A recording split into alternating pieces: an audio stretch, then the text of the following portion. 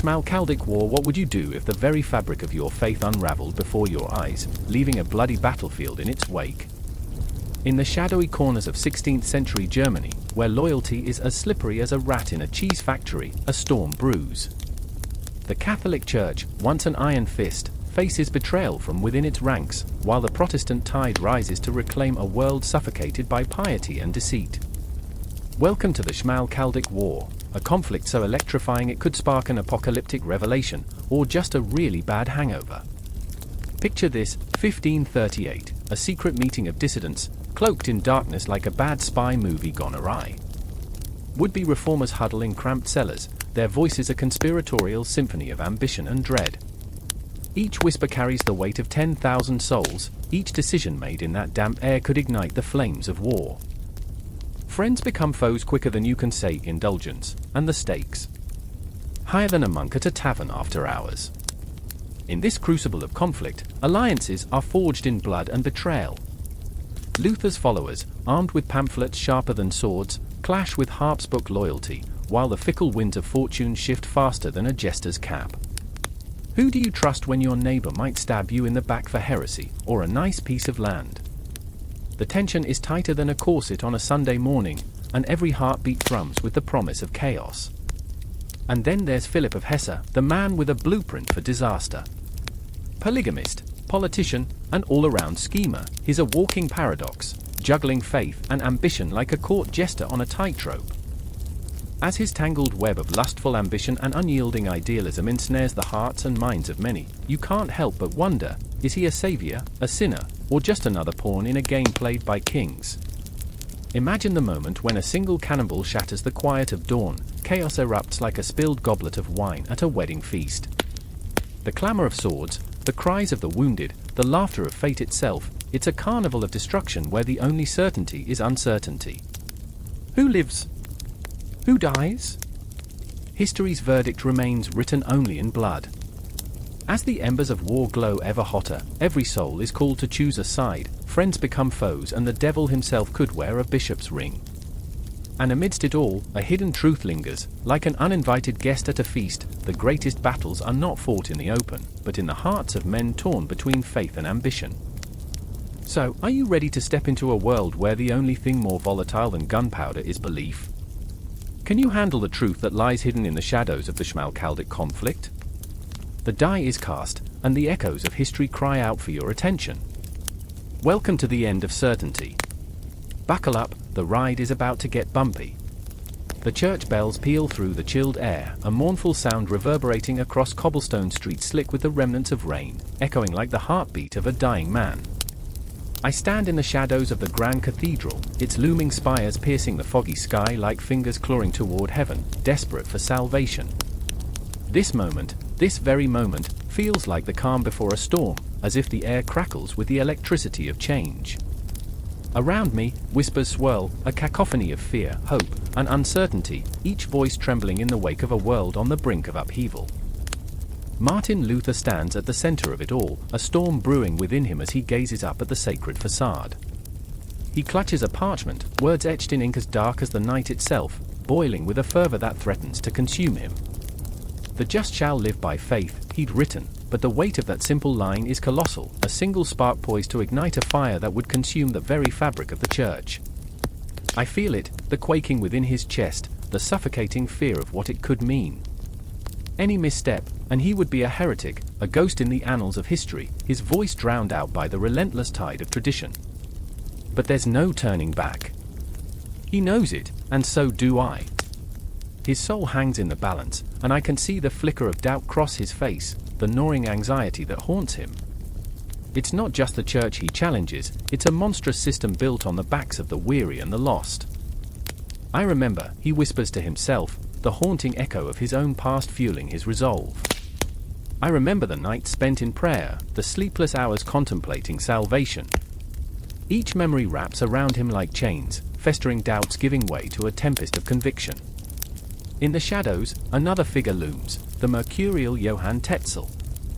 He is a man whose very essence contradicts the very tenets of faith, a peddler of indulgences, hawking salvation like a street vendor selling stale bread. Buy your ticket to heaven, he shouts, his voice dripping with the honeyed deceit of a serpent. I feel the bile rise in my throat at the thought, salvation for sale, hope exchanged for coins, as if the kingdom of God were merely a marketplace. There's something grotesque in his charm, a twisted grin that makes my skin crawl.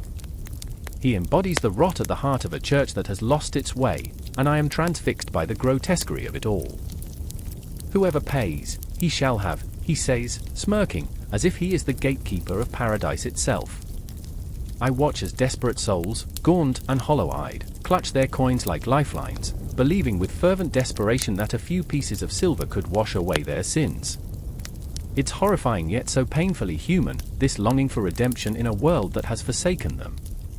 I can almost hear the prayers mingling with the clink of copper, a ghostly symphony whispering of hopelessness. But Luther, in his heart of hearts, is no mere boy in a struggle. No, he is a man forged in the fires of discontent. He watches Tetzel with a gaze that cuts deeper than any sword, a look that sees through to the very essence of corruption. And I feel his anger rise, hot and furious, a flame that could set the world ablaze. I remember, he clenches his fists, the truth buried beneath layers of lies. The burden of knowledge weighs heavily on him, a cross that feels too much to bear. Then there's the haunting shadow of Erasmus, a scholar who dances on the knife edge of reform and tradition. He drifts in the periphery, his words sharp as daggers, yet his heart tethered to a world he knows is crumbling. I remember, he muses, staring into the abyss of human folly, the joy of inquiry, the thirst for wisdom. And yet, the hesitation in his heart, the fear of the consequences, gnaws at him like a ravenous beast. In the echoes of the past, I see the ghosts of martyrs, their blood staining the pages of history, figures like Jan Hus who dared to speak against the darkness, only to find themselves burned at the stake, their last breaths mingling with the flames. The air is thick with the scent of smoke and sorrow, a reminder that the price of truth is often steep.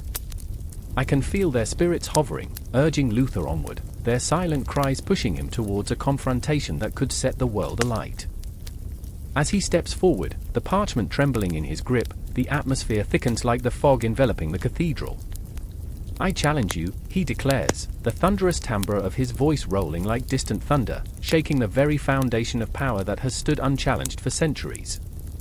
I feel the ground beneath my feet shudder, the air crackle with anticipation. It's a moment suspended in time, a heartbeat that stretches into eternity, each breath alien yet familiar. Do not fear them, I whisper, though my own heart races in sync with his, a symphony of trepidation and exhilaration. You are not alone. And as I stand witness to this clash of ideals, I realize we are all intertwined in this web of faith and doubt, a collective pulse of humanity longing for something greater, something pure. The moment hangs, fragile yet intoxicating, a breath caught in the throat of history, brimming with the promise of chaos and rebirth. The church, an ancient behemoth, stirs in its slumber, and I can feel the shadows shifting, the very air vibrating with the prelude to a revolution. With every heartbeat, the tension mounts, the weight of the sacred colliding with the profane. He stands at the precipice, a solitary figure against the storm, and I know that the world will never be the same again.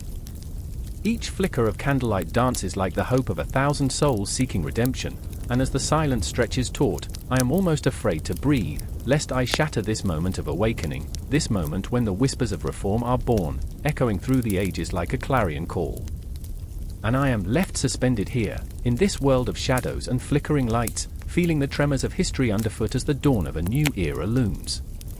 Time twists like a serpent, and in this moment, we are all part of the same heartbeat, fear, hope, and the relentless pursuit of truth.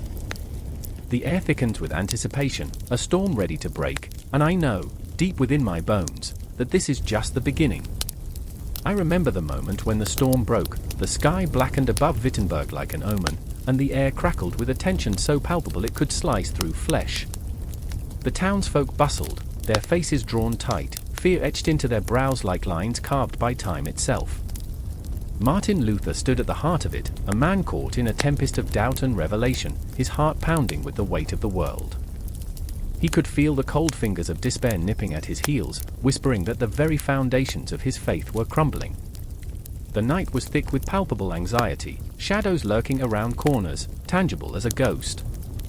He could hear the whispers of his brother monks, their voices swirling through the chapel like lost souls. Heresy, they muttered. Blasphemy. Each accusation struck him like daggers, and yet, deep in his chest, a fire blazed, fierce and unquenchable.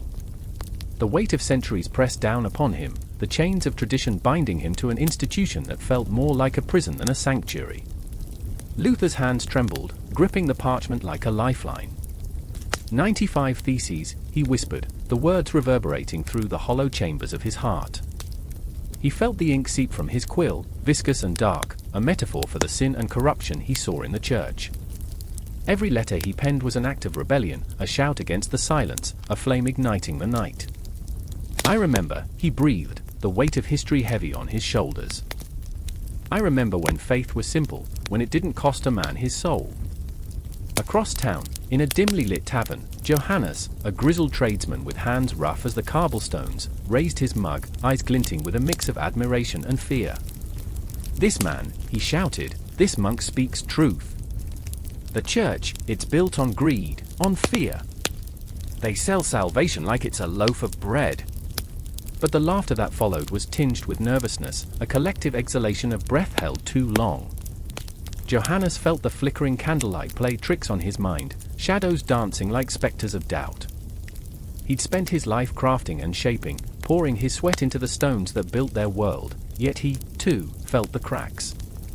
What if his wrong for whisper danced through his thoughts, sending shivers down his spine? But the aching desire for change pulled at him, like a moth to flame, dangerous yet mesmerizing. Then there was Margaret, the town's healer, her heart split between loyalty to a church she had worshipped her whole life and the burgeoning hope that flickered in Luther's words. She moved through the market, her hands deftly stitching the fabric of a world that felt increasingly torn. I remember, she would murmur, the fresh scent of herbs clinging to her apron. I remember when faith was enough, when it didn't ask for coin. The whispers of the townsfolk grew louder in her mind, a cacophony of fear and longing that throbbed like a heartbeat. She could almost see the ghosts of those who came before her, their faces etched in anguish and hope, reminding her of the promise of healing. Yet, the church's grip on their souls felt relentless. If I stand with him, will I lose everything? She could feel the warmth of the sun, but the chill of evening was creeping in, and her heart raced like a caged bird. And Luther? He stood there, heart pounding, sensing the tide shifting around him. The echoes of his own thoughts, jagged and raw, whispered within. Am I prepared to face the storm? To face the wrath of the very institution that bred me? He felt the burden of his own beliefs pressing down like the weight of the cross. Each syllable he spoke, each thesis he nailed to that church door felt like a shot fired in a war he had not chosen. Outside, the night thickened, and that storm broke loose, rain pummeling the earth in chaotic torrents. The town was caught between the past and a future that loomed like a dark cloud on the horizon.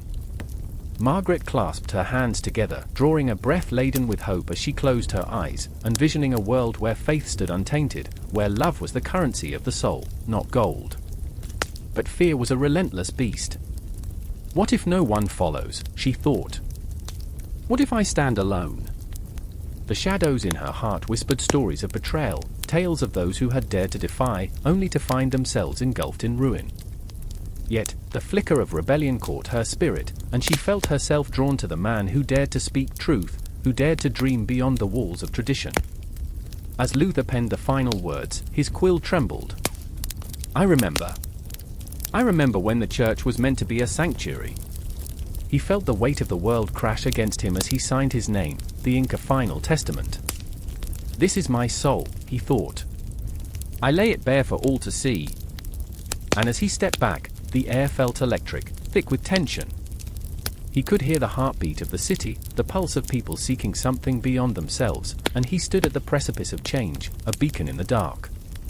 The storm raged on, but in that chaos, there was a spark, an ember of defiance igniting the hearts of the weary. Will you stand with me? Luther's eyes searched the horizon, as if seeking a response from the heavens themselves. The night answered with a distant rumble, a promise and a warning, a reminder that change comes at a price.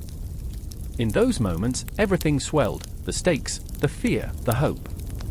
The air was alive with possibility, and the shadows crept, whispering secrets of a history yet to unfold. As he turned to walk away, the world felt teetering on the edge of night and dawn, an eternal conflict that would echo through time. The clock ticked louder, each chime marking the passage of a world on the brink of transformation, a world waiting for the moment when faith would break free from the chains that bound it. With every heartbeat, the revolution began, a movement rooted in the raw, unyielding truth that coursed through him like blood, a truth that would ripple through the ages. And in that moment, as the storm raged on, the shadows began to shift, revealing the faces of those who would rise, those who would dare to question, those who would stand alongside Martin Luther, forever changed. The night air hung heavy, thick with anticipation and dread. A candle flickered in the corner, casting long, jittery shadows across the damp stone walls of the cramped chamber. I can still hear the echoes, the whispers of rebellion, the murmur of prayers tinged with fear.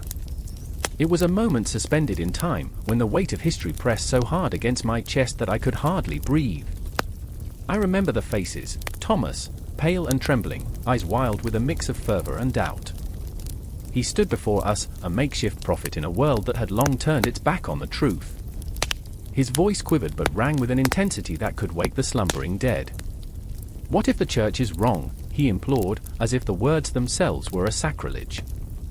The air crackled with energy, like the calm before a storm, the kind that promises thunder and destruction but also a cleansing deluge. And there was Eliza, torn between her loyalty to tradition and the flickering light of conviction igniting within her. She clutched her rosary tightly, knuckles white, as if her grip could anchor her to the familiar. "But what about salvation?" she whispered, the question splitting the air with an eerie sharpness. A part of her longed for the comfort of dogma, the reassurance of certainty in a world that had become so painfully unsteady. Yet, the other part hungered for liberation, for the freedom to believe what her heart knew to be true. The church bells, once a sound of solace, now tolls of impending doom. We were no longer safe, we were hunted. In the shadows, the Inquisition loomed, a beast with its jaws wide open, ready to devour dissenters. They called us heretics, traitors to the faith. We bore the mark of defiance like a shroud, a curse that felt both terrifying and exhilarating. I remember lying awake at night, heart racing, listening to the wind whisper through the cracks in the walls, carrying tales of others like us, those who had been lost to the flames of zealotry, their screams echoing in the night. And yet, amid the chaos, a strange warmth blossomed in my chest. The fire of hope flickered brightly. It was a dangerous spark in a world of ash and despair. I watched as Eliza's resolve began to harden, her faith transforming into something fierce and untamed. "If we must die, let us die for something greater than ourselves," she said, a wild light dancing in her eyes. "Let our voices rise like smoke into the heavens." Those words ignited a revolution. They were a clarion call in the quietude of oppression. I remember the fervor building inside me, a warm tide washing over cold fear. We were not merely rebels, we were dreamers, architects of a new world. We envisioned a faith not shackled by dogma, but alive with the spirit of inquiry, unafraid to question, to challenge, to embrace the raw messiness of belief. Time warped around us, days melted into nights, weeks into months. The shadows grew longer as we plotted our course. Each meeting felt like a clandestine gathering of spirits, the air charged with secrecy, the thrill of the forbidden. I remember the laughter, too, rising above the fear with a wild, reckless abandon. We joked about the absurdities of our world, how the clergy wore robes, fashioned from the finest silks, while the common folk scraped together crusts of stale bread. "Ah, yes, nothing like a good sermon to feed the soul," I quipped, and the laughter exploded through the room, defiant and joyous, shattering the somber silence. Yet the laughter always faded into a profound stillness, the weight of reality crashing down like a heavy shroud. We were told tales of those caught in the crossfire, of neighbors dragged before the inquisitors, their fate sealed by whispered accusations. I could feel the chill of death creeping closer, like the long fingers of night reaching for the heart of our rebellion. "What if they come for us?" I whispered to Eliza one evening, the fear clawing at my throat. "They will come," she replied, her voice steady, fierce. "But we will not go quietly. We will shout, we will sing, we will be heard." The fire in her words sparked something deep within me, a resolute determination that caught hold of my very soul. We became more than mere men and women, we became a movement. The passion, the fervor, it was intoxicating. We scribbled our thoughts, manifestos that would ignite flames in the hearts of the oppressed. The ink ran like blood on the pages, our hopes and dreams bleeding out into the world. I remember when words were powerless, I found myself saying, staring into the distance as if summoning the ghosts of our struggle. But now, they fight for us. With each stroke of the quill, we built a bridge to the future. The voices of the past echoed in our minds, Martin, Luther, Zwingli, giants whose dreams of reform floated like specters just beyond our reach. Did they feel this weight? This thrill of possibility coiling like a serpent in the pit of our stomachs? But the darkness was relentless, a looming shadow that threatened to swallow us whole. The night came when the door burst open, the clash of steel and the shouts of authority shattering our sanctuary. I remember fear paralyzing us, the cold touch of dread gripping our hearts. In that moment, Eliza stood tall, defiance radiating from her like a beacon. Whatever may come, we stand together. As they dragged us into the night, I caught her gaze, fierce and unyielding. I could feel the pulse of our rebellion thrumming in the air, a heartbeat that would not be silenced. We were not just a footnote in history, we were the beginning of something monumental, a flame that would refuse to be extinguished. And then, as the darkness closed in, I realized this was not the end, it was merely a continuation. While our bodies might be bound, our spirits soared. Our plight would echo through the ages, a testament to the indomitable will of those who dared to dream. And so, with every heartbeat, with every whisper of hope, we forged ahead into the unknown, unafraid of the shadows that awaited us. The fire of our convictions burned bright, illuminating the path for others to follow. In this dance of light and darkness, we became a part of a grand narrative that would stretch far beyond our mortal lives, entwined with the threads of time, forever impacting the landscape of faith and humanity. The night was thick with unease, a creeping dread that wrapped around the town like a shroud. Shadows danced in flickering candlelight, whispering secrets that only the walls could understand. In the heart of Wittenberg, Martin Luther stood at the window of his humble abode, heart pounding like a war drum, a storm brewing in his soul. He could feel the tension tightening around him, palpable as the leather of his worn boots against the cold stone floor. The air crackled with the scent of fear, the taste of rebellion, the kind that sets a man's spirit aflame. Do they truly think they can silence us? His voice trembled, not from fear, but from the righteous fury that coursed through his veins. The Pope's foot soldiers were closing in, their armor gleaming like dark stars, and he could feel their cold breath on his neck. They spoke of heresy and salvation, but Luther, a mere monk with a heart on fire, knew better. He'd seen the faces of the damned, the tortured souls, the desperate pleas for mercy that echoed through the hallowed halls of the church. Each moment stretched like a taut bowstring, ready to snap. Then there was Elector Frederick, his heart a fortress under siege. He paced his stone chamber, the flickering torches casting wild shadows that mirrored his own turmoil. "What will history say of us?" he whispered, the weight of decision crushing him. Frederick's hands trembled as he traced the outline of a map, ink smudged from restless fingers. Allies were few, courage even scarcer.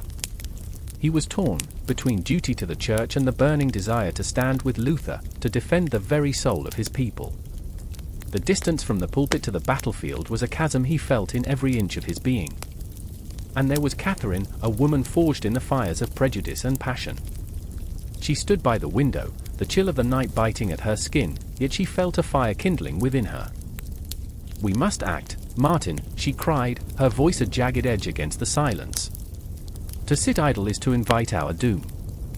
Catherine, with her fierce spirit and unyielding resolve, felt the chains of oppression tighten around her, and each breath echoed a silent scream for liberation.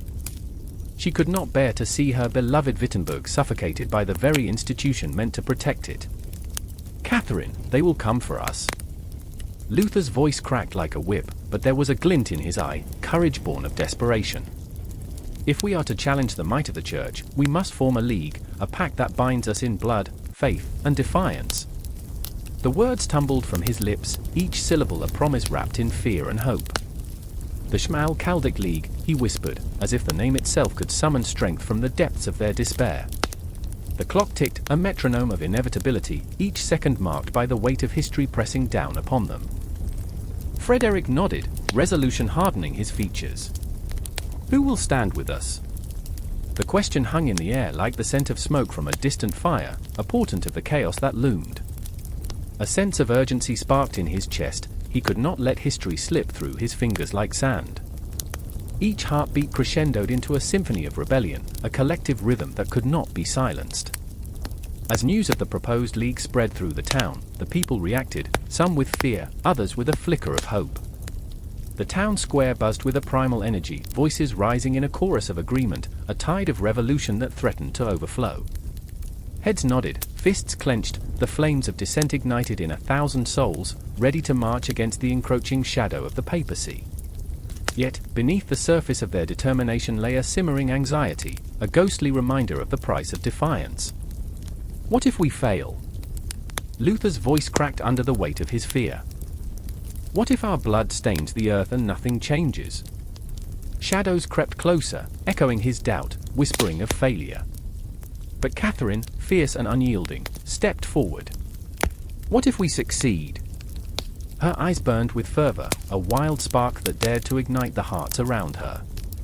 What if we shatter the chains that bind us? In that moment, the air shifted. It crackled with a raw energy, vibrating against their skin. Hope intertwined with fear, each heart lending strength to the other. They would stand together, a storm gathered, ready to unleash their fury upon the world that had sought to dominate them. The night roared with the promise of rebellion. The Schmalkaldic League began to take shape, a response to tyranny, a beacon against the gathering storm of Catholic authority. The stakes were high, their lives, their faith, their very souls hanging in the balance. As they rallied in hushed whispers and fierce declarations, the darkness that threatened to swallow them whole began to tremble. Time stretched, moments bleeding into each other, memories swirling in a dizzying dance. They were no longer just men and women, they were a movement, a force that could not be contained. A fire ignited in the hearts of the people, and they would not extinguish it. Each chant, each rallying cry echoed through the cobblestone streets, reverberating against the very foundations of the church. Amidst the fervor, Frederick's hands gripped the map tightly, a lifeline tethering him to hope. "This is our moment," he murmured, heart racing with every pulse. The world outside might fall apart, but here, in this crucible of rebellion, they were alive, awake, and unyielding. The clock struck midnight, a chilling reminder of the inevitability of time. Outside, the moon hung low, casting a silver hue upon the city, a witness to the birth of a new dawn. "We will rise," Luther vowed, determination etched into every line of his face. "Together, under the banner of faith and courage, we will forge our destiny." Catherine, eyes alight with a wild spirit, nodded fiercely, her heart pounding in sync with the world around her. "We will not be silenced." The words hung in the air, a promise, a challenge, an unbreakable bond forged in the fires of rebellion. And so, they stood together, a motley crew of hearts aflame, ready to face whatever horror awaited them. The shadows whispered of danger, the night held its breath. But in that moment, as the stars blinked down upon them, they were unstoppable, a force of nature poised to challenge the very heavens. The chill in the air bites, a sharp reminder of looming conflict, as the flickering shadows dance across the stone walls of the makeshift war room. An uneasy silence blankets the gathering of determined leaders, their faces etched with lines of worry and defiance. The weight of 1,000 decisions hangs heavy, the air electric with tension, as if the very stones might crack under the burden. I can hear my heart drumming, a relentless beat that echoes in my ears, drowning out the whispers of doubt. Martin Luther stands at the center, a titan of faith clashing against the oppressive walls of Catholic might. His brow is furrowed, eyes blazing with a fire that could ignite the heavens. He's a man of profound conviction, yet the flicker of fear behind his resolute gaze betrays him.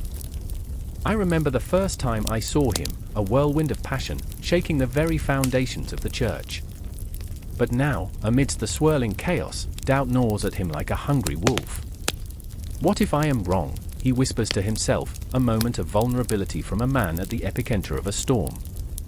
The shadows seem to close in, and I feel my breath hitch. Next to him, Philip of Hesse fidgets, his fingers tracing the lines of an ancient map, every crease a reminder of the lands he must protect. A man caught between two worlds, noble yet weary, ambitious yet haunted. His heart yearns for unity among the Protestant princes, but his eyes betray a deep-seated fear of betrayal. I try to be a bridge, he mutters, but it feels as though I'm standing on the edge of a precipice. The absurdity of his struggle strikes me. He's a man building alliances while wrestling with the ghosts of his own past mistakes. The flickering candlelight catches the sweat glistening on his brow, and I can almost taste the tension, thick like the smoke curling from the extinguished flame. I can feel the weight of the choices before him, the lives that hang in the balance. A single misstep could plunge them all into darkness.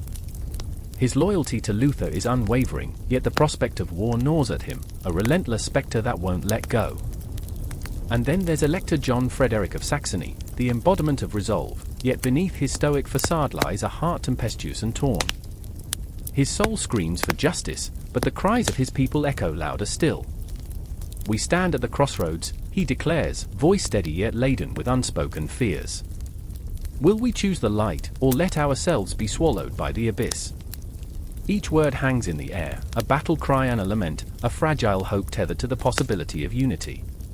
I remember watching him from afar, a king draped in the armor of righteousness but burdened by the weight of responsibility. He breathes heavily, the weight of 1,000 lives resting on his shoulders, and I can feel the pull of history, an invisible thread that binds us all to this moment. The walls around us pulse, alive with possibilities and dangers, and the shadows seem to stretch and curl, reaching for his resolve. Outside, the wind howls like a restless spirit, a harbinger of the turmoil that stirs beyond the walls. The tension builds, an invisible noose tightening around their throats, as the spectre of war looms larger with each passing heartbeat. I see the flickering of torches through the cracks in the door, a desperate battle against encroaching darkness, and my heart races, pulled taut between hope and dread. Luther raises his voice, calling them to action, a rallying cry shattering the oppressive silence. We fight not for ourselves, but for the souls that tremble in the shadows, he proclaims, his words igniting a spark of fierce determination. I can feel it, the air crackles with the fervor of possibility. Somewhere deep within, I yearn to join the fight, to feel the surge of adrenaline, the rippling intensity of a cause worth dying for. But with every word, I sense the fragility of their alliance. The fractures run deep, the silent resentments bubbling just beneath the surface. Each leader carries their own burdens, betrayals, regrets, and the haunting knowledge that victory may come at a terrible price. The clock ticks ominously, the sound echoing like a drumbeat of war, marking the moment slipping away. Philip lifts his chin, determination hardening his jaw. We must stand united, or we will fall divided, he asserts, though I can see the doubt still clinging to him like a shadow. The battle of wills is palpable, a storm brewing just beneath the surface. I can feel their conflicting desires, a cacophony of emotion swirling like a tempest. Their souls are laid bare, each revealing whispered fears and flickers of hope, and I'm drawn into the intimate chaos of their hearts. As they strategize, the room crackles with intensity, voices rising and falling like a storm on the horizon. The tension dances in the air, a volatile mixture of resolve and uncertainty. I watch them, transfixed, as they transform from leaders into men, stripped of their titles, exposed in their vulnerability. This is not just about faith, it's about humanity, the raw, visceral struggle of being alive in a world teetering on the edge of oblivion. Each heartbeat pulls me closer, a gravitational force that feels both terrifying and exhilarating. The stakes are high as they lay bare their dreams and fears, and I can't help but wonder what would drive them to risk it all. Their spirits intertwine, a tapestry woven from threads of hope and despair, and the shadows of doubt continue to creep in, slithering like serpents through the cracks of their resolve. Then, as they prepare for the inevitable confrontation, a flicker of possibility ignites in the air, a chance to rise from the ashes or be consumed by the flames. I feel the air grow heavier, charged with a sense of impending doom mixed with the thrill of rebellion. It's a delicate balance, one that could tip at any moment into chaos, and I can almost taste the impending clash. Together, John Frederick declares, voice steady yet vulnerable, we will forge a path through the darkness. The words hang like a promise, a fragile thread connecting them to a future yet unwritten. As they clasp hands, I see their resolve crystallize, but I also sense the lurking fear, a shadow of doubt that still lingers, waiting to pounce. In this crucible of conflict, they become more than leaders, they are the very essence of humanity, imperfect yet beautiful, caught in a dance of desperation and hope. And as they step into that uncertain future, I feel the universe hold its breath along with me, each heartbeat resonating with the weight of their choices. The echoes of the past whisper through the cracks of the present, intertwining with the promise of tomorrow, a symphony of chaos and potential, where every emotion intertwines, a tapestry of humanity on the brink of transformation. Shadows loom, but within those very shadows, I sense the faintest flicker of light, a fragile yet unyielding hope that dares to defy the darkness. The air crackles with tension, thick as smoke from a dying fire, swirling with the desperate whispers of 1,000 souls. In the heart of the Holy Roman Empire, the night is alive with the low murmur of discontent, like the growl of a beast awakening from a long slumber. Shadows dance on cobblestone streets, and the flickering candlelight casts ghostly images of men in cloaks huddled in corners, their brows furrowed in conspiratorial fervor.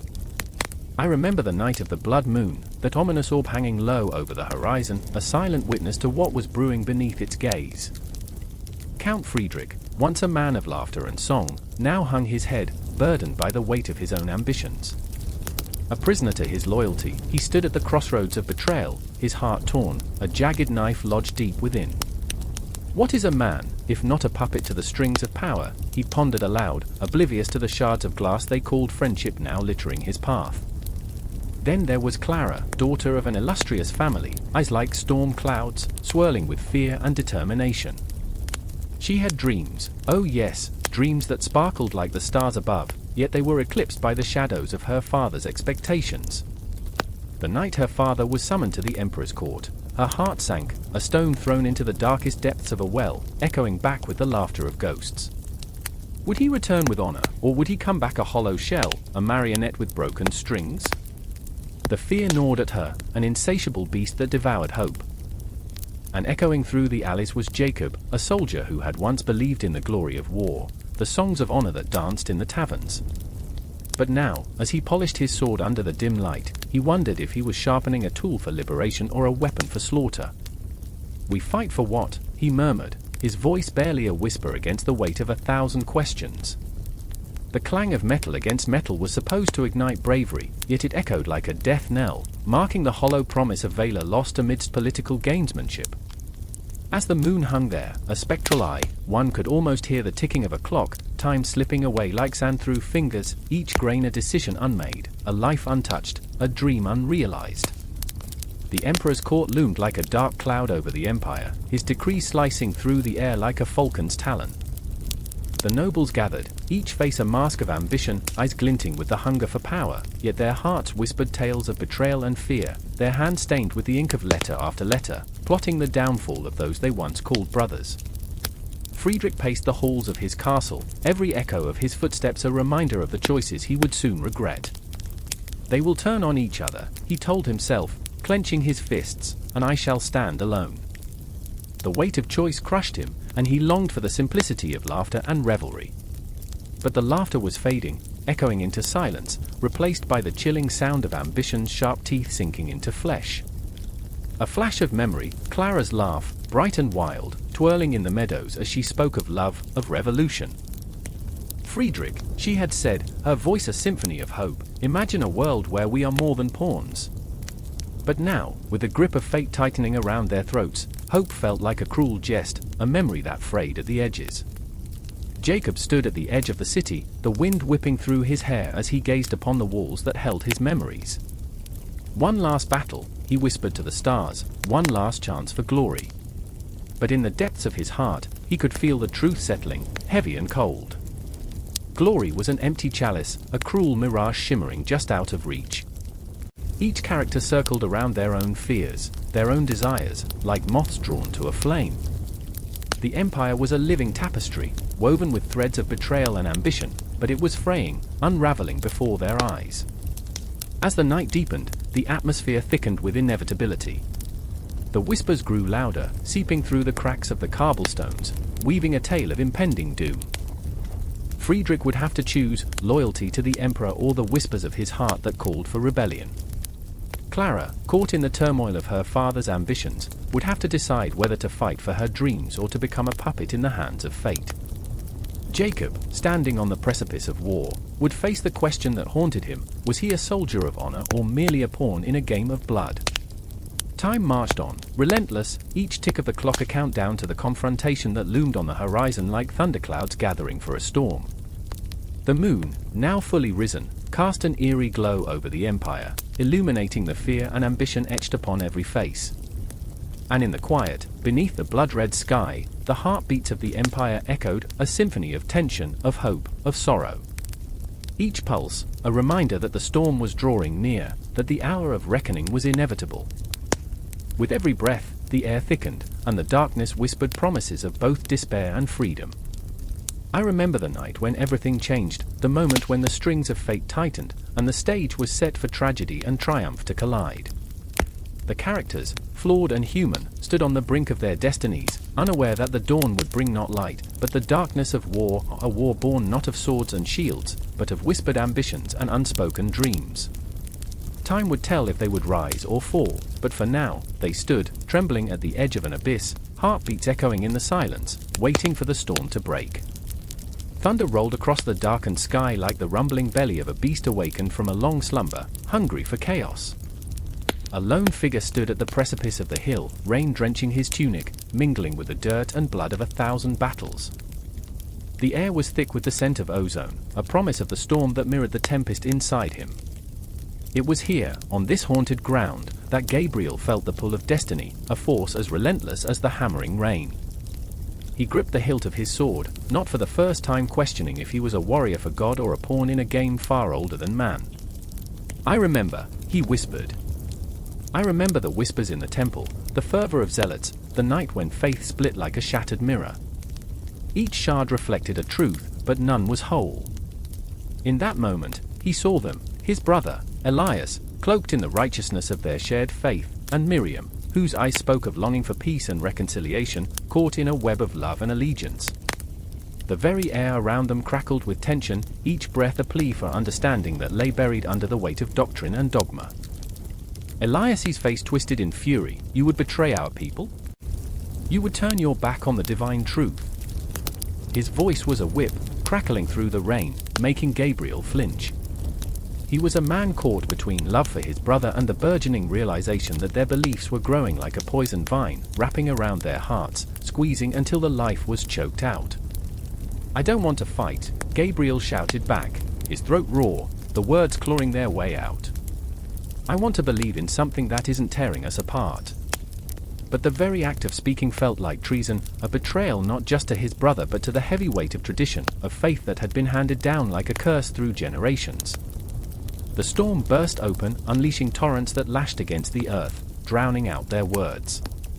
It was as if the heavens themselves were weeping for the impending clash, the ancient echo of swords clanging and men crying out. The theological debates, once a mere whisper behind temple walls, had spilled into the streets, igniting the flames of war.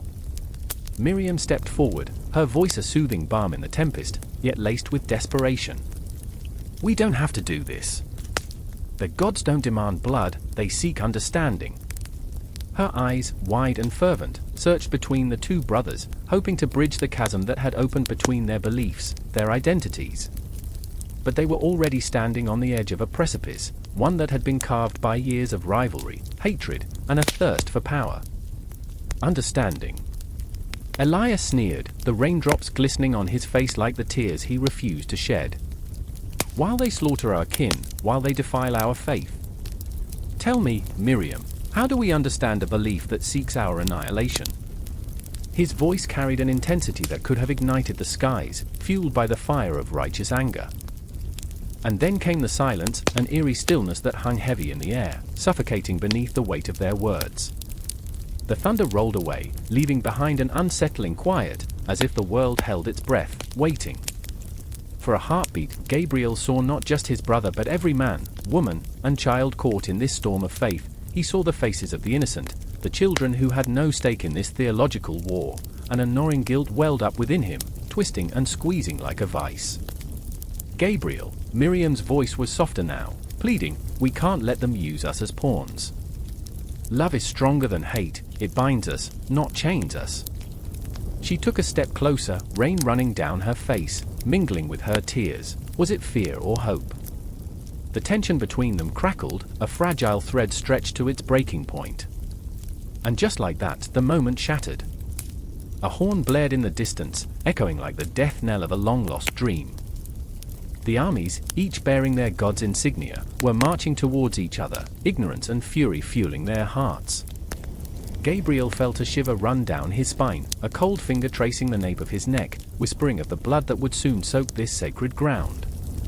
"I can't stand by," Elias spat, his anger igniting again, a flame that could not be extinguished. "I will not be the coward in the face of blasphemy." He unsheathed his sword, the metal glinting against the tempest, a reflection of their divided souls. In that moment, Gabriel understood, the sword was not just a weapon but a symbol of righteousness and ruin. The storm raged on, the winds howled like lost souls, and Gabriel stood paralyzed at the brink of a cataclysm, caught in a whirlpool of loyalty, love, and fear. What was faith worth when it tore brothers apart, when it forced them to choose between blood and belief? "I remember," he said again, and this time, the words came out like a desperate prayer. "I remember the laughter, the dreams we had as boys.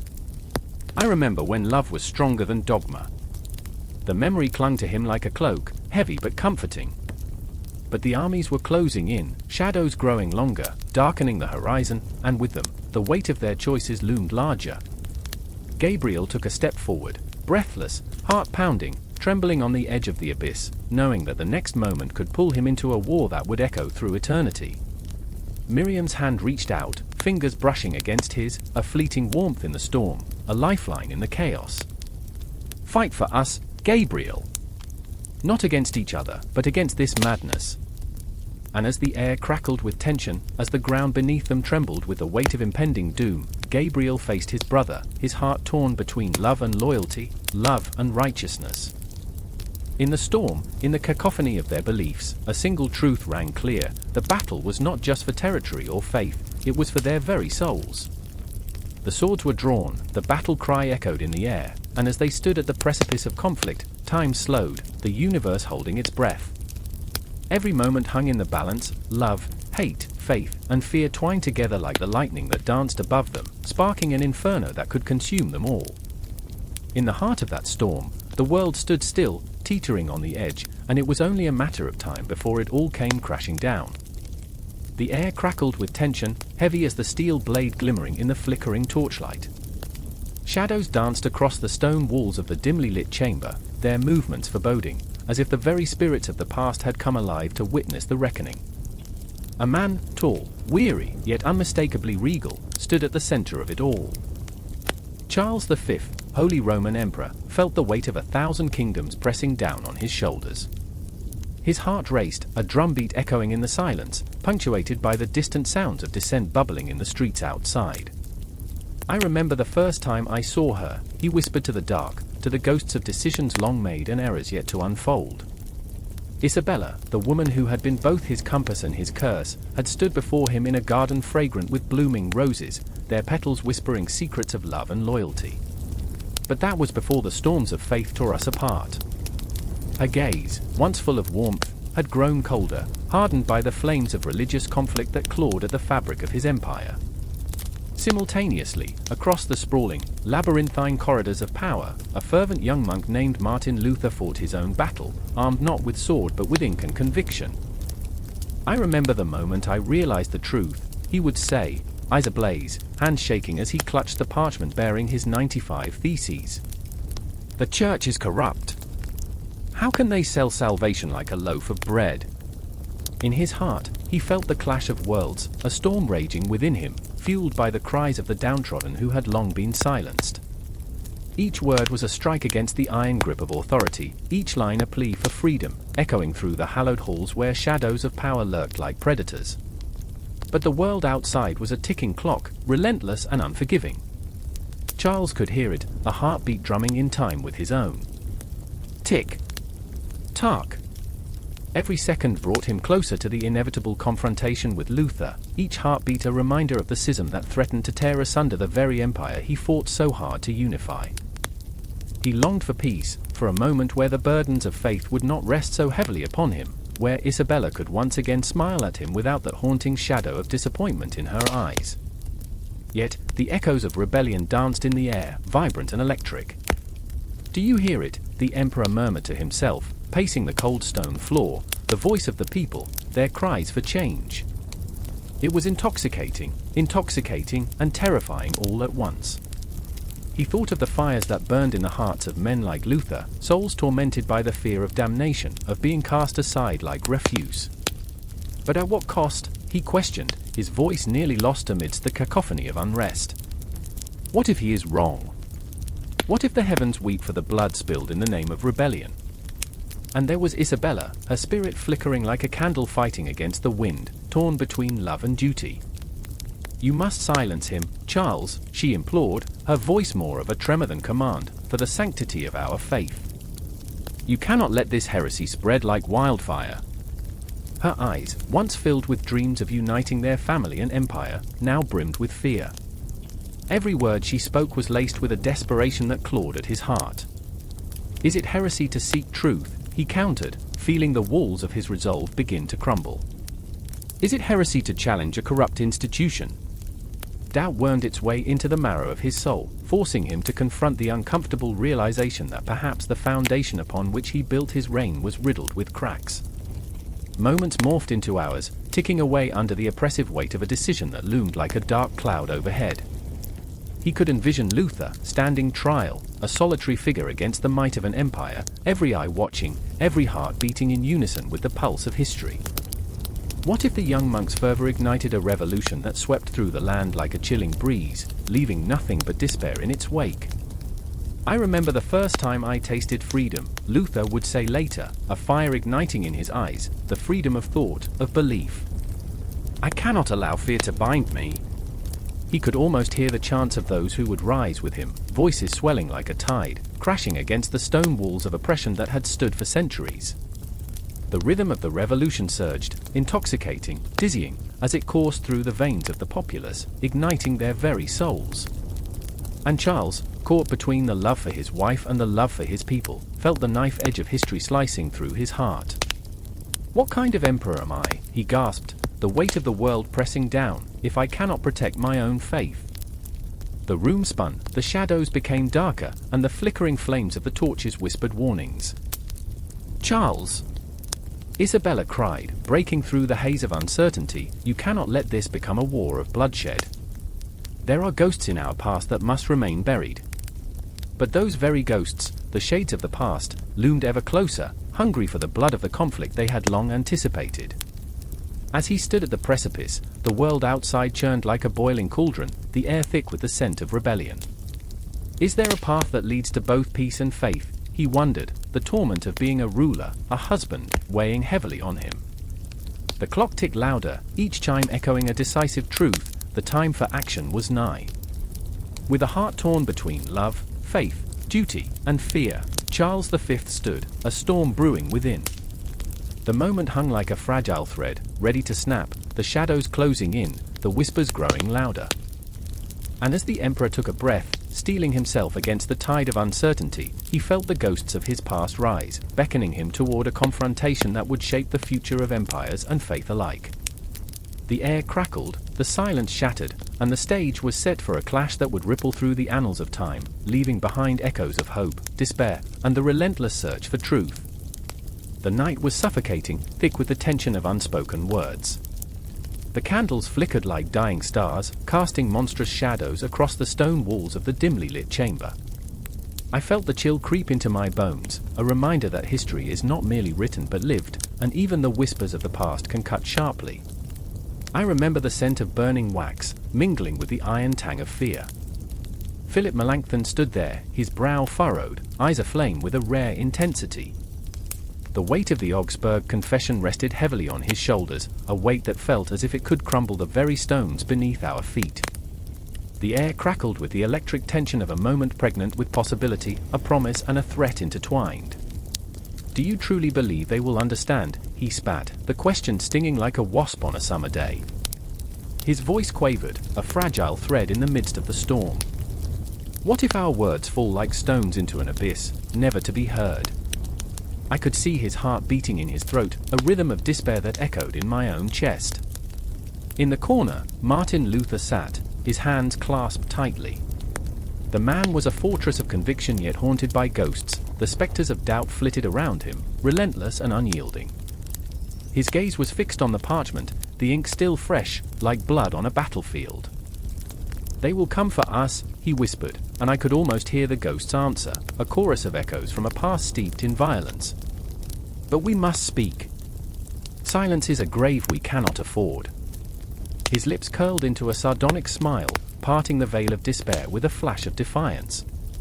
It made me shiver, for in that moment, I saw a man standing on the precipice of history, poised to leap into the unknown. Romance was earthy, I thought, a darkly humorous echo of the absurdity surrounding us.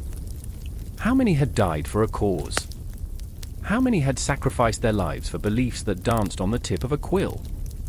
I could almost see the bodies, stretched across the cobblestones, lifeless yet vibrant in memory. "Do you hear it?" Melanchthon's voice broke through the haze, raw and urgent. "The silence? It screams louder than any decree." I felt it, too. A silence so profound it seemed to swallow the room whole, wrapping around my heart like cold fingers. The ghosts of long-dead theologians, the phantom ink of a confession birthed in the crucible of fear and hope, an invocation to the heavens. Would the emperor understand? Would the world? Outside, the moon hung low, a watchful eye in the velvet night sky. With each tick of the clock, I felt time fracture around us, each second stretching into eternity. It was a moment that would mark us, brand us, transform us. The Augsburg Confession, a simple document, yet it pulsated with the fiery essence of rebellion, a declaration that dared to challenge the very fabric of faith. I watched as Melanchthon's fingers trembled, brushing over the parchment, and I realized that it was not merely ink and paper he feared for, it was the truth itself. "We are not alone," I said softly, though I felt the gravity of my words. "The truth is a force beyond us, like the tide. It cannot be contained." Luther's eyes ignited with a spark, the fire of conviction roaring back to life. "Then let us be the instruments of that truth," he declared, his voice reverberating off the walls, shaking the very foundations of our existence. "Let them hear our cries." And as he spoke, I could almost see the shadows recoil, as if the darkness itself feared the light of what we were about to unleash. The tension in the room was palpable, a living thing, wrapping itself around our throats, a reminder of the stakes we were playing for. The flickering lights cast a dance of uncertainty across our faces, a spectral performance of hope and fear. "Can our words save us?" Melanchthon murmured, lost in thought. "Can they sever the chains of dogma that bind our souls?" I could feel my heart thundering in my chest, the rhythm a raw echo of centuries. What if they don't? I wondered. What if we fail?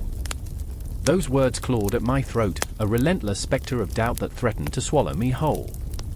But Luther's laughter, abrupt, jarring, snapped me back to the moment, grounding me. "Failures are but stepping stones, Philip. A true confession is forged in the fires of trial. Fear is a ghost that can only haunt those who let it." The tension shifted, altered by the breath of his words. In that moment, I glimpsed a future filled with both peril and promise. The Augsburg Confession was not merely a statement of faith, it was a beacon, a lighthouse in the storm, cutting through the darkness that sought to engulf us. "Let the world understand," I said, my voice firm, resolute. "Let it tremble before the weight of our truth." And as we stood together, three souls intertwined by the threads of conviction, the flickering candlelight cast our shadows long upon the stone floor, a foreboding reminder of the battles yet to come, a haunting echo of what we were willing to sacrifice. Time shuddered around us, and I felt the cosmos spin, each heartbeat a testament to our resolve. The night was alive, pulsing with the energy of 1,000 dreams, 1,000 fears. In that sacred space, we became the embodiment of history, the architects of a future that shimmered on the horizon, a future woven from blood, ink, and the determination to stand boldly against the tide. The night stretched on, the air thick with unbroken silence, a promise waiting to be fulfilled. And I knew, deep within my soul, that this was not an ending but an ever-unfolding beginning, each moment a step toward an inevitable confrontation that would resonate through the ages. The significance of the Augsburg Confession wasn't confined to words, it was alive, breathing, a living testament to the struggle for truth in a world that often shied away from it. And as we braced ourselves for the dawn, I felt the weight of eternity upon us, a cycle unbroken, propelling us forward into the unknown. In that moment, I realized, the flames of our conviction would illuminate the darkness, and as long as there were voices willing to speak, the echoes of our truth would never fade away. The air crackled with tension, thick as smoke, in the dimly lit room where shadows danced like restless spirits. A flickering candle cast grotesque shapes on the stone walls, flickers of light that felt both eerily alive and disconcertingly dead. Father Alberto, once a figure of unwavering conviction, paced like a caged lion, his heart a tempest of doubt. He had heard the whispers, those insidious echoes of Luther's defiance, like the haunting toll of a bell that wouldn't let him rest. I remember the first time I heard it, the phrase sola scriptura. It was like a thunderclap in a silent cathedral, a challenge that sent shivers down my spine. Was God's word no longer bound to the church's interpretation? The thought clawed at the edges of his reason.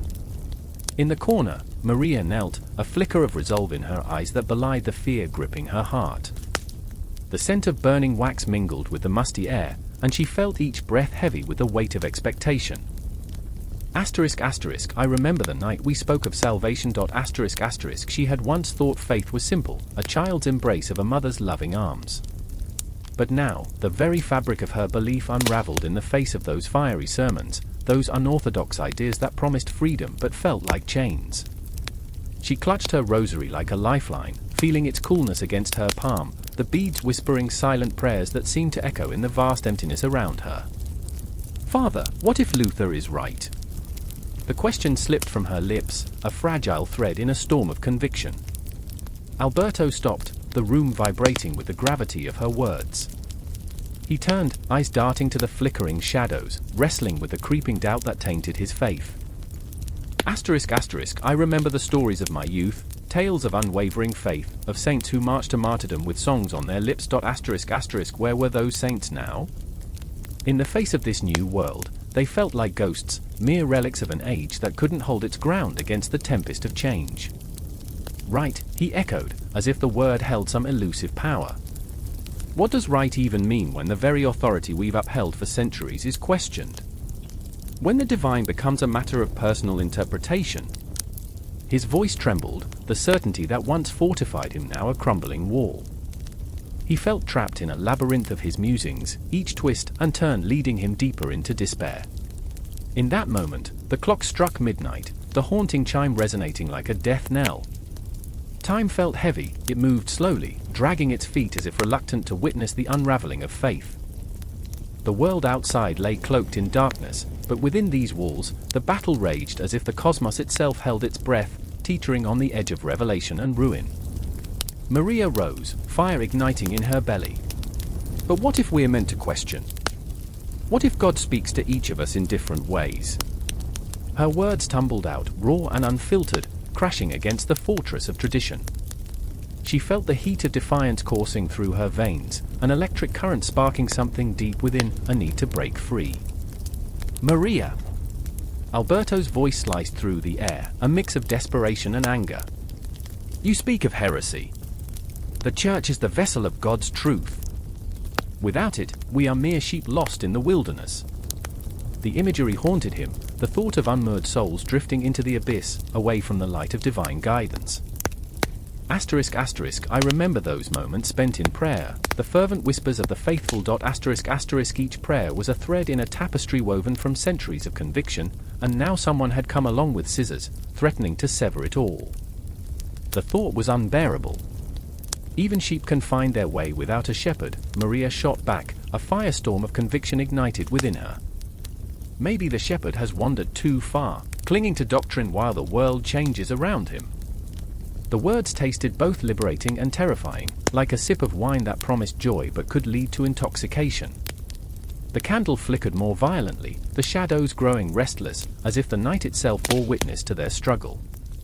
The unspoken tension pulsed between them, a palpable force that felt ancient and yet freshly forged, a clash of belief and rebellion, of tradition and transformation. Outside, the night was alive with the whispers of revolution. In the corners of Europe, towns erupted with ink and fire as pamphlets flew like birds, spreading ideas as dangerous as gunpowder. The word of Luther echoed in every heart that felt shackled by guilt, by fear, by the weight of 1,000 years of authority. And yet, here they were, trapped within these stone walls, grappling with their own truths, their own fears. I remember the faces of the faithful, eyes wide with the fervor of belief. Would they stand by and watch as the church crumbled? Or would they rise, fight, scream for a God who felt both near and impossibly distant? Each face haunted him, specters of doubt swirling in the recesses of his mind, a haunting chorus demanding answers. Father, what if we're meant to be the change? Maria's voice trembled, raw with emotion, a plea wrapped in uncertainty. What if we are the ones to reshape this faith? To bring light to the dark, to breathe life into the ashes of a dying dogma? Alberto's chest tightened, a maelstrom of fear and hope. The notion was intoxicating, yet terrifying, an abyss that promised both liberation and chaos. I remember the first time I felt the weight of such choices. The realization that faith was not an unbreakable chain, but rather a flickering flame, wild and unpredictable. The candle sputtered, the shadows lurking at the edges of their confrontation whispering secrets of a world waiting to be reborn. Outside, the wind howled, a ghostly anthem for those who dared to question. And within those walls, two souls stood on the precipice of revolution, hearts pounding, the very air humming with the promise of transformation. Each heartbeat echoed in the silence, a countdown to a confrontation that felt both inevitable and terrifying. In the depths of that night, the very fabric of faith trembled, a tempest threatening to break free, a storm that would consume everything in its wake, leaving only the raw essence of belief, stripped bare, vulnerable, and real. The night was thick with an unsettling silence, as if the very air held its breath. In the heart of the crumbling stone city of Valdren, shadows danced under the flickering torchlight, their movements twisted and frantic, echoing the turmoil brewing just beyond the walls. The sense of damp earth and sweat intertwined, a pungent reminder that danger lurked not just in the dark corners of alleyways but in the hearts of men, too. I stood at the edge of the courtyard, my pulse an erratic drumbeat in my ears, a bitter taste of fear clinging to my throat. A thin line separated me from the chaos, a line I had sworn to protect, yet now felt its weight pressing down upon me. The citizens, once vibrant with laughter and life, now moved like ghosts, their eyes wide and frightened, flickering from shadow to shadow. All around us, the tension was a living thing. It crept into the cracks of our bones, lodged itself behind our ribs, and ignited our fears. Livia! A voice pierced the night, raw and desperate. It was Marcus, his face pale as parchment, eyes ablaze with a wild intensity. He was my brother and my anchor, yet today he seemed untethered, a man caught between the past and the unforgiving present. "What have you done?" I whispered, panic clawing at my insides. The air was sharp with the acrid smell of smoke, and I could see the flickers of fire in the distance. Our enemies were drawing nearer, emboldened by our own unraveling. "I did what I had to do." His voice was fierce, yet I could sense the tremor beneath. They were taking too much. We had to strike first. I remembered the quiet moments when Marcus had been my protector, a steadfast guardian against the terrors of our world. But now, here he stood, a man transformed by fear and desperation. Shadows twisted around him, and I could see the lines of conflict etched deep across his brow. "You put us all at risk." "Risk?" He spat the word. "Every breath we take is a risk. We can't afford to sit idle while they plot our demise." Of course, he was right. I felt the weight of our people behind me, their hopes clinging to my heart like cobwebs, fragile but unwilling to break. But the cost of our retaliation loomed large in the air, a specter that lingered just out of sight. I shifted my gaze to the horizon, where dark clouds gathered like an omen, pregnant with the promise of violence.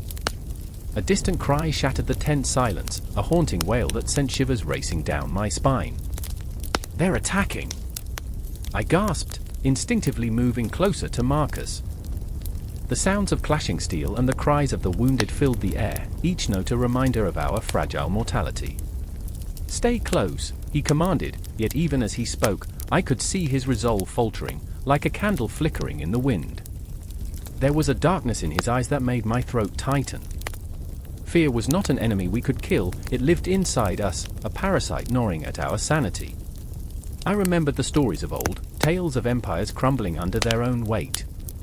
"We're no different," I murmured, perhaps more to myself than to him. My heart raced as I thought of the countless lives intertwined with ours, all tethered to this moment. We're just one spark away from burning it all down. The shadows shifted again, and from the depths of the night, figures emerged, soldiers, clad in armor that glinted menacingly. They moved with a precision that spoke of countless hours spent in training, their faces obscured by the metal helmets, leaving only their eyes visible, cold, calculating, and devoid of mercy. Marcus stepped forward, fists clenched, ready for a fight that neither of us wanted. "We can't run," he said, though I could see the flicker of doubt in his gaze. "If we do, what will become of us?" I stood frozen, my mind racing. What would become of us indeed? I thought of the dreams I once had, of laughter echoing through the great halls, of love blooming in the gardens under a sun that never set. But now, we were mere shadows of those dreams, slowly fading. The sound of steel clashing against steel broke my reverie, jolting me back to the present. The attackers surged forward, and chaos erupted. I felt the world tilt, the ground beneath me a churning sea of betrayal and fear. I could taste the metal of blood in the air, hot, metallic, and visceral. I ran, though every instinct screamed at me to turn back. My heart thundered in my chest, the rhythm of battle a cruel symphony that played on repeat. Amidst the chaos, I caught sight of a figure in the distance, Elena, my closest friend and confidant, caught in the fray, fighting with a ferocity that belied her delicate form. She swung her sword, the blade a silver arc glistening under the torchlight, but it was the look of sheer determination on her face that struck me. She had always been the light to my shadow, her laughter a balm to my fears. And now, as fate twisted around us like a snare, I felt my heart splinter. "Livia," she shouted, her voice cutting through the cacophony. "Get to safety!" But safety was an illusion now, a cruel mirage shimmering just out of reach. I could see the fear etched on her brow, the way her hands trembled around the hilt of her sword. We were all caught in this dance of death, spinning endlessly, each turn a reminder of our mortality. I could feel the walls closing in, the weight of the Empire pinning us down, suffocating the very life out of us. I reached for Marcus, for Elena, our fates entwined, yet so dangerously close to unraveling. I could feel the tension, the clash of conflicting desires, a need to fight, to protect, to survive, but also the gnawing realization that we were merely pawns in a game far greater than ourselves. The ghosts of our ancestors whispered in the shadows, their warnings echoing in our minds, "Beware the cost of power, beware the cost of fear." The world erupted around us, a tempest of anger and sorrow, a reminder that we were merely echoes in a vast, indifferent universe. I could sense the fractures forming, the small cracks in our resolve widening into chasms that threatened to swallow us whole. And as the shadows closed in tighter, I could only hold on to the hope that, somehow, we would find the strength to face whatever darkness awaited us beyond the night. The moon hung low, a shattered mirror reflecting a world on the brink. Shadows whispered secrets beneath the ancient arches of the castle, their breath cold and laced with anticipation. I stood there, heart racing, the weight of betrayal like a stone in my gut. Outside, the night was still, too still, as if the very air held its breath, waiting for the inevitable clash. Lysandra had betrayed me. The thought twisted through my mind like a blade. I remembered the softness of her laughter, the way her eyes danced when she spoke of dreams, dreams that now lay shattered, like the glass of the chandelier that had once sparkled above our heads during those grand feasts. Her betrayal felt like a silent scream splitting the air, and yet, no one seemed to hear it. I was alone in this arena of whispers. A puppet with strings cut, left to dangle in the dark. "Cyrus," she had said, her voice trembling like autumn leaves. "You can't trust anyone." But I had trusted her. I had clung to her words, believing that together we could outmaneuver the ghosts of our pasts. Instead, here we were, two allies turned adversaries, tangled in a web of deception and power plays. The torchlight danced across the stone walls as I paced, the flickering flames casting haunting shapes that mirrored the turmoil in my heart. The air crackled with tension, the kind that made your skin prickle and your senses sharpen. I could hear the distant murmurs of the court, the clinking of goblets, the laughter that felt like knives. They feasted as if oblivious to the storm brewing just beyond the doors. And then there was Felix, my friend, my sworn brother, a man whose very soul I had entrusted with my darkest secrets. But trust, like glass, can shatter with a single misstep. He had been the first to turn, his ambition a hungry beast, gnawing at the edges of his loyalty. I could see his shadow lurking in the corner of my vision, an omen wrapped in silk and deceit. A phantom of my own making. "Cyrus, we must act," he urged, eyes sharp as the dagger he wore at his side. "The alliance with King Alaric is our only hope. You cannot let emotions cloud your judgment." But emotions, those tangled threads, were all I had left. I remembered Lysandra's smile, the way it warmed the dark corners of my heart, how it felt like home. I had sacrificed so much for her, and now she had slipped through my fingers like smoke. And Felix, my brother, who had once sworn to stand beside me, was now a ghost I could not grasp. "Do you think I want this?" I shot back, my voice a low growl. "You think I want to play these games? To dance around the flames while you fan them?" His face paled, the flicker of fear behind his eyes revealing cracks in his facade. "It's not just about you, Cyrus. It's about the kingdom. We cannot afford to be weak." Weak. The word hung between us, a chasm that threatened to swallow us whole. Weakness was a crime in this world, a death sentence. I remembered the day my father had lost everything, his kingdom, his dignity, his life, all because he had shown mercy where none existed. The shadows of the past loomed, taunting me. "Do you feel any remorse?" I whispered, my voice low, heavy with the weight of our shared history. "Do you even remember what it was like before ambition twisted our hearts?" His silence was louder than any confession. I turned away, unable to face the man I had once called brother. The flickering torches illuminated the path ahead, but the darkness behind me was suffocating. It clawed at my thoughts, pulled at my resolve, whispering promises of what could have been. Voices erupted from the hall, laughter morphing into a tense, jarring harmony. They were gathered in their silken finery, their masks radiant yet grotesque, hiding treachery behind glimmering smiles. They were all actors in a play, and I was the unwilling audience, compelled to watch as they carved their names into the annals of power. I could see them now, their faces alight with ambition, but their eyes held a darkness, a yearning for control that chilled my bones. Suddenly, the door swung open, framed by the pale glow of the moonlight. Lysandra stepped in, a spectre from my past, her presence commanding attention. A gasp rippled through the crowd. She wore her betrayal like a crown, each glimmering jewel a testament to the lives she had sacrificed on her climb to power. "Cyrus," she said, her voice smooth yet barbed, cutting through the tension like a knife. "Is the past so heavy that you cannot see the future?" I felt the air shift, the weight of her words pressing down on me, suffocating. She was the storm now, and I was caught in the eye of it, powerless as the wind swirled around. "You could have stood beside me, Lysandra. Instead, you chose to tear us apart." Her lips curled into a smile, too sharp to be genuine. "Sometimes, alliances are forged in the fires of betrayal. You should know this by now." In that moment, I understood, this was not just a clash of hearts, it was a battlefield of shattered trust. Felix shifted beside me, caught between loyalty and the intoxicating allure of power. I felt the distance between us grow, an insurmountable divide born from choices made in the dark.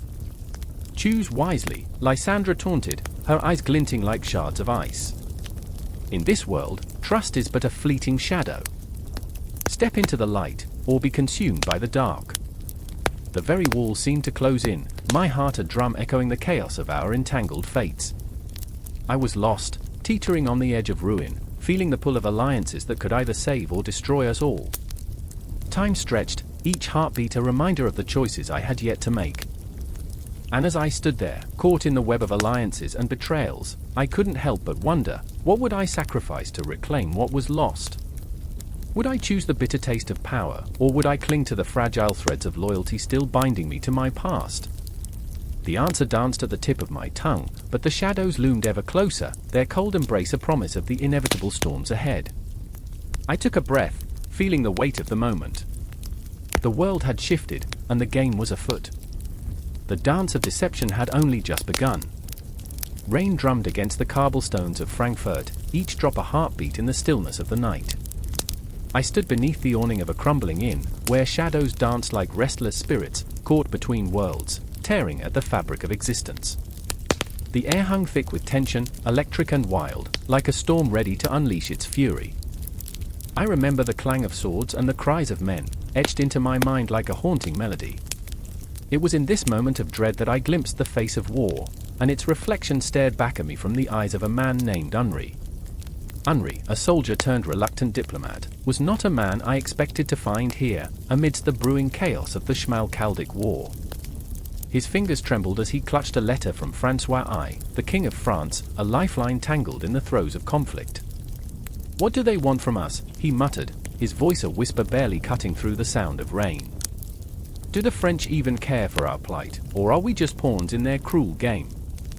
The flickering lanterns cast shadows on his face, revealing the weariness etched into his skin, his eyes screaming of loss and longing. Across the square, I saw Elizabeth, a fierce woman with fire in her spirit. Her heart was a battlefield, torn between her loyalty to the Protestant cause and the whispers of her homeland's Catholic rulers. Dressed in a tattered cloak, she walked with purpose, yet each step seemed to echo a deeper conflict. "This is not just about faith," she said, her voice rising above the storm. "It's about survival. Don't you see? We are fighting for our lives, for our dreams." Her fists clenched tightly, knuckles white against the dark fabric. I remember the way she looked at Henri, as if he were the very sun and she a wilting flower, desperate for warmth. "Survival," he spat, the word bitter on his tongue. "But at what cost? Will we drown in blood, or will we rise, phoenix-like?" France's involvement only complicates matters. The thought of Francois I swinging his sword from a distance, the weight of his decisions crashing down upon them like the rain, twisted my insides into knots.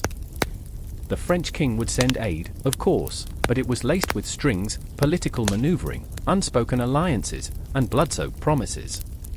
I remember the night Henri received the news, a flickering flame of hope that quickly turned to ash. "They will support us," he had declared, his eyes lit with a spark of determination. But Elizabeth, ever the realist, shook her head, a harbinger of doubt. "They will support their interests, Henri. We are merely a means to an end." Her words hung in the air, a thunderclap in the silence.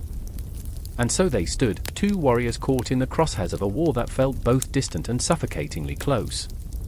I could hear the whispers of history swirling around them, the ghosts of their ancestors looming large, urging them toward a path of glory or despair. The clock tower struck midnight, its chimes echoing like the heartbeat of the city, each toll a reminder that time was running out. The rumors spread like wildfire, a secret meeting between the French and the Schmalkaldic League, a pact forged in the shadows. Henri, burdened by the weight of expectation, sought answers in the depths of his own fractured heart. "What if we fail?" he asked, voice raw, vulnerability laid bare. "What if our cries go unheard?"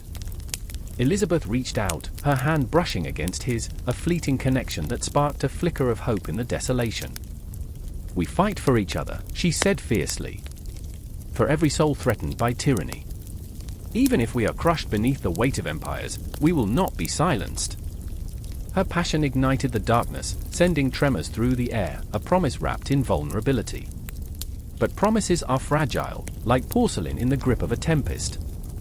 The French forces arrived under the cover of night, shadows merging with shadows, whispers of hope mingling with the scent of blood and sweat. Soldiers, faces obscured, moved with a calculated precision that sent shivers down my spine. They were here to play their part, to tip the scales, but the air was thick with treachery. Every beat of my heart echoed the truth. Battles were not fought only with swords, they were waged in the hearts of men and women who dared to dream of freedom.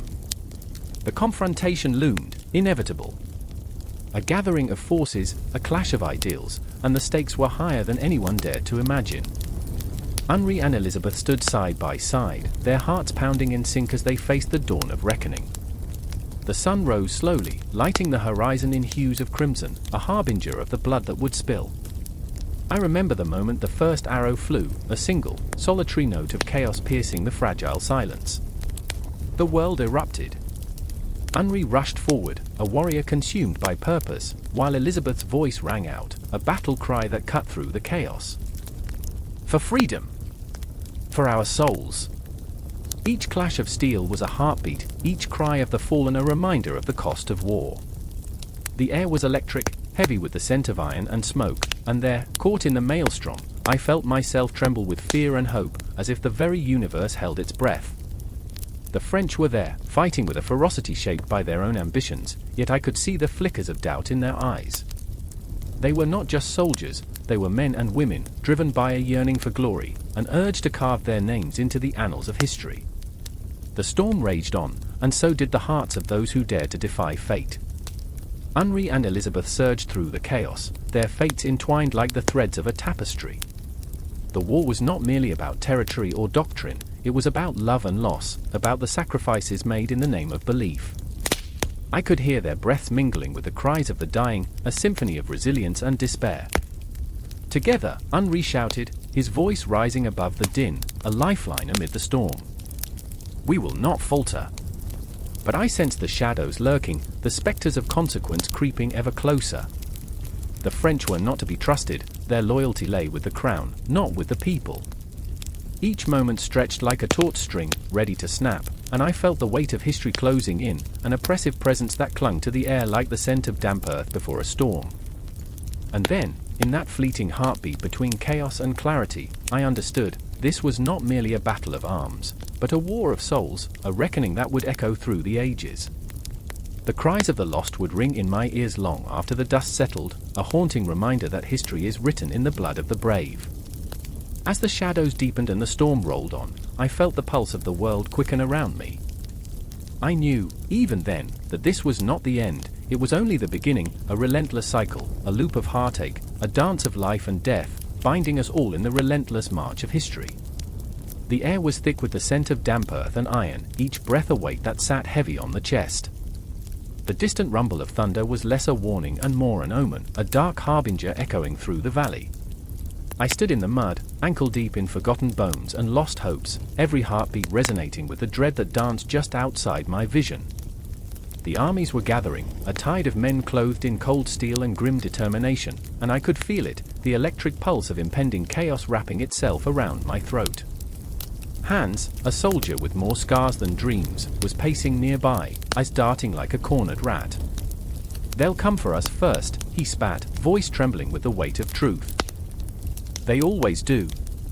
His brow was slick with sweat, but it wasn't the heat that drove him, it was fear. Fear that clung to him like a second skin. I watched his hand tremble against the hilt of his sword, the iron biting into his palm, as if it were the only thing anchoring him to this world.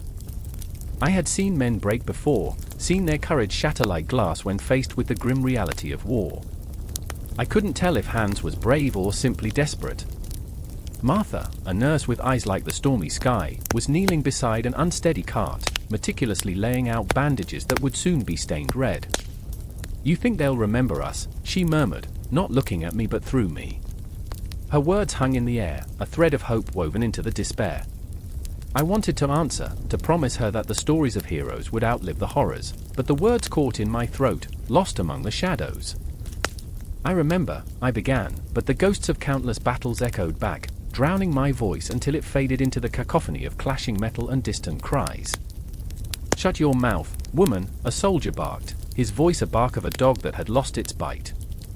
"No one remembers the dead." The bitterness in his tone cut deeper than any sword, a reminder that in war, even the strongest bonds could be severed. Martha looked at him then, her gaze fierce, a flicker of defiance igniting against the darkness. I admired her spirit, it was a flame too bright for this gathering storm, yet it was the only light we had. A distant horn shrieked, pulling me back from the edge of despair. The time had come. My heart thundered in my chest, a drumbeat signaling the arrival of destiny. The sky opened above us, rain pouring like the tears of gods, washing away the remnants of our humanity. I could see the enemy, a mass of shadows moving with a chilling precision, their banners snapping like the broken promises of 1,000 dreams. Hans stood tall, the fear in his eyes replaced by a fierce resolve. For glory, he shouted, voice carrying over the noise, a battle cry that sent shivers down my spine. I felt the surge of anticipation echo through the ranks, a collective breath held in the chests of men who were more than just bodies. They were hopes, fears, regrets, and dreams, all tangled together like threads in a tattered tapestry. I clutched my dagger, its cool metal grounding me, reminding me of the fragility of life. This was not a fight for glory. It was survival, pure and simple. Each swing of a sword was a dance with death, and in that moment, I was acutely aware of my own mortality. Time stretched and twisted, every second feeling like an eternity as we stood on the precipice of annihilation. Then, the first clash rang out, a brutal, jarring sound that shattered the stillness. Metal met metal, a symphony of chaos erupting around us, each strike a note in a horrific melody. I felt the ground give way beneath my feet, the mud becoming a grave for the fallen as bodies tumbled like autumn leaves, discarded and forgotten. The world around me blurred, turned into a whirlpool of screams, groans, and the sickening sound of flesh tearing. Martha's voice cut through the din, sharp and clear. "Stay together," she shouted, but even her strength wavered against the tide of brutality. I saw her, hunched over, tending to the wounded as men stumbled past her, faces ghostly pale, eyes wide with the stark realization of their fate. She was a lighthouse amidst a storm, but even lighthouses could be swept away. And then Hans was there, swinging his sword with an intensity that could only come from desperation. Each blow was a prayer, each thrust a plea for redemption. "Fight, damn you," he roared, the words tearing from his throat like a battle cry fueled by anguish. I could see the darkness creeping in at the edges of his vision, the realization that this might be the end, and yet he fought. He fought not for glory, not for honor, but for the fleeting moments of laughter shared over a lowly meal, for the promise of a tomorrow that now felt as distant as the stars. But there was no time for reflection, no time for remorse. Bodies fell around us, their lives extinguished like candles snuffed out by the wind.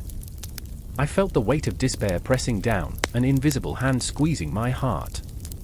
I remember the faces of those lost, the laughter that echoed now only in memory, fading like wisps of smoke. The rain turned to a downpour, drenching us, mingling with the blood and tears that soaked the earth. It was a baptism of sorts, a cleansing, a reminder of the fragility of life. The faces of the fallen became blurred, a mosaic of grief etched forever in my mind. I stumbled, and in that moment, I saw Hans collapse, the light in his eyes flickering like a dying flame. Time slowed, the world narrowing to the primal instinct to survive. "Get up!" I gasped, the words raw and desperate as I rushed to his side. "Get up, Hans!" But the light faded, the spark extinguishing as the weight of the battle bore down on him. The spectre of death loomed large, a dark figure watching, waiting, hungry for souls. And through it all, Martha remained. I could see her silhouette against the chaos, a beacon in the storm. "We can't stop," she shouted, and her voice broke through the haze of despair. "We fight for those who can't." In that moment, something shifted. The world might have been collapsing around us, but our spirits ignited, a defiance burning bright against the encroaching darkness. The battle raged on, but within the heart of chaos, we found the will to fight, the strength to endure. I knew, then, that we were not just fighting for survival but for the very essence of what it meant to be alive, full of scars and memories, laughter mingled with tears. The storm raged on, the battle a tempest of anguish and rage, but within that storm, the first phase had begun, a brutal symphony of life and death, a testament to the human spirit's unyielding desire to endure. The echoes of the battle would haunt us, but they would not consume us. We would rise again, a flicker of hope amidst the ashes, a story waiting to be told. The air hangs thick, a suffocating weight of despair, as the last echoes of battle fade into a haunting silence. Smoke coils from the charred remnants of what was once vibrant life, a village left to rot, a dream consumed by flames. I stand there, breathless, the taste of ash on my tongue, a bitter reminder that victory often wears the face of loss. The sun is setting, a blood-red orb sinking into the horizon, and I can feel the shadows creeping closer, wrapping me in their cold embrace. Muhlberg's aftermath is a wound that festers, a scar that will never heal. I remember Oskar, his laughter ringing in my ears like a memory that refuses to die. A night-turned poet, he wore his heart on his sleeve, a reckless idealist who dreamt of glory but found only ruin. His hands, once steady, now tremble as he surveys the battlefield, his comrades, mere ghosts frozen in time, their eyes wide with unfulfilled promises. They died for nothing, he mutters, and I can see the anguish writhe within him, a tempest of guilt and rage. What was it all for? His voice cracks, an arrow finding its mark in my heart. I wish I could pull him from the darkness, but I can only watch as he spirals down, a once bright star now snuffed out by the weight of sorrow. The cries of the wounded pierce the air, a symphony of anguish that grips at my soul. I see Greta, her hand stained with blood, fighting through the chaos as she tries to save what little remains of our shattered world. Her resolve is a flickering candle in the midst of a storm, illuminating the depths of despair with a fragile light. She's nursing a boy, no more than 10, whose eyes are wide with terror. "You'll be all right," she whispers, the words a fragile promise. But deep inside, the fear gnaws at her, the knowledge that there's only so much she can do. I see the way her shoulders slump, the way her breath catches as reality closes in, suffocating her. Why did I think I could change anything? She breathes, the question hanging in the air like thick fog. It clings to her skin, and I know the weight of that burden. We wanted to believe we could fight back against fate, against the tides of war that swallow everything whole. But Muhlberg isn't just a battle, it's a reckoning. The League, the very foundation we built, now trembles under the weight of betrayal and hubris. I look around, the remnants of what was our home scattered like dry leaves in the wind. The League was supposed to be our sanctuary, a bastion of hope against tyranny. But here we are, broken and fractured, the walls we built mere ruins echoing our failures. We were strong, I whisper to myself, but the words feel hollow, as if I'm trying to convince the ghosts that linger just beyond the periphery of my vision. Oskar's voice breaks through my thoughts, fierce and desperate. "We should have never trusted them." He points an accusatory finger towards the distant horizon, where dark clouds gather ominously. "The nobles, they sold us out. They watched us bleed while they dined on our dreams." Each word is a dagger, twisting in the wound of betrayal. I can't argue with him, the truth is as bitter as the ashes still floating through the air. Greta is moving now, her hand steady despite the chaos. "We have to rebuild," she insists, a fierceness igniting in her eyes. "If we don't, this pain will consume us." Her voice is a lifeline, and I cling to it, desperate for a thread of hope in this sea of despair. We were alive once, weren't we? We laughed, we dreamed, we fought for something greater than ourselves. But now, the ghosts of our past claw at our throats, desperate for recognition, for release. The laughter of children echoes in my mind, a stark contrast to the grim reality before us. I see them running through the fields, their joy untainted by the darkness creeping closer with every passing day. I murmur, the words barely escaping my lips. I remember when we thought we could change the world. I see Oskar flinch, a flicker of pain crossing his face. "Those days are gone," he says, his voice a haunting whisper. "The League was a dream, and dreams die hard." But is that true? I want to scream, to shake some sense into him, into all of us. If we don't fight for what we believe in, if we don't stand tall against these shadows, then what are we? My voice trembles, but I can't help it. The fear is a living thing, wrapping itself around us, squeezing tight. I can feel the cold breath of despair at my neck, the creeping knowledge that to give in is to surrender everything. The sun dips lower now, casting twisted shadows that dance like specters on the battlefield. The horizon bleeds into night, and with it come the whispers of regret, the echoes of decisions made in haste. The League feels like a ghost town, empty and hollow, haunted by the weight of failure. "We will not be forgotten," Greta vows, her voice cutting through the silence like a sword. We will rise from the ashes, stronger than before. But still, doubt lingers in the air, thick and suffocating. Can we rise again? Can we dare to hope? I find myself lost in Nina's eyes, a deep well of sorrow shimmering with a flicker of defiance. I remember the stories, I say, my heart pounding like a war drum. The legends of those who fought against the dark. They didn't back down. And yet, I feel the weight of reality pressing against me, a cruel reminder that legends are born from the ashes of loss, from the fires of battle, from the very essence of hope shattered and reborn. The wind carries the scent of rain, a chilling reminder that cleansing can come only from storms. As I look at my friends, my comrades, I understand, our scars are a tapestry, woven together by the threads of our pain. And though the night may be dark, the dawn is ever closer, waiting just beyond the horizon. We will choose to fight, to rebuild, to remember. The echoes of Muhlberg will haunt us, but they will not define us. In this moment, we stand on the precipice of a new beginning, hearts pounding in unison, ready to face the nightmares yet to come. The clamor of steel rang through the echoing halls, a discordant symphony that drummed in Philip's chest. The smell of sweat and fear intermingled with the musk of damp stone, seeping into his very bones. His heart raced as he stood in the dim light, shadows flickering against the walls, dark echoes of an uncertain future. It was almost poetic, the way chaos danced around him, like a mischievous spirit teasing the line between valiant and doomed. "I remember the night," he whispered, barely above a breath, as if the words might shatter the fragile air. "The night when I realized the burden of my crown was heavier than I'd ever imagined." In that moment, he was not just Philip of Hesse, he was a man suffocated by the weight of his choices, and the cold steel of his responsibilities pressed against his soul like a vice. Across the room, the flickering torchlight illuminated the apprehension etched deep into the face of his advisor, Wilhelm. A man devoted, yet flawed, loyal to a fault and burdened with secrets that bore down on him like a winter storm.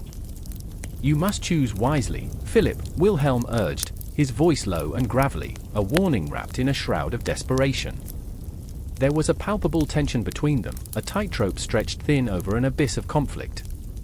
"I am not a king born into glory," Philip retorted, fists clenched, knuckles white against the wooden table. "I am a man caught in a storm, and every decision feels like a dagger aimed at my own heart." The words hung heavy in the air, a confession laden with the anguish of a soul wrestling with the shadows of betrayal and the flickering hope for a flicker of redemption. Outside, the world was ablaze with unrest. The whispers of rebellion echoed through the streets of Hesse, a chorus of discontent that gnawed at Philip's insides. Each shout, each rattle of chains, was a reminder of the fragile ties binding him to his people, to his duty. "I can't hide in the castle forever," he thought, the weight of his indecision coiling around him, squeezing tighter with every breath. And then there was Margaret.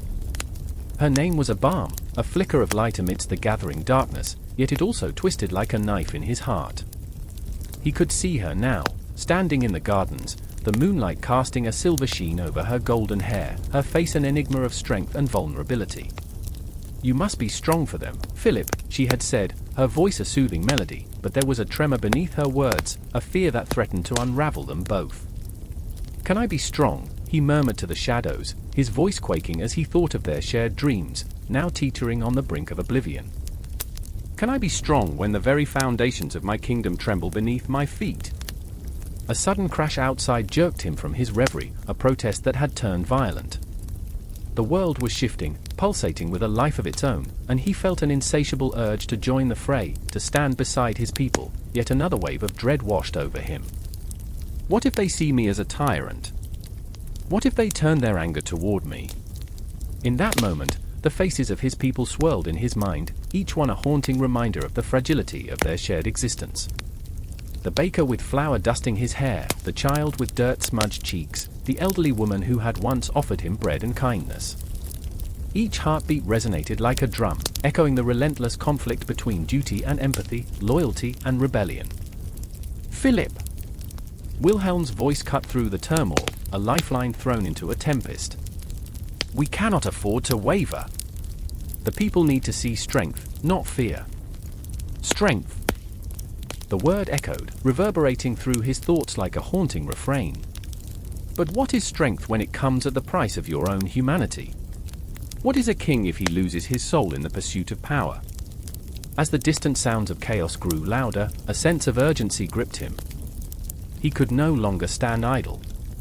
"I remember the faces of my people," he said, and with each word, he felt a fire ignite within him. "I remember their hopes and their dreams. I will not let them drown in this sea of conflict. I will not let my crown become a shackle." With that, he strode towards the door, the air crackling with intensity as he pushed it open.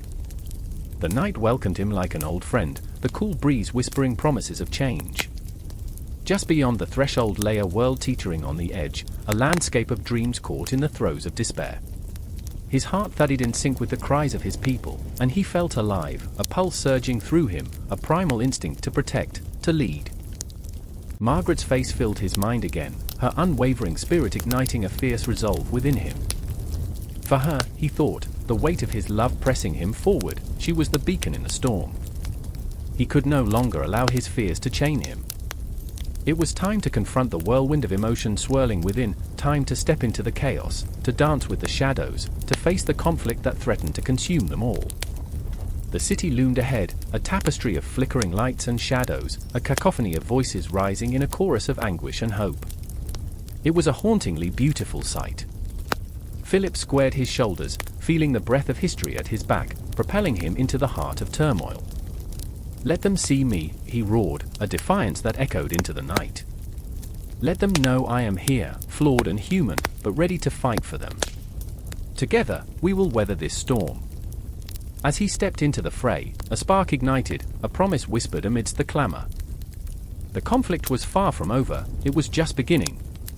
And as the world turned on its axis, the night held its breath, waiting for the next heartbeat, the next moment of truth. The air was thick with dread, a low tide of unease washing over the jagged banks of the Elbe. Shadows danced like flickering candles, twisting and writhing in the twilight as the sun dipped below the horizon. The distant rumble of artillery echoed, a haunting symphony of destruction that reverberated in the marrow of every soldier's bones.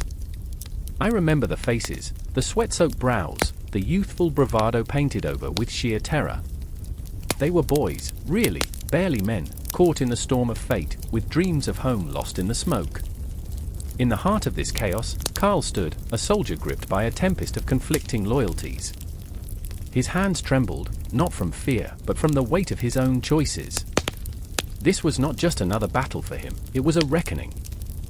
He had watched his brother fall on these very banks, a splatter of blood against the mud like a discarded memory. Guilt clung to him, a ghost refusing to leave. His eyes flicked to the horizon, where the darkening sky seemed to swallow the last slivers of hope. This is it, he thought, the realization crashing over him like the cold river beside him. Then there was Anna, a nurse with hands that worked miracles yet held the burden of 1,000 sorrows. She moved through the chaos with a fierce tenderness, her spirit as unyielding as the steel blades around her. The sharp tang of gunpowder mixed with the floral scent of her scarf, a threadbare remnant of a life untouched by war.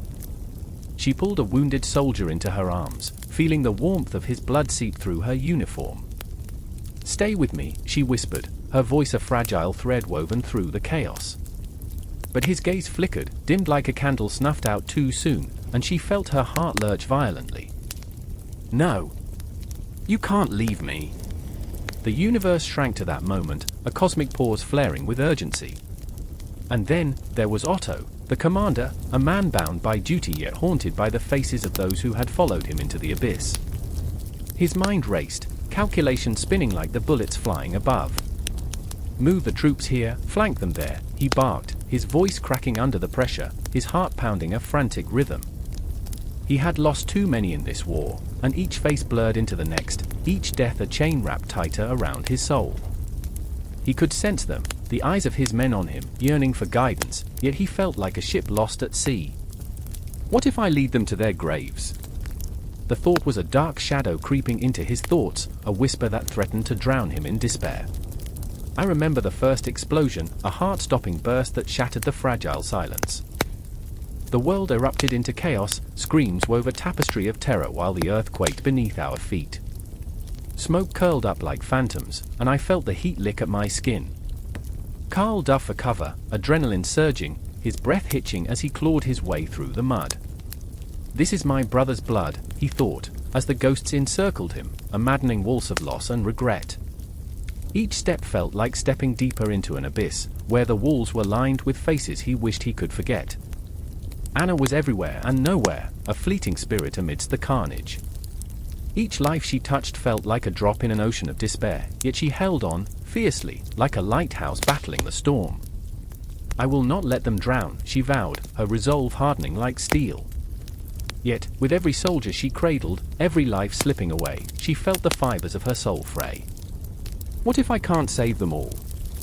The question loomed, a dark cloud that threatened to engulf her. Otto's voice cut through the din, an anchor in tumultuous seas. Hold the line. Don't waver. But his heart thundered a different tune, an insistent drumbeat of doubt.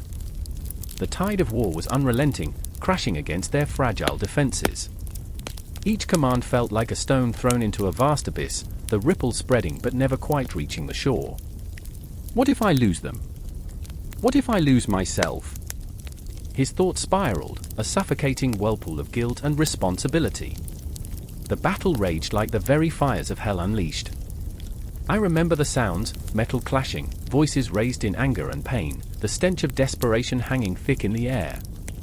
Each moment stretched, elongated like shadows at dusk. Time itself seemed to warp under the weight of anguish. And in that surreal landscape, the soldiers fought not just for territory, but for redemption, for the ghosts that haunted them. As the sun slipped away, the first stars flickered to life in the darkened sky, tiny beacons glimmering amidst the chaos. In that moment, Karl felt a flicker of hope. If I survive this, he thought, I'll find a way to honor my brother. The thought propelled him forward, pushing through the mire, each step a tribute to the life lost. Anna knelt beside a fallen soldier, her hand steady despite her racing heart. You're not alone, she whispered, her voice a soothing balm against the agony. But even as she spoke, she felt the crushing weight of her own helplessness. How many will I lose before dawn? The question echoed like a ghost, haunting her footsteps. Otto's command rang clear, we will not falter. Yet, behind the bravado lay a heart fractured by the weight of sacrifice. In this moment, I am both leader and coward, he thought, the duality threatening to tear him apart. The evening grew darker, a cloak of despair wrapping tightly around them. The echoes of war sang a sorrowful lullaby, pulling them all into its depths, into the night where nothing was sacred, and everything was lost. The Battle of the Elbe was not merely fought with guns and grit, it was a battle of souls, of dreams dashed against the unforgiving rocks of fate. And still, the battle surged on, unyielding and relentless. The river bore witness to their struggles as it flowed on, indifferent to the blood spilling upon its banks, an eternal cycle of life and death, where strategies and outcomes interwove in a tapestry of tragic beauty. The night enveloped them, a canvas painted with the colors of war, dread and determination, hope and despair. As the stars blinked above, the battle raged on, a relentless storm that would not relent, a story still unfurling in the darkness. The sun hung low in the sky, casting long shadows that twisted around the ancient stones of the cathedral, a monument to a faith that had become a weapon. A man stood there, fists clenched, heart hammering against his ribs as he confronted the billowing banners hanging from the walls, words of salvation, promises of paradise, but they felt like chains, binding him tighter with every breath. Each phrase was a whisper of devotion, a chant of loyalty, but beneath it all was the gnawing dread that this wasn't just belief, it was a war cry, an insidious call to arms. I remember the moment vividly, how the air buzzed with a tension thick enough to cut through flesh. The crowd swelled around him, faces painted with fervor, a grotesque mix of hope and hysteria. Among them was Mara, her eyes gleaming with a fierce light that could pierce through the darkness. She was a believer, a warrior of faith, yet somewhere beneath that polished veneer was a tempest of guilt, regret, and the fragile threads of doubt. I watched her, caught in the riptide of conviction, feeling the weight of her conviction like a stone in my own chest. And then there was Elias, a man whose heart had once burned bright with the truth of Scripture but now flickered like an old candle on the brink of extinguishment. His faith twisted into something sharp, a blade that cut through the very fabric of his soul. He stood in the back, his hands trembling as he clutched a crumpled pamphlet, words that echoed in his mind like a haunting refrain: "Join us, forsake the lost. They are damned, we are saved." But he couldn't shake the feeling that maybe, just maybe, the damned weren't so different from him. The discourse began, electric and alive, a cacophony of voices rising and falling like a storm. "They twist the words," Elias shouted, his voice rising above the din as he stepped forward, thrusting the pamphlet into the air. "We've turned love into a weapon." Silence fell, heavy and suffocating, as the crowd turned to him, eyes wide, hearts pounding. They were soldiers, and he had just dropped a bomb in their midst. Mara's gaze flickered to Elias, a spark of recognition danced between them, an unspoken history that bled through the tension. She knew the truth resided somewhere in the shards of their shattered beliefs. But what if they were wrong? Terror gripped her heart as she weighed the cost of doubt. Would they turn against her? Would the very faith she cherished turn monstrous in the face of dissent? The air tingled with the electric pulse of fear and fury. The crowd surged, a living organism, hungry for blood, for vengeance, for a singular truth to cling to. Propaganda wove its insidious spell, each phrase tantalized, each promise glimmered like a mirage in a desert where faith had become a mirage itself. "You're either with us or against us." The words echoed, a chilling chant swelling through the mob. It was a mantra that promised unity but delivered division. I remember the moment Mara stepped forward, her heart in her throat. "We must question the message," she cried, her voice breaking against the tide of anger. "Faith should lead us to love, not violence." But her words were like feathers against a raging storm. The crowd roared back, a beast awakened, devouring her pleas. And then it happened. The moment where everything spiraled into chaos. Elias, trembling with uncertainty, felt the weight of the group crush down on him. "You're wrong," he shouted, the words spilling from his lips like broken glass. "We've lost our way. Love isn't a weapon." But the crowd surged forward, fists raised, eyes blazing. The very essence of their faith twisted grotesquely. It was no longer about salvation but power, about purging the unholy from their midst.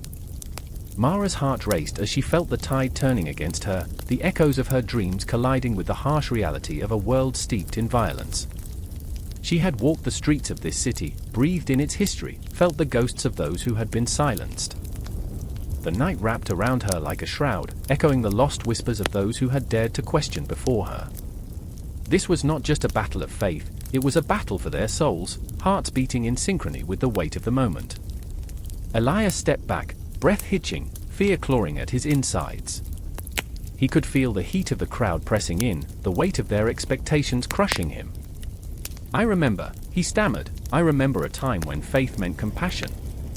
The words hung in the air, a fragile thread woven through the chaos. But the moment shattered, breaking apart like glass under the weight of 1,000 forgotten dreams. Tension spiraled, a living entity that slithered through the crowd, igniting passions and fears. Hearts pounded, fists clenched, and the air crackled with danger. In that moment, I felt their struggles, Mara's resolve and Elias's trembling uncertainty intertwining like a tapestry woven with threads of agony and hope. The crowd surged again, a wave of primal instinct, a chant rising like smoke: faith. Faith. Faith. And somewhere, beneath the din, the haunting reminder of what lay hidden in the shadows. Propaganda pulsed through the veins of every believer, twisting their minds, and igniting fires of hatred that burned hot and bright. Yet still, the faint glow of doubt flickered in the corners of their hearts, refusing to be extinguished. As the moment stretched thin, a point of no return loomed ahead. The darkness whispered secrets, luring them towards an abyss where the essence of humanity was but a distant memory. Would they succumb to the tide? Would Mara and Elias find their way back to the light, or would they be swallowed whole by the very faith they clung to? I held my breath, the weight of it all pressing against me, knowing that this moment was merely the beginning. The clock was ticking, and the shadows loomed ever larger, filled with specters of those who had worn their faith like armor, only to find it had become a shackle. And as the storm gathered, I realized that the battle for their souls, for the very essence of what it meant to believe, had only just begun. The sun hung low on the horizon, a blood-red orb bleeding into the earth, casting long shadows that danced across the fields. It was in this eerie twilight that I saw her, Eva, clutching a withered stalk of wheat, its dry grain slipping through her fingers like forgotten dreams. Her eyes were hollow, an ocean of despair, each wave crashing upon the shores of her heart. I remember the way she stood there, framed by chaos, the distant echoes of gunfire resonating like twisted lullabies, the cries of children mingling with the whispers of ghosts that haunted our land. I stood on the precipice of my own fear, my heart racing in sync with the pounding of my pulse. The air was thick with the scent of smoke and sorrow, a miasma that clung to the skin like a shroud. Each explosion resonated deep within my chest, a reminder that our lives had been reduced to mere fragments, like shattered glass in a forgotten room. And that room was once a home, filled with laughter and love, the very essence of life. I remember the time we danced under the stars, the world a canvas of dreams before war smeared its dark brush across it. Roderick, Eva whispered, her voice a fragile thread, what will become of us? Her question hung heavy in the air, a specter that chilled my bones. I wanted to reach out, to clasp her hand and promise that everything would be all right. But in that moment, the weight of my own despair anchored me to the ground. I was no hero, I was merely a peasant, an invisible soldier in a war that had no face, no form. I remembered my father's words, a cacophony of wisdom wrapped in the warmth of his embrace, a king is only as good as the soil beneath his feet. And as I stood there, I felt the earth tremble beneath me, contorted by the footsteps of soldiers who saw us not as partners in toil but as pawns in a game far beyond our comprehension. A crash echoed nearby. I saw Anton, my neighbor, a man who once wielded a plow with pride, now reduced to a shadow of himself. His face was smeared with mud and blood, a grotesque mask of survival. I could see it, his spirit flickering like a candle in a gale, fighting to stay alight, to resist the darkness that war cast upon us. Roderick, he bellowed, his voice a thunderous cry against the despair. They come for our land. They come for our lives. The words sliced through the air like a blade. I could feel the heat of anger coursing through my veins, igniting a fire I thought had long been extinguished. What do we do? I screamed, the question hanging between us, pregnant with desperation. I remember the days when our biggest worry was the harvest, a simple life filled with simple joys. But now, here we were, caught in the crosshairs of an insatiable beast, a war that feasted on our souls, leaving nothing but bones in its wake. A long silence followed, broken only by the distant cries of a child, innocent, unaware of the monstrous reality that enveloped us. We fight, Anton rasped, his voice a gravelly whisper, for our right to live, for the breath of our children. There was a fire in his eyes, a flicker of hope, but I could see the shadows lurking behind him, the fear that gnawed at his resolve, threatening to extinguish that flame. I wanted to scream, wanted to tell him that fighting felt like throwing stones at the sky, but instead, I nodded. The decision hung heavy in the air. The weight of it pressed down on us like the oppressive sun above, a relentless reminder of the battles we'd already lost. We'll stand together, I said, though my heart quivered at the thought of what that might mean. As night fell, the world transformed into a haunting tableau. The moonlight painted the land in ghostly hues, illuminating the scars of our reality. I saw Eva again, her silhouette trembling against the backdrop of stars, the light a cruel reminder of our vulnerability. She was a beacon, and yet so fragile, like a flower daring to bloom amidst a storm. I remember, she said, her voice barely a whisper, the stories of heroes and battles won. But what of us? What of the lives we've built? The weight of her words crushed me. I wanted to tell her that we were heroes, too, woven into the fabric of this war, but the truth was a jagged shard stuck in my throat. I remember the laughter we once shared, the nights when the world seemed safe and warm. Now, every rustle of the leaves felt like a warning, every gust of wind an omen. And then, the moment arrived, the clash of swords, the symphony of chaos sweeping through the fields. We were thrust into a maelstrom of violence, our hearts pounding in rhythm with each heartbeat of the earth, each cry of anguish reverberating through our bones. I saw Anton fighting fiercely, his body moving with a desperate grace, but I could also see the shadows creeping in, the weariness that threatened to consume him. With each swing, I felt the weight of our shared existence, the love, the dreams, the unspoken fears. I remembered the stories of kings and queens, of valor and glory, but those tales felt so distant now. In this moment, we were nothing more than peasants, fighting to keep the ashes of our lives from blowing away. And then I turned to Eva, her eyes gleaming with a ferocity I had never seen. "We will not be forgotten," she cried, her voice cutting through the din like a clarion call, a spark igniting in the heart of despair. But in the heart of chaos, amidst the clash of swords and the cries of the fallen, I could only think of one thing: survival. I grasped her hand tightly, feeling the warmth of her skin against mine, a tether in the storm. I felt the electricity of our shared fear, the gravity of our shared existence pulling us closer. The world around us blurred into a cacophony of chaos, but we were anchored in that moment, a promise forged in the fire of desperation. I remember the way her eyes shone in defiance, a flicker of hope against the overwhelming darkness. As the battle raged on, I could feel the weight of history pressing down upon us, every heartbeat, every breath, an echo of the lives we lived, the dreams we held, and the war that threatened to consume us whole. And there we stood, two imperfect souls caught in a whirlwind, clinging to each other as though we were the last flicker of light in a world swallowed by shadows. Each moment stretched into eternity, a fragile thread holding us together as the world around us crumbled away.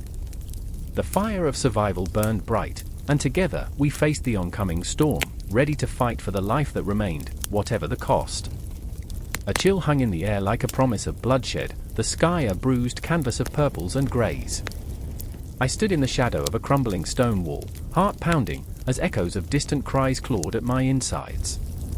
The wind carried with it the scent of smoke mixed with something far more sinister, the stench of fear. I remember that moment. I remember the way the world felt poised on the edge of a knife, the calm before an inevitable storm.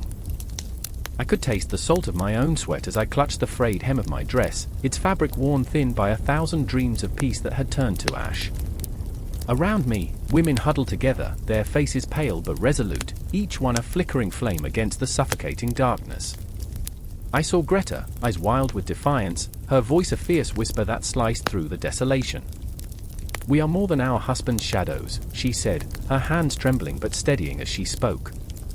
"We are the heart of this fight." I felt her words wrap around me, a lifeline in a sea of uncertainty.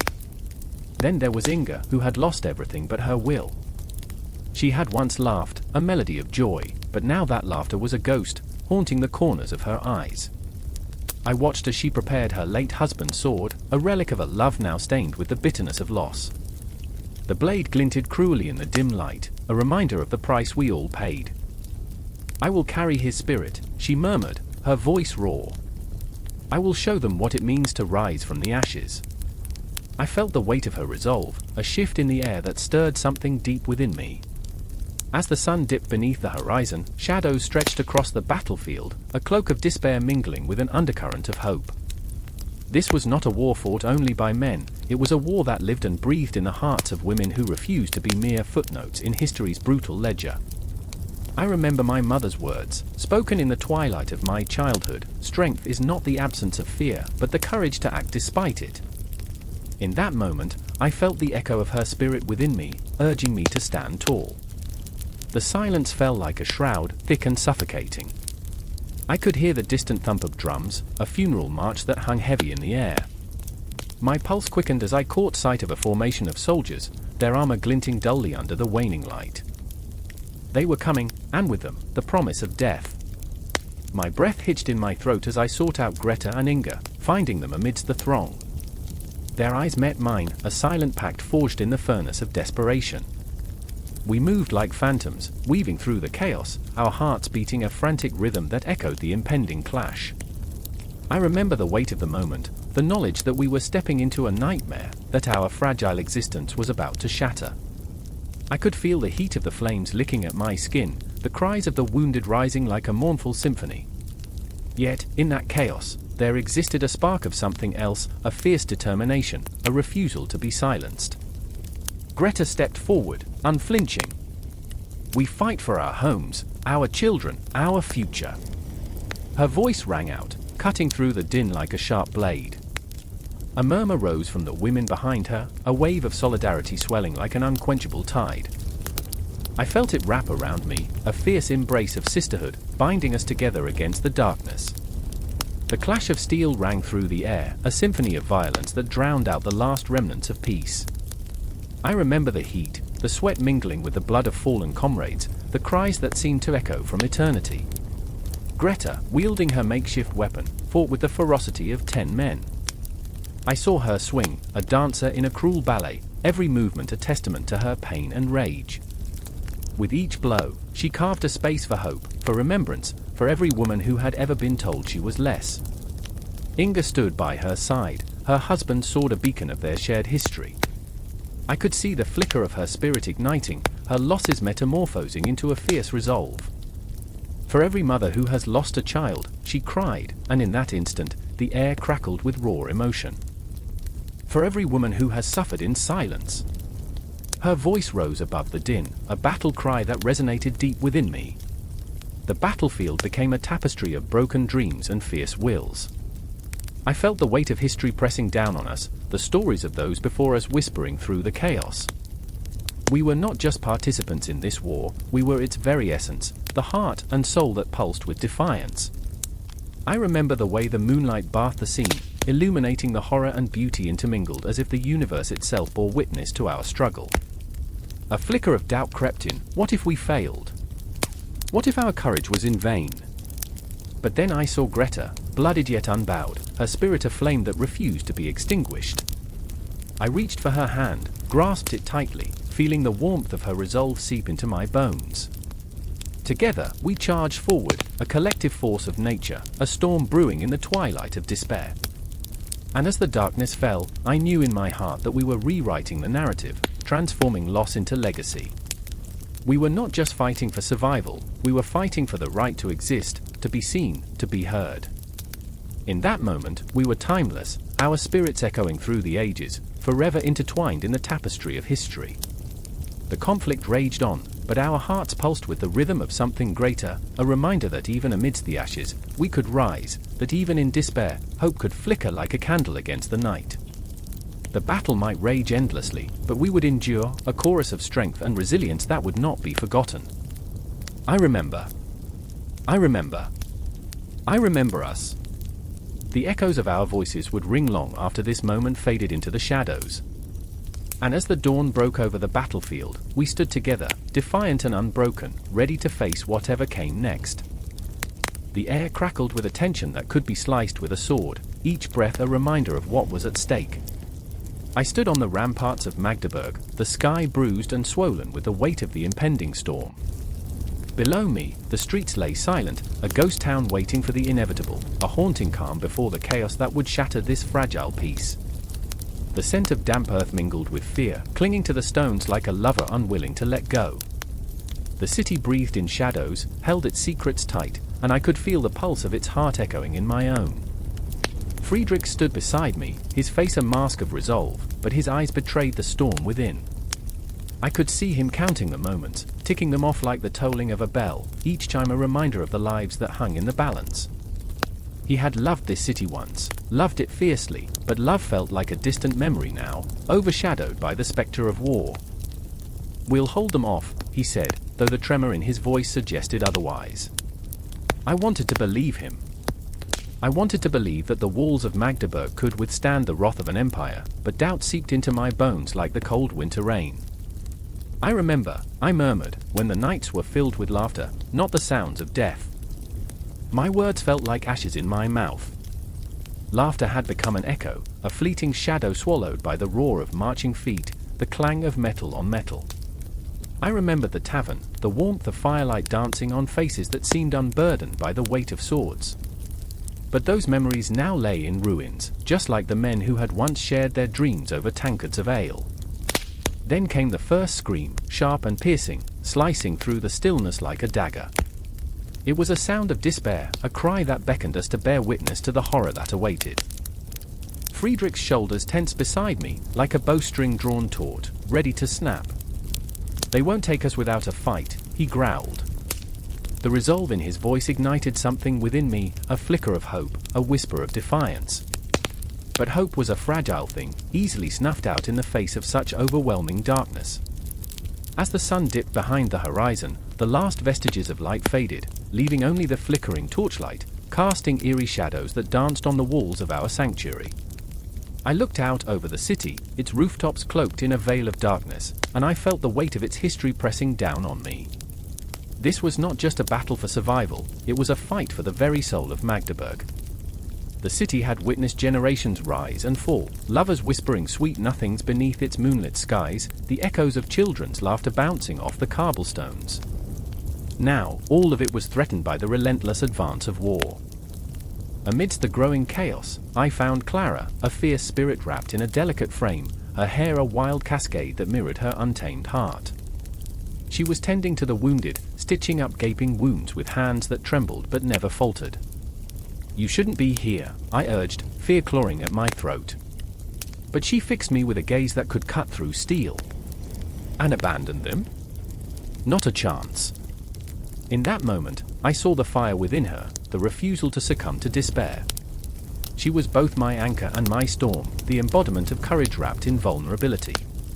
As night deepened, the first wave of attackers surged against our walls, their battle cries shrieking like banshees in the dark.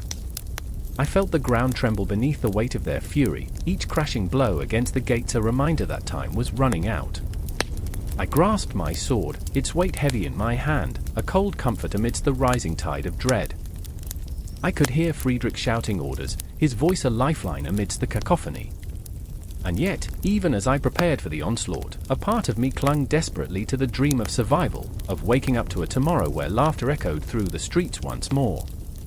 "Keep fighting!" Friedrich's voice rang clear, even above the din. I saw him charge forward, a warrior forged from the embers of desperation, and my heart raced in sync with his resolve. But with every clash of steel, I felt the pull of something darker lurking beneath the surface, a gnawing uncertainty that threatened to consume us all.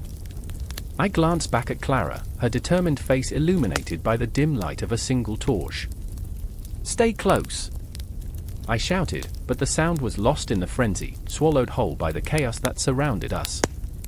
I pushed forward, adrenaline coursing through my veins as I joined the fray, each swing of my sword a desperate plea for survival.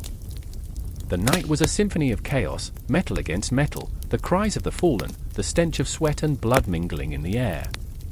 Each moment stretched into infinity, a grotesque dance of life and death. I could feel the weight of every soul that had come before me, their dreams clinging to the air like ghosts, whispering reminders of what we were fighting for. But hope, fragile as it was, began to shatter beneath the relentless assault. I glimpsed Friedrich, surrounded, battling valiantly but overwhelmed. I wanted to scream, to rush to him, but the tide of bodies surged, and with it, the crushing weight of despair. I remembered Clara's fierce eyes, her unwavering spirit. I remembered the laughter we had shared, the warmth of fleeting moments that now felt like a distant dream. And then, amidst the chaos, a figure emerged from the shadows, an enemy with eyes aflame, a harbinger of doom. It was as if time had slowed, each heartbeat echoing with the weight of impending fate. I knew, in that moment, that the battle for Magdeburg was also a battle for our very souls. I charged, the world blurring around me, fear and purpose colliding in a fevered dance. I felt the pulse of the city beneath my feet, as if Magdeburg itself was urging us on. The fight was not merely for survival, it was for every whispered prayer, every dream that lingered in the twilight. I swung my sword, a desperate cry rising in my throat, knowing that this moment would define us, all of us, forevermore. But as the clash of steel continued, the specter of doubt lingered, gnawing at my resolve. Would we hold the gates against the encroaching darkness, or would we, too, succumb to the shadows? In that heart-stopping moment, I realized that we were not just fighting for a city, we were fighting for the very essence of who we were, the indomitable spirit of humanity that refused to be extinguished, no matter the odds. And as the night stretched on, the battle raged like a tempest, a chaotic symphony of defiance and despair. Each heartbeat echoed the uncertainty of our fate, propelling us deeper into the maelstrom, where the line between life and death blurred, and the future waited, an uncharted expanse, filled with both promise and peril. The night air crackled with tension, a palpable weight that clung to the skin like a damp shroud. A single torch flickered at the mouth of the alley, casting elongated shadows that danced like specters against the cobblestones. It was here, amidst the whispers of betrayal and the echoes of distant cannon fire, that I found myself entangled in a web of loyalty and despair, standing on the precipice of history. I remember the sound of boots, heavy, deliberate, marching toward an uncertain fate, each thud resonating in my chest like the tolling of a funeral bell. Adelheid, her dark hair whipped in the cold wind, pressed her back against the stone wall, eyes wide, fear etched into every feature. "We can't trust them," she whispered, urgency bleeding into her voice. "Not the Swedes, not the Habsburgs. They'll use us, break us." Her hands trembled at her sides, a fragile facade hid the storm brewing within. She felt the weight of her father's death, the old duke who had once commanded loyalty with a mere glance, now reduced to dust and whispers. I remembered the stories he told her, of honor, of duty, each tale now a ghost haunting her resolve. And then there was Reinhard, his face a mask of stoic determination, yet I could see the cracks beneath. A former knight-turned reluctant diplomat, he stood torn between the demands of his heart and the brutal reality of war. He had once sworn fealty to the crown, but as the conflict spiraled, that oath felt like chains tightening around his soul. "We must negotiate," he insisted, but even he could feel the irony of salvation in a world where mercy was as elusive as the dawn. "If we don't act, we will be crushed between the iron jaws of ambition." His voice trembled with the burden of choice, the realization that every word could lead to either salvation or damnation. The air thickened with a sense of impending doom, and I felt it creeping like a hungry shadow, curling around our throats. A distant roar erupted, the battle's thunder reaching our ears, mingling with the echoes of long-forgotten promises. I could almost taste the bitterness of betrayal. It lingered on my tongue like spoiled wine, a reminder that in this world, trust was a luxury only the naive could afford. In those moments, I was acutely aware of the clock's relentless ticking, a constant reminder that time was slipping through our fingers like grains of sand. Each tick echoed in my heart, a countdown to an unknown conclusion. My mind wandered to dreams of peace, of laughter echoing in halls that had long grown silent. But reality dispelled them, the specter of war looming larger still. I remember the way Adelheid's lips curled into a ghost of a smile as she recounted her dreams of the future. "One day, there will be no more bloodshed," she said, but even as she spoke, doubt flickered in her eyes like the dying flame of our hope. "Romantic dreams," Reinhard scoffed, but in his tone, there was a hint of longing, the desperate wish for a world untainted by the sharp edge of steel. He thought of his sister, lost to the plague, the relentless march of death that claimed more than just lives. It devoured dreams, love, and laughter, leaving behind only echoes of what once was. "Every dream has a price," he murmured, and I felt the weight of his burden pressing down on me, an unbearable truth in a world where the living envied the dead. Night crept deeper, the shadows thickening, wrapping around us like a suffocating blanket. The smell of smoke and blood wafted through the air, a reminder that the war was not just a distant specter, it was here, now, clawing at our heels. Each corner of the city whispered of ghosts, of soldiers fallen, of lovers torn apart, of families shattered by the brutal hand of fate. I could almost hear their cries, carried by the wind, a symphony of anguish that resonated deep within my marrow. Adelheid's face twisted with determination, and in that moment, her vulnerability morphed into something fierce. "We must choose a side," she declared, her eyes blazing with a fire that both terrified and inspired me. "We cannot stand idle while others decide our fate." The passion in her voice ignited something within me, a spark of defiance that refused to be snuffed out. I felt my heart swell with a yearning for justice, but as her words sank in, a gnawing dread took root. What if the side we chose was one of darkness? I wanted to reach out, to hold her, to promise her that everything would be all right, but the truth curled in my throat like a serpent. I was terrified, not just of the war, but of the choices that lay ahead. I remembered the stories of heroes, of bravery etched into the annals of history, but here, in this alley, those tales felt absurd, like a child's fable in the face of reality. Reinhard found himself torn between love and duty, between the past he cherished and the future he dreaded. "If we go to battle, it could mean the end for us all," he whispered, but his voice faltered as he spoke, betraying the turmoil within. I saw the flicker of desperation in his eyes, the way he saw redemption in a world that offered none. Each man held the weight of his choices, the burden of loyalty pressing down like an iron gauntlet. The sound of distant horns blared, rallying troops for battle. The horizon glowed ominously with the fires of conflict. Our city was a living entity, every stone, every breath filled with history and sorrow, a testament to the cycles of power and despair. I could feel the heartbeat of the empire thrumming beneath our feet, a symphony of chaos that only grew louder. There was no turning back now, no escaping the grip of fate that had entwined our lives. Adelheid, I breathed, my voice barely rising above the din. Whatever happens, we must stand together. Fear danced in her eyes, and I saw the flicker of hope trying to break through the chains of uncertainty.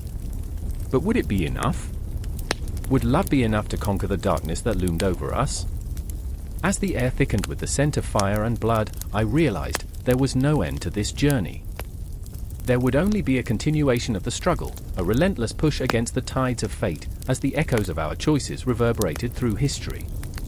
And as the first trumpet sounded, a harbinger of what was to come, I understood that this was not just a war for territory or power, it was a war for our very souls, a battle that would leave scars deeper than flesh. The darkness beckoned, and in that moment, I knew we were bound together, entwined in a fate neither of us chose.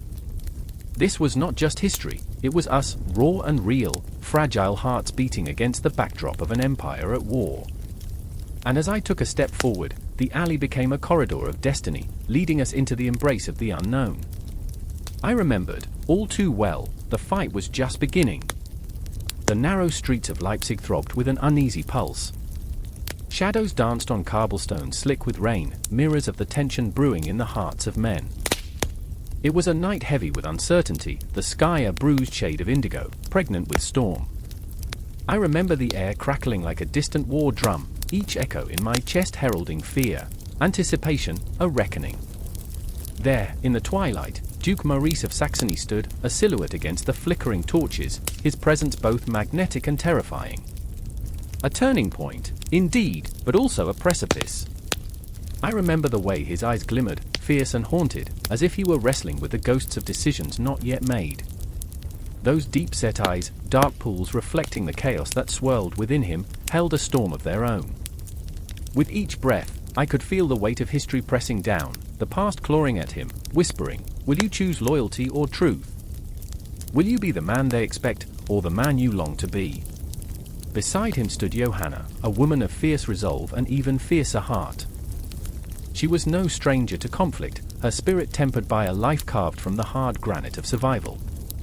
Her brow furrowed, she gripped the hilt of her sword, the metal cold and unforgiving, much like the world around her. I remember her voice, steady yet quivering, as she said, "Maurice, the people are waiting. They need a leader tonight, not a ghost." Each word was a plea, a challenge, a lifeline tossed into the churning sea of his indecision.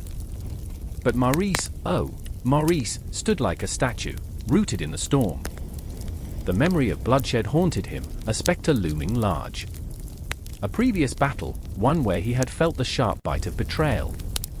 Friends turned to foes in an instant, as if life itself were an endless game of chess where the pieces were not just men, but ideals, lives, futures. He felt the echoes of their screams, the clashing of metal against metal, the moment he had turned from a noble to a warrior. The burden of that choice weighed heavily on his shoulders, the very thing that made him a duke and a man. "Tonight, we must decide," Johanna urged, desperation creeping into her tone. "Will it be your name, or your people?" Her words hung in the air, thick and suffocating. In that moment, time fractured, clocks ceased ticking, the city itself held its breath. Maurice's heart thundered in his chest like a war drum, the rhythm urging him to act, to choose. But how do you fight the shadows in your own soul? How do you confront the very essence of who you are? Around them, a thrumming crowd surged, a restless ocean of faces reflecting hope, fear, and an unquenchable thirst for change. They were the silenced, the forgotten, those who had witnessed the oppression of their dreams for far too long. Their murmurs rose like a tide, crashing against the granite of Maurice's resolve, relentless, demanding. "Lead us! Show us the way!" But the paradox twisted within him, each step forward felt like a betrayal of the past, each decision echoing like a weapon drawn. The weight of history bore down, a grim reminder that every action could ignite a fire or plunge them into darkness. Then there was Anton, a loyal man with a heart bound in chains, a soldier torn between his unwavering devotion to Maurice and the gnawing fear of the unknown. I remember the way his hands trembled as he clutched the hilt of his sword, each pulse in his veins a reminder of his own conflicted loyalty. "My Duke," he called, voice rough with emotion, "I have bled for your name.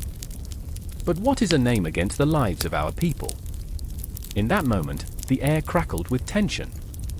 Each man, each woman, stood on the knife's edge of decision, every heartbeat a countdown to the inevitable.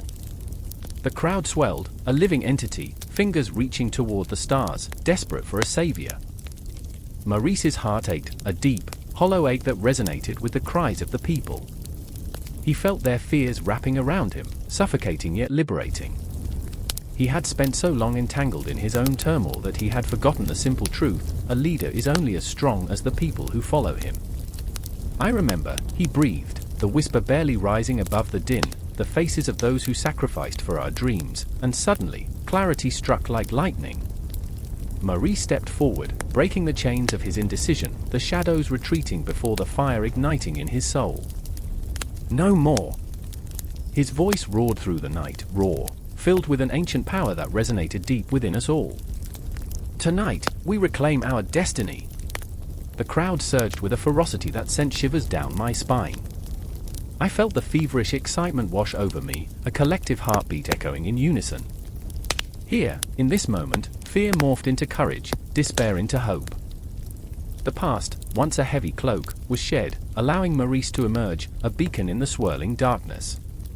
Johanna's eyes glistened with tears, pride and relief flooding her heart. Anton, trembling with anticipation, felt the weight lift, replaced by a fierce determination to fight, not just for a name, but for a future, his world reborn from the ashes of doubt. The night unfolded around them, a tapestry woven with the threads of destiny, each heartbeat a promise, a revolution ignited. And as Maurice raised his sword, glinting under the flickering torches, the crowd erupted, a primal roar that echoed through the darkness, pulling each of us deeper into the night. The storm had arrived, and it was time for the reckoning. Those shadows that had haunted us, those ghosts lurking in the corners of our hearts, were about to be faced. Every heartbeat, every breath, drew us closer to the moment that would forever change the course of history, a turning point carved into the very fabric of our souls. The night was alive, the air thick with possibility, and the echoes of the past whispered promises of a future waiting to be claimed. The air hung thick with the smell of smoke and fear, shadows stretching like fingers across the cold stone courtyard. The world outside had turned dark, as if the sun itself had decided to abandon the chaos swirling within the walls of Passau. A clock tolled somewhere in the distance, its sound haunting and hollow, echoing the heartbeat of a nation on the brink of collapse. I stood there, clutching the parchment, my lifeline, my curse. The ink was still wet, the words trembling with the weight of betrayal and hope. I remember the moment I saw Friedrich, his armor gleaming with a sheen of sweat and blood. His eyes were pools of determination, yet they flickered with a shadow of doubt, like the dying embers of a fire in the night. "We can't trust them," he whispered, his voice raw and urgent, a plea wrapped in desperation. But Friedrich had always been the one who saw ghosts in the daylight, who feared the shadows even when they were mere figments of imagination. I wanted to believe him, but the ache in my heart told me something different. The Treaty of Passau loomed above us, an invisible weight, threatening to crush us beneath its inevitable finality. Each word was a knife, carving into the flesh of our allegiances, our hopes, our freedom. I could see it in the way he clenched his fists, the way his jaw tightened. Friedrich was a man tangled in his own convictions, forever wrestling with the spectre of doubt. How could a soldier, forged in the fires of conflict, bow to a parchment that promised peace? Across the courtyard, there was also Clara. Strong-willed and fierce, she was a warrior in her own right, but her armor was one of vulnerability, her sword a fragile heart. The glint in her eye sparkled with defiance as she faced the looming figures of our adversaries. "We need this, Friedrich," she shot back, her voice piercing through the tension like an arrow. "What choice do we have when the world outside these walls is crumbling?" But the truth curled around us like smoke, choking and suffocating. The choice was never ours, it was a game played by kings and emperors, a gamble in which we were mere pawns. I could see the ghosts of our pasts in Clara's eyes, the dreams of a united land, the laughter of children that had been silenced by war. She was the flame, forever reaching for something brighter, yet always aware that it could burn her. Hope is a dangerous thing, Friedrich muttered, the words heavy with the weight of his own experiences. It can blind you, lead you into the abyss. Remember the last pact we made? The blood that stained our hands. I felt my heart clench at the memory. The echoes of swords clashing, the cries of the fallen, the stench of betrayal. We had almost lost everything then, a bond forged in fire, shattered by the greed of those who sought power above all else. But could we let fear dictate our every move? My fingers brushed against the parchment, the ink cool against my skin, a reminder that our fate was being sealed by the very same forces that had destroyed us. The negotiations were a dance of shadows, a ballet of words that twisted and turned, each phrase laced with venom and charm. I watched as the emissaries from both sides exchanged glances, their smiles betraying the true intentions lurking beneath the facade of peace. Each chuckle felt like a dagger, each nod a silent agreement to betray us in ways we could not yet comprehend. I remember Clara pacing, her silhouette a dark spectre against the flickering torchlight. "Friedrich, you can't let your fear consume you," she implored, her voice trembling like a fragile leaf caught in a storm. "We need to believe in something. We need to fight for our future, not just our past." But Friedrich had already built his walls, brick by brick, around his heart. I could see it in the way he turned his gaze away from her, the way he swallowed the truth that lay heavy on his tongue. "And if that future is built on lies," he challenged, pain etched into every syllable. "If we sign this treaty, are we not signing our own death warrants?" The air thickened with unspoken words, emotions roiling like a tempest. I stood between them, caught in the crossfire of their conflicting beliefs. It was as if the universe held its breath, waiting for the inevitable collapse. "Sometimes," I finally said, my voice shaking, "survival is all we have left." Time stretched, the ticks of the clock growing louder, each second a reminder that we were running out of it. The negotiations were a churning sea, the waves crashing against the rocky cliffs of our convictions. Each pause felt like a storm brewing, a gathering of clouds that promised devastation. I glanced at Friedrich, and I saw a man torn apart by his own ideals, the burden of leadership weighing heavily on his shoulders. I saw Clara, her spirit fierce but flickering, ready to burst into flames at any moment, yet terrified of the ashes that might remain. And then the silence hit, a deafening, spine-chilling silence that enveloped us all, wrapping around our hearts like a vice. I could feel the tension in the air, electric, like the calm before a tempest. It was a moment suspended in time, a heartbeat that echoed through the ages.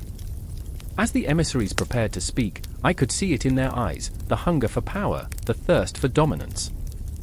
Would they extend a hand, or would they wield a knife? Would we find peace, or would we be swallowed whole by the darkness that sought to consume us? I clutched the parchment tighter, feeling the rough edges dig into my palm, a reminder that our fates were intertwined in this chaotic tapestry of human existence. Each word, each breath, was a thread in a larger narrative, and I could only hope that our story would not end here, in the shadows of Passau, but would instead ripple across the centuries, a haunting whisper of resilience echoing through time. The clock struck again, a chilling reminder that the moment was upon us.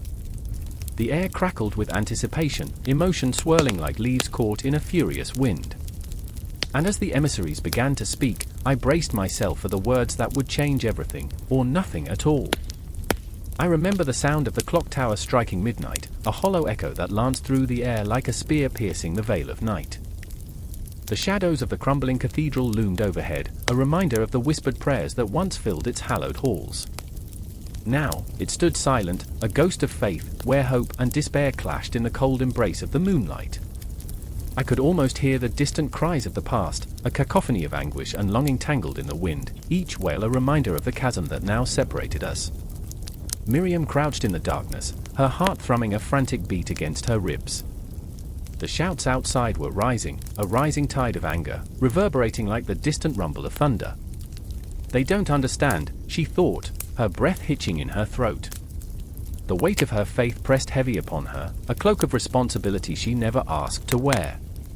She clutched the pendant around her neck, the small cross shimmering in the dim light, a talisman of her convictions, yet a remnant of division.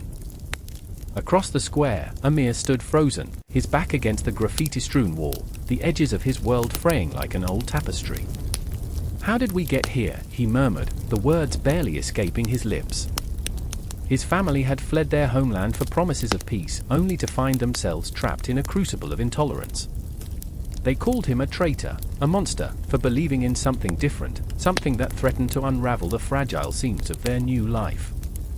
The weight of their expectations bore down on him, stifling and suffocating. The night was alive, alive with the pulse of fear and hope, a sickly dance that twisted in the air. I remember, I whispered to myself, the words slipping from my lips like a prayer. I remember the day the war ended, the jubilation that stained the streets with color, the belief that together we could build a bridge over the chasm that divided us. But now, as the flames of hatred flickered in the eyes of the gathered crowd, I felt the bridge crumble beneath me, the boards splintering into the abyss below.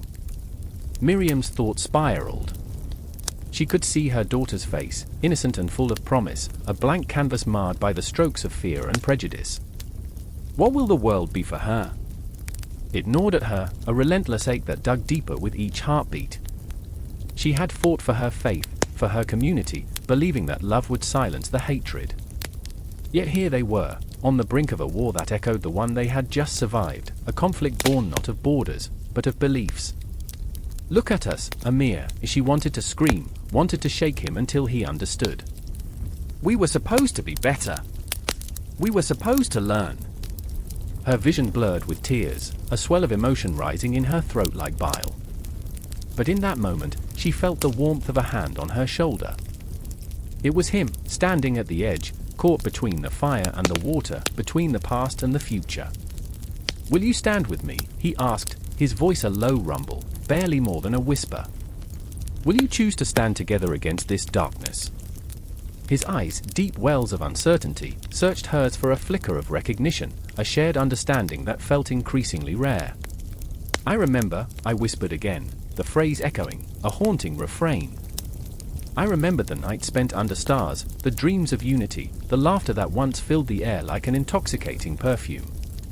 But those stars felt light years away, and the laughter had faded, replaced by clenched fists and barricades.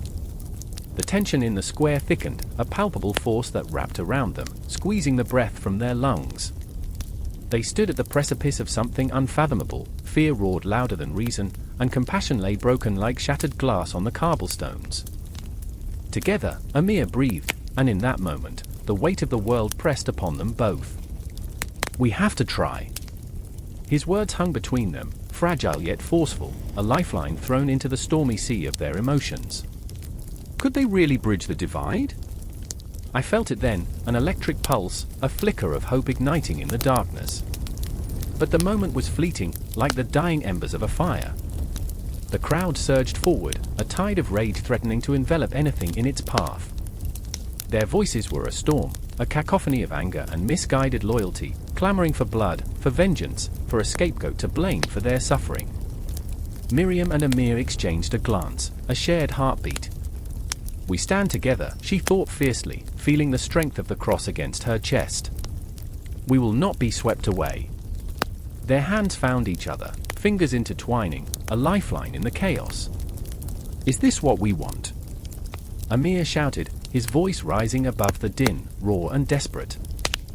"Is this who we are?" Silence fell, a brief pause, a breath held against the backdrop of fury, as if the universe itself was preparing for the inevitable collision. But, like the flash of lightning before the storm, the moment shattered into chaos. A figure emerged from the crowd, a man brandishing a makeshift weapon, eyes wild with fervor. "Traitors," he screamed, the words slicing through the air like a dagger. Heart pounding, I watched as fear swept through the crowd, a wildfire igniting old wounds, unraveling the fragile fabric of hope. In that heartbeat of chaos, I felt the world tilt, the shadows creeping closer, smothering the flicker of understanding that had dared to bloom between them. And just like that, the fragile thread of religious tolerance frayed, unraveling before my eyes, as love and hate clashed in a final, deafening crescendo. In that moment, the question loomed like a specter over them, a ghost from the past demanding an answer. How far would you go to protect your belief? And as the shadows encroached, I realized that the answers would come at a terrible cost. The air crackled with tension, a silent scream echoing in the shadows of Wittenberg's cobbled streets, where fear and ambition twisted like smoke in the cold night. Lightning split the sky, illuminating the grim faces of men who had sworn allegiance to their faith yet found themselves caught in a tempest of politics and power. I stood there, feeling the weight of history pressing down on my lungs, the cries of the past swirling around me like ghosts too restless to find peace. I remember the night Philip Melanchthon, a scholar and reformer, his once bright eyes now dimmed by the burden of his choices, leaned against the damp wall of the castle. "We are caught in a web of our own making," he muttered, his voice almost lost to the wind. "Do we fight for a faith, or merely for the right to exist?" His words hung heavy in the air, a harbinger of the coming storm. The Schmalkaldic War loomed like a dark cloud, ready to burst forth, threatening to drown the very ideals he had once cherished. Across the square, the shadows danced as if alive, flickering with the flames of a distant bonfire where soldiers shared tales of valor that felt more like dreams than memories. I remember the laughter, sharp and desperate, mingling with the smell of smoke and roasting meat, each bite a reminder of the earthiness of life amidst the chaos. They bathed once a year, so romance was earthy, yet here they were, soldiers with hearts beating wildly, hands stained with blood yet yearning for something pure. What a strange world this was, where the sacred and the profane intertwined in a grotesque waltz. Then there was Elector John Frederick, a man torn between loyalty and his own sense of righteousness. His heart was a battlefield, each beat a reminder of the lives hanging in the balance. I saw him standing near the flickering light, his brow heavy with the weight of leadership, a crown that felt more like a noose. "If I don't lead," he said, his voice low, trembling with a fear he dared not show, "then who will protect my people from the claws of tyranny?" His hands, hardened by duty, clenched tightly at his side, as if hoping to crush the very doubts that plagued him. Outside, the thunder rumbled, a warning from the cosmos about the storm brewing in the hearts of men. The battle was not just against armies but against ideas, against a faith that had begun as a whisper and now roared like a lion. The clash of swords would soon ring out across the land, but the true war was one of the soul, a fight for what it meant to be human in a world that seemed to have forgotten. The night thickened, shadows stretching like the fingers of a dying man, reaching for something they could not grasp. I remember the tension rising, the electricity of impending conflict crackling in the air, as if the very stars were holding their breath. "What will become of us?" Philip whispered, his eyes searching mine for an answer that I did not have. "Will our faith be our salvation, or our undoing?" Outside the castle, the cries of the soldiers grew louder, punctuated by the clinking of armor and the distant sound of horses whinnying nervously. Every echo was a heartbeat quickening, every shadow a potential betrayal. The land had become a stage, and we were all actors trapped in a play written by forces beyond our comprehension. It felt absurd, like a tragicomedy where no one laughed, and the stakes were life and death. Then came news of the impending battle, a wave crashing against the shores of our resolve. The Schmalkaldic League prepared to fight with a fervor that could ignite the very heavens. John Frederick stood tall, his eyes ablaze with determination, yet I saw the flicker of doubt in his stance. Would his bravery be enough to protect those he loved? Would Philip's vision of reformed faith endure, or would it crumble beneath the weight of war? The night wore on, and I felt the dread pooling in my stomach, the specter of death lurking just beyond the flickering firelight. We gathered, hearts pounding like war drums, each breath a prayer that danced upon our lips. "We fight not just for ourselves," John declared, his voice a clarion call piercing through the despair. "We fight for the generations to come, for every soul that yearns for truth." But truth felt like a slippery illusion, a ghost that taunted us from the shadows. I watched as the men around us clenched their fists, resolved yet fearful, as if the very air crackled with the weight of their collective anxiety. I wanted to scream, to shake them awake from this nightmare of history, yet I also felt the thrill of the moment, the intoxicating rush of being alive in a story that would echo through time. The night deepened, stars obscured by clouds heavy with the promise of rain. I could feel it building, an emotional crescendo that pulled at my very soul. Each soldier became more than just a man, they were symbols, embodiments of hope and despair. They were heroes and cowards, saints and sinners, each struggling with their own demons as they prepared to face the unimaginable. As the first light of dawn broke, casting a pale glow over the horizon, we knew that the time for choice had come. Would we rise as one, united in belief, or would we fracture under the weight of our fears? The answer hung in the air, suspended like a breath held too long, teetering on the brink of revelation and ruin. And then, just as the first rays of sunlight broke through the darkness, illuminating the path ahead, a single thought pierced the night. We were all just players in a grand design, tossed between faith and ambition, love and loss. The world was shifting beneath our feet, and I could feel it, the heartbeat of history shifting, reshaping, falling into a rhythm that was both terrifying and beautiful. The storms were gathering, not just outside, but within us all. The battle was coming, a clash that would reverberate through the ages, shaping the very fabric of Europe's future. And I stood on that precipice, heart racing, knowing that with every heartbeat, every breath, we were writing our fate into the annals of time. The air crackled with the tension of muffled screams and the acrid scent of smoke, like a malignant shadow creeping through the splintered streets of the village. I stood there, heart racing, breath caught in my throat. A fire flickered in the distance, illuminating the horror etched onto the faces of the townsfolk. Eyes wide with fear, they clutched their children, as if to shield them from the chaos unfurling before us. The war had come like a thief in the night, stealing peace and replacing it with dread, stripping the world of its innocence.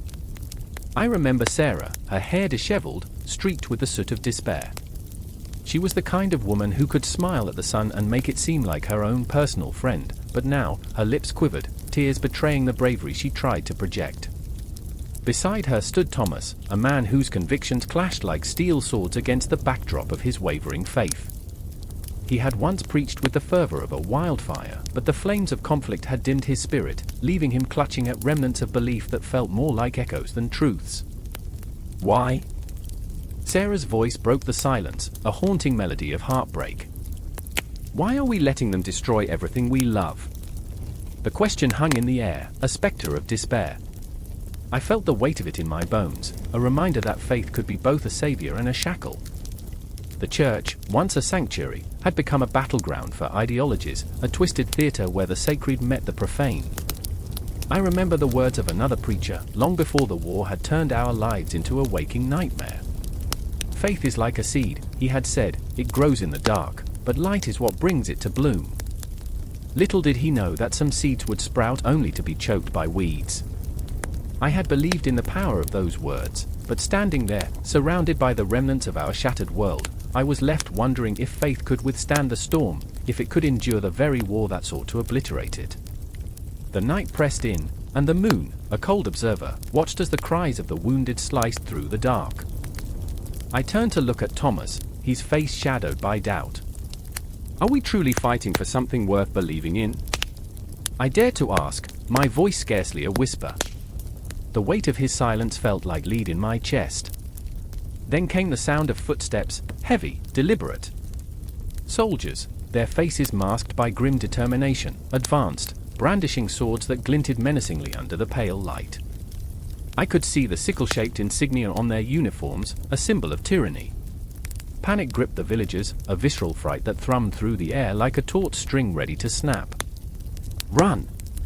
Thomas shouted, his voice breaking the spell of paralysis that held us captive. But where to run? The walls of our faith were crumbling, and even the earth beneath our feet felt treacherous. In that moment, I saw the flicker of resolve in Sarah's eyes. "We stand our ground," she declared, pushing past her fear. "We fight for what we believe in, even if it costs us everything." The spark in her voice ignited something deep within me, a fierce glimmer of hope intertwined with desperation. But as we braced ourselves against the onslaught, a wave of doubt crashed down. Were we merely specks in a vast universe, our lives no more than threads in a fraying tapestry? I could feel the cosmos swirling around me, its enormity a reminder of our insignificance. Yet there was also a fullness in the air, an energy that crackled like static, pulsing with the rhythm of our shared humanity. I remember the days of laughter, of gathering as a community to sing hymns under the sway of ancient trees. Those moments felt like a lifetime ago, like a film reel playing back in slow motion. Now, the echoes of our songs had been replaced by the clash of steel and the cries of the fallen. And then it happened, an explosion of sound, a flash of fire, a moment where time itself seemed to fracture. I watched as Thomas, driven by an unseen force, charged toward the soldiers, his faith morphing into rage. There was something beautiful in his defiance, a raw and unfiltered rebellion against the forces that sought to extinguish our spirits. But what fueled his fury? Was it love for Sarah? Was it the church that had nurtured him? Or was it the haunting specter of despair that wrapped around his heart like a vice?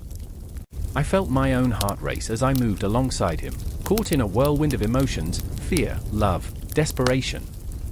Time twisted and turned, each second stretching into eternity as the soldiers advanced, their eyes void of mercy.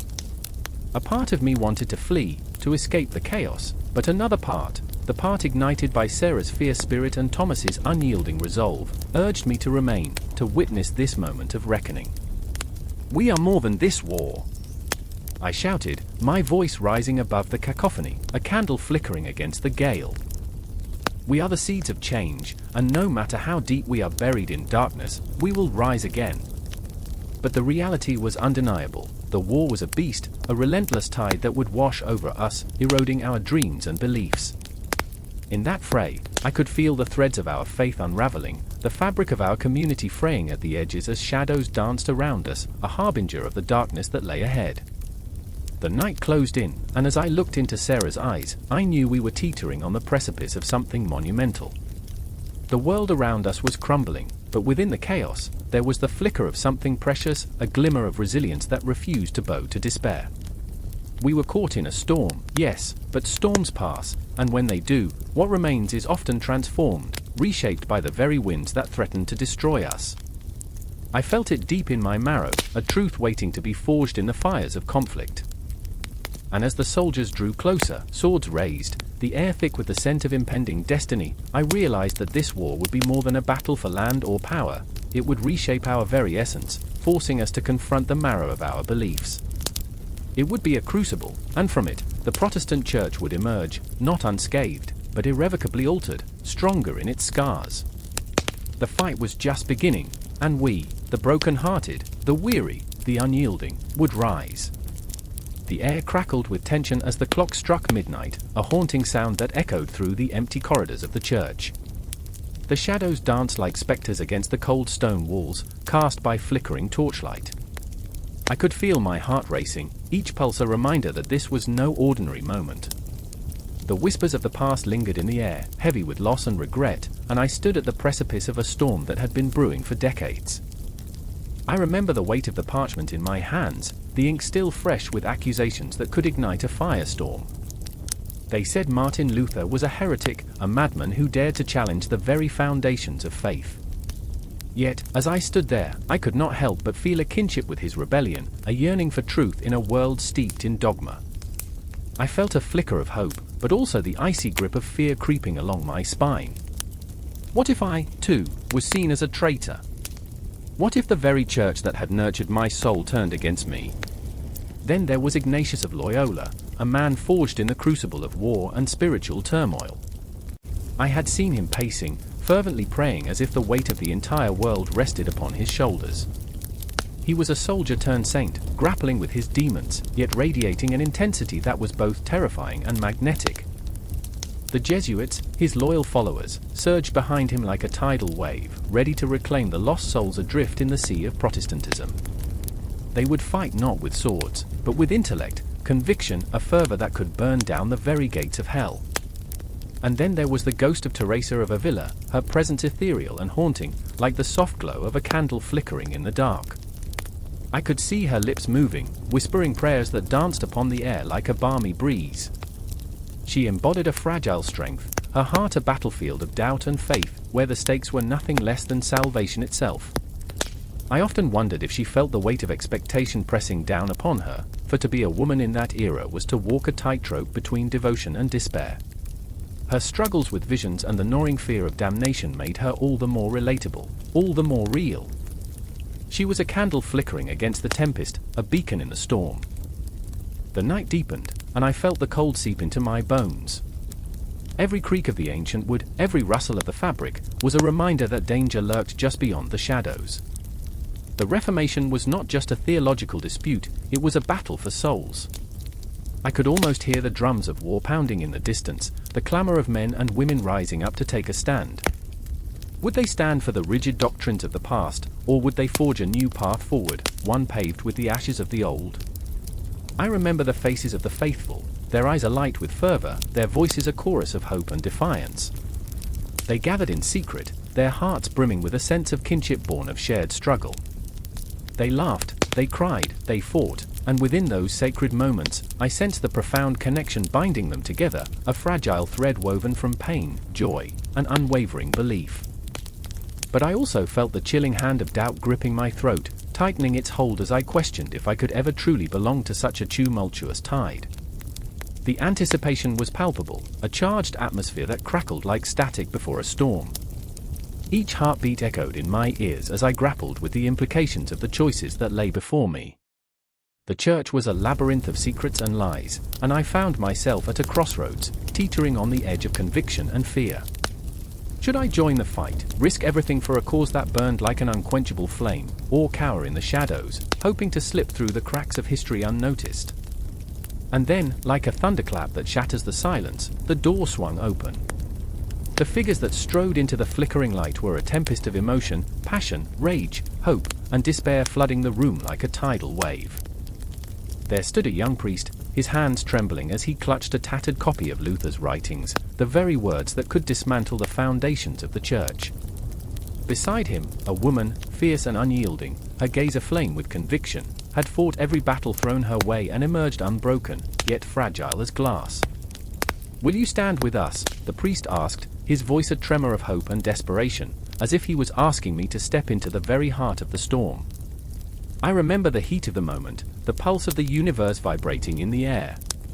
The world outside was dark, full of threats, but inside our hearts, there was light, a promise that change was possible. The words hung heavy in the air as I felt the walls closing in, a choice crystallizing before me, a crossroad steeped in uncertainty. Would I dare to light my own candle, or let it be extinguished in the suffocating darkness? I stood frozen, a solitary figure caught in the maelstrom of emotion, raw and unfiltered. The ghosts of Ignatius, Teresa, and Luther hovered around me, their spirits urging me toward the light. I could feel the weight of history pressing down, a palpable force that demanded action, a reckoning that was both terrifying and thrilling. And just like that, the moment stretched into eternity, suspended in a web of possibility, waiting for me to make a choice that would echo through the ages. The clock continued to tick, the shadows grew longer, and the storm raged on, every heartbeat a step toward the inevitable confrontation that none could turn away from. I was caught in the tide, a vessel on an uncharted sea, and I could only hope that somewhere in the chaos, I would find my way home. The cold wind howled through the shattered remains of a once vibrant town, a wailing echo of lost lives and lost dreams. I stood amidst the rubble, the air thick with the scent of smoke and despair, my heart racing like the hooves of 1,000 war horses. The sun hung low, a dim orange orb struggling to pierce the dark clouds above, casting long shadows that danced with the ghosts of the fallen. I could hear the whispers, the soft, haunting sighs of men and women who had fought, bled, and died in the name of faith and power. I remember the night of the battle, the clash of steel ringing like a morbid symphony. I remember Friedrich, his hands shaking as he gripped his sword, eyes wide with fear and fervor. "What if we lose it all?" he had whispered, voice trembling. "What if the very essence of our faith is turned to ash?" Fear carved deep lines on his face, and for a moment, we were just two boys, clutching at the remnants of our childhood amidst the chaos. But then we were pulled back into the storm, into the swirling maelstrom of loyalty and betrayal, of brotherhood and death. Friedrich had always been the brave one, the golden boy with dreams of glory, while I was just the shadow, trying to keep pace. But the war changed us, twisted us into something unrecognizable. I remember the smell of burning flesh, the cries of the wounded, the symphony of despair that played on a loop in my mind. Every heartbeat echoed with the weight of every choice we made, every life we took. The war was a beast, and we were its hungry children, ready to feast on the carnage. Then there was Anna.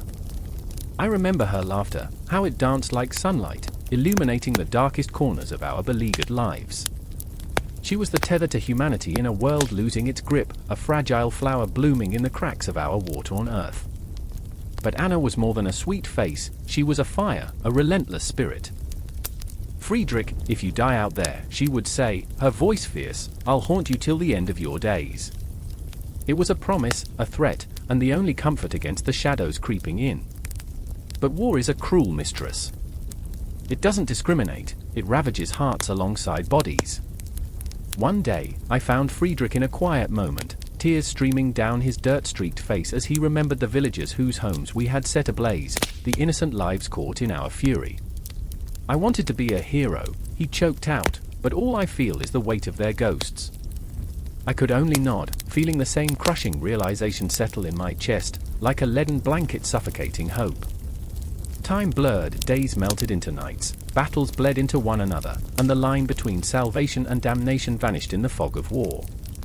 Each conflict tore at the fragile threads of our friendships, and even the bonds of faith twisted into something dark and sinister. The banners we once carried proudly became shrouds for our lost souls, a masquerade of courage hiding the stark reality of our despair. I remember the night the truce was signed, the ink barely dry as the air crackled with unspoken animosities. We were told to celebrate, to raise our glasses and toast to peace, but the taste of victory was bitter, like ashes swirling in the wind. The scars we bore ran deep, and as the laughter erupted around us, I felt the weight of silence settle in the corners of my heart. Friedrich's eyes were distant, searching for something that had slipped away, and Anna's bright smile flickered like an errant flame, barely holding on against the inevitable darkness. The long-term effects of the Schmalkaldic War were insidious, creeping into our lives like a slow poison. The landscape of our hearts became a battleground, a theater of unending conflict where trust turned to suspicion and love was a casualty caught in the crossfire.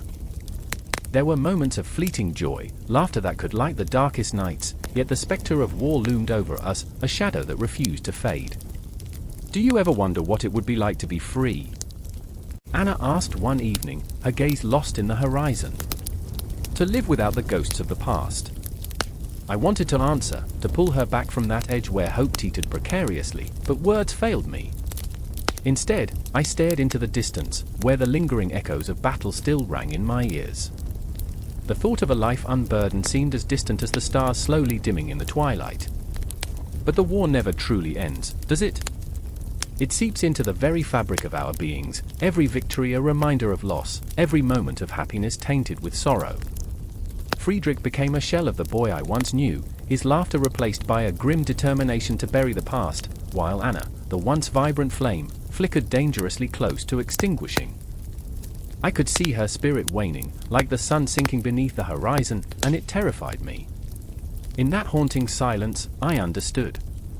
The long-term effects of war are not merely the scars on our skin but the wounds that run far deeper, carving into our souls. We are haunted by memories, by choices we can never take back, by the friendships forged in fire and yet twisted by the smoke.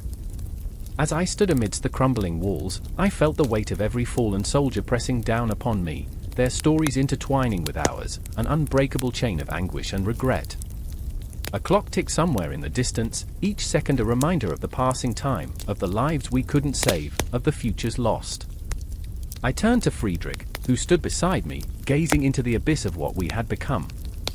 "We are all ghosts now," I said, my voice barely a whisper, haunting the very places we once called home. He nodded, his eyes glistening with unspoken pain. "But we can't let them fade away. We owe it to them, to remember." And as we stood in that desolate landscape, with the echoes of the Schmalkaldic War crashing around us like waves against a crumbling shore, I realized the cycle of pain and memory would never truly end. It would echo through time, resonate in the hearts of generations to come, a stark reminder that even in the quest for faith and power, we are ultimately left grappling with the ghosts of our choices, haunted by the relentless specter of our own humanity. The sun dipped below the horizon, leaving us cloaked in shadows, and I understood, this moment, heavy with loss, would ripple through the years, forever twisting the fabric of our lives, binding us together in an unending loop of sorrow and remembrance. The air crackled with a tension so thick it pressed against the skin, and the distant sound of sirens wailed through the dusty streets like lost souls searching for refuge. I stood there, transfixed, as shadows danced across the charred remains of what had once been a vibrant marketplace, the echoes of laughter now replaced by the silence of grief. A child's toy lay abandoned in the rubble, its bright colors stark against the gray, a cruel reminder of innocence shattered. I remember the way the sun hesitated, casting an eerie glow over everything, as if nature itself was mourning. Marina knelt beside the debris, dirt smudged across her cheeks, her fingers trembling over what had once been a painter's easel. She had always believed that art could capture the truth, that beauty could rise from the ashes. "Art is a rebellion," she whispered, her voice barely above the rustle of the wind. "It screams where words fail." But the war had ripped the canvas from her hands, and now all that remained were the remnants of dreams long extinguished. I could feel her heart breaking, a rhythmic pulse of despair echoing in the silence, matching the distant thud of a dying drum. Across the street, Amir watched her, his face a mask of conflicted emotions. He had been a poet before the war, his words weaving vivid tapestries of hope and love. But now, the ink that flowed from his pen was tainted with despair. His notebook, once filled with songs of longing, lay open on a crumbled wall, its pages fluttering like trapped birds. "What do we write when the world is on fire?" he murmured to himself, a ghost of a question that hung heavy in the air. I could feel the weight of his sorrow, the crushing realization that his art felt insignificant in the face of such chaos. In that moment, the ground trembled beneath us, a distant explosion, a reminder of the fragility of life. Marina flinched, her breath hitching as she instinctively reached for Amir's hand. He clasped it tightly, as if trying to siphon strength from her warmth, but I could see the doubt flickering in his eyes. "What if our voices are drowned in the blood of the fallen?" he asked, his voice cracking. "What if we are nothing but whispers in a storm?" "Then we'll scream louder," Marina said, her eyes igniting with a fire that momentarily chased away the shadows.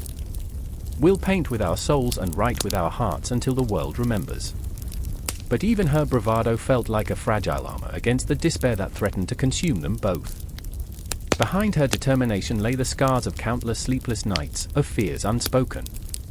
I could feel them like a weight in the air, stifling yet familiar. As the sun dipped lower, the city transformed. Shadows elongated, twisting into grotesque shapes, whispering secrets of those who had come before. The ghosts of artists and dreamers, of lovers and warriors, flickered in the periphery, their stories woven into the very fabric of the streets. I remember the sensation of time warping, the past and present colliding as the evening wore on.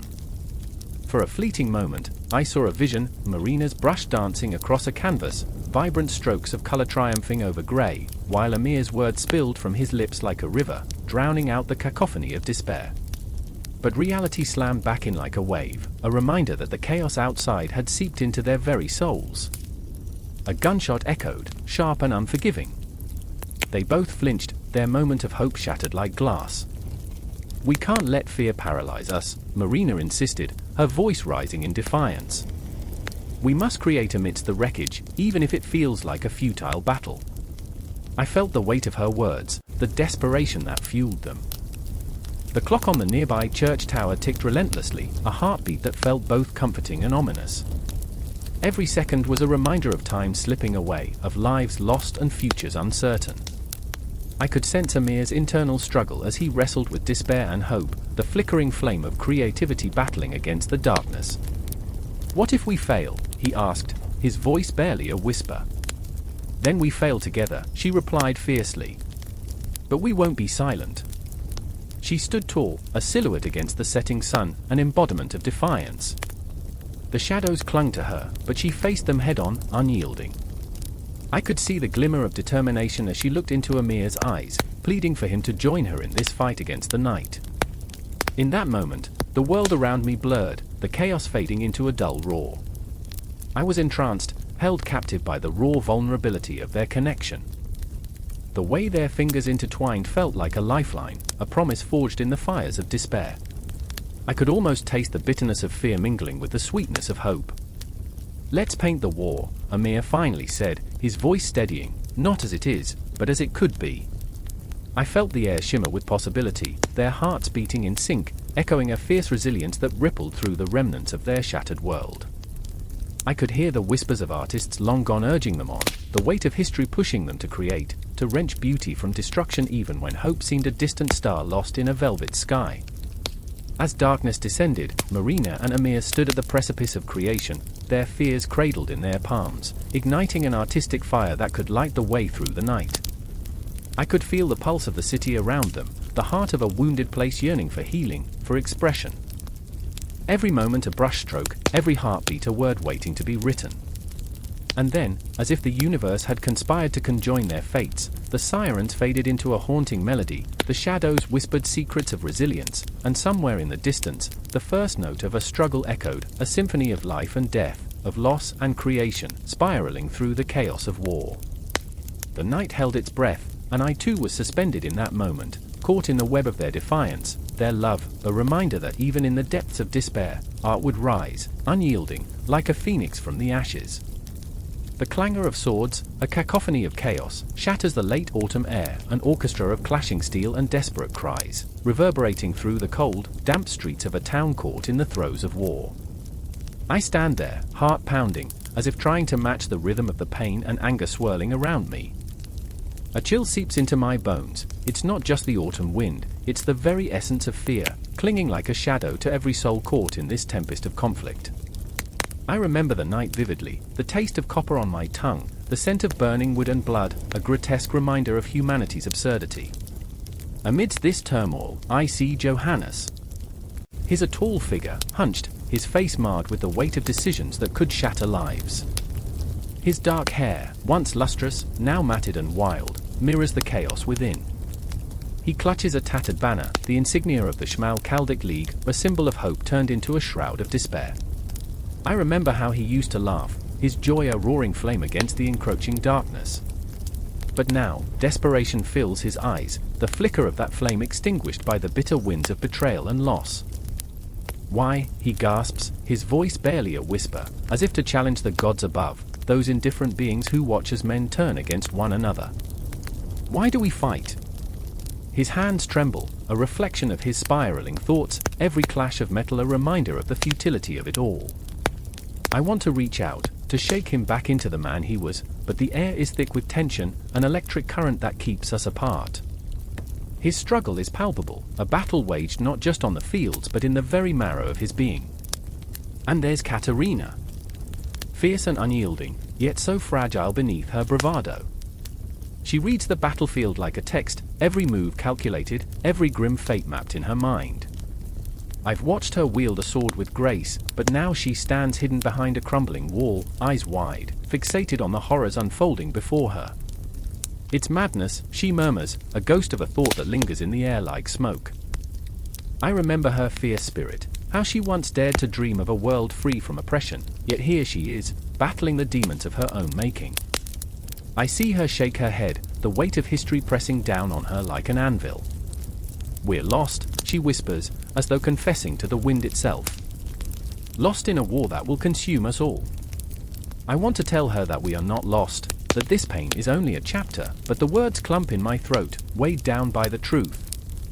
This war, this brutal, relentless war, is more than a series of skirmishes, it's a reflection of our darkest selves, our failure to rise above the petty squabbles of faith and power.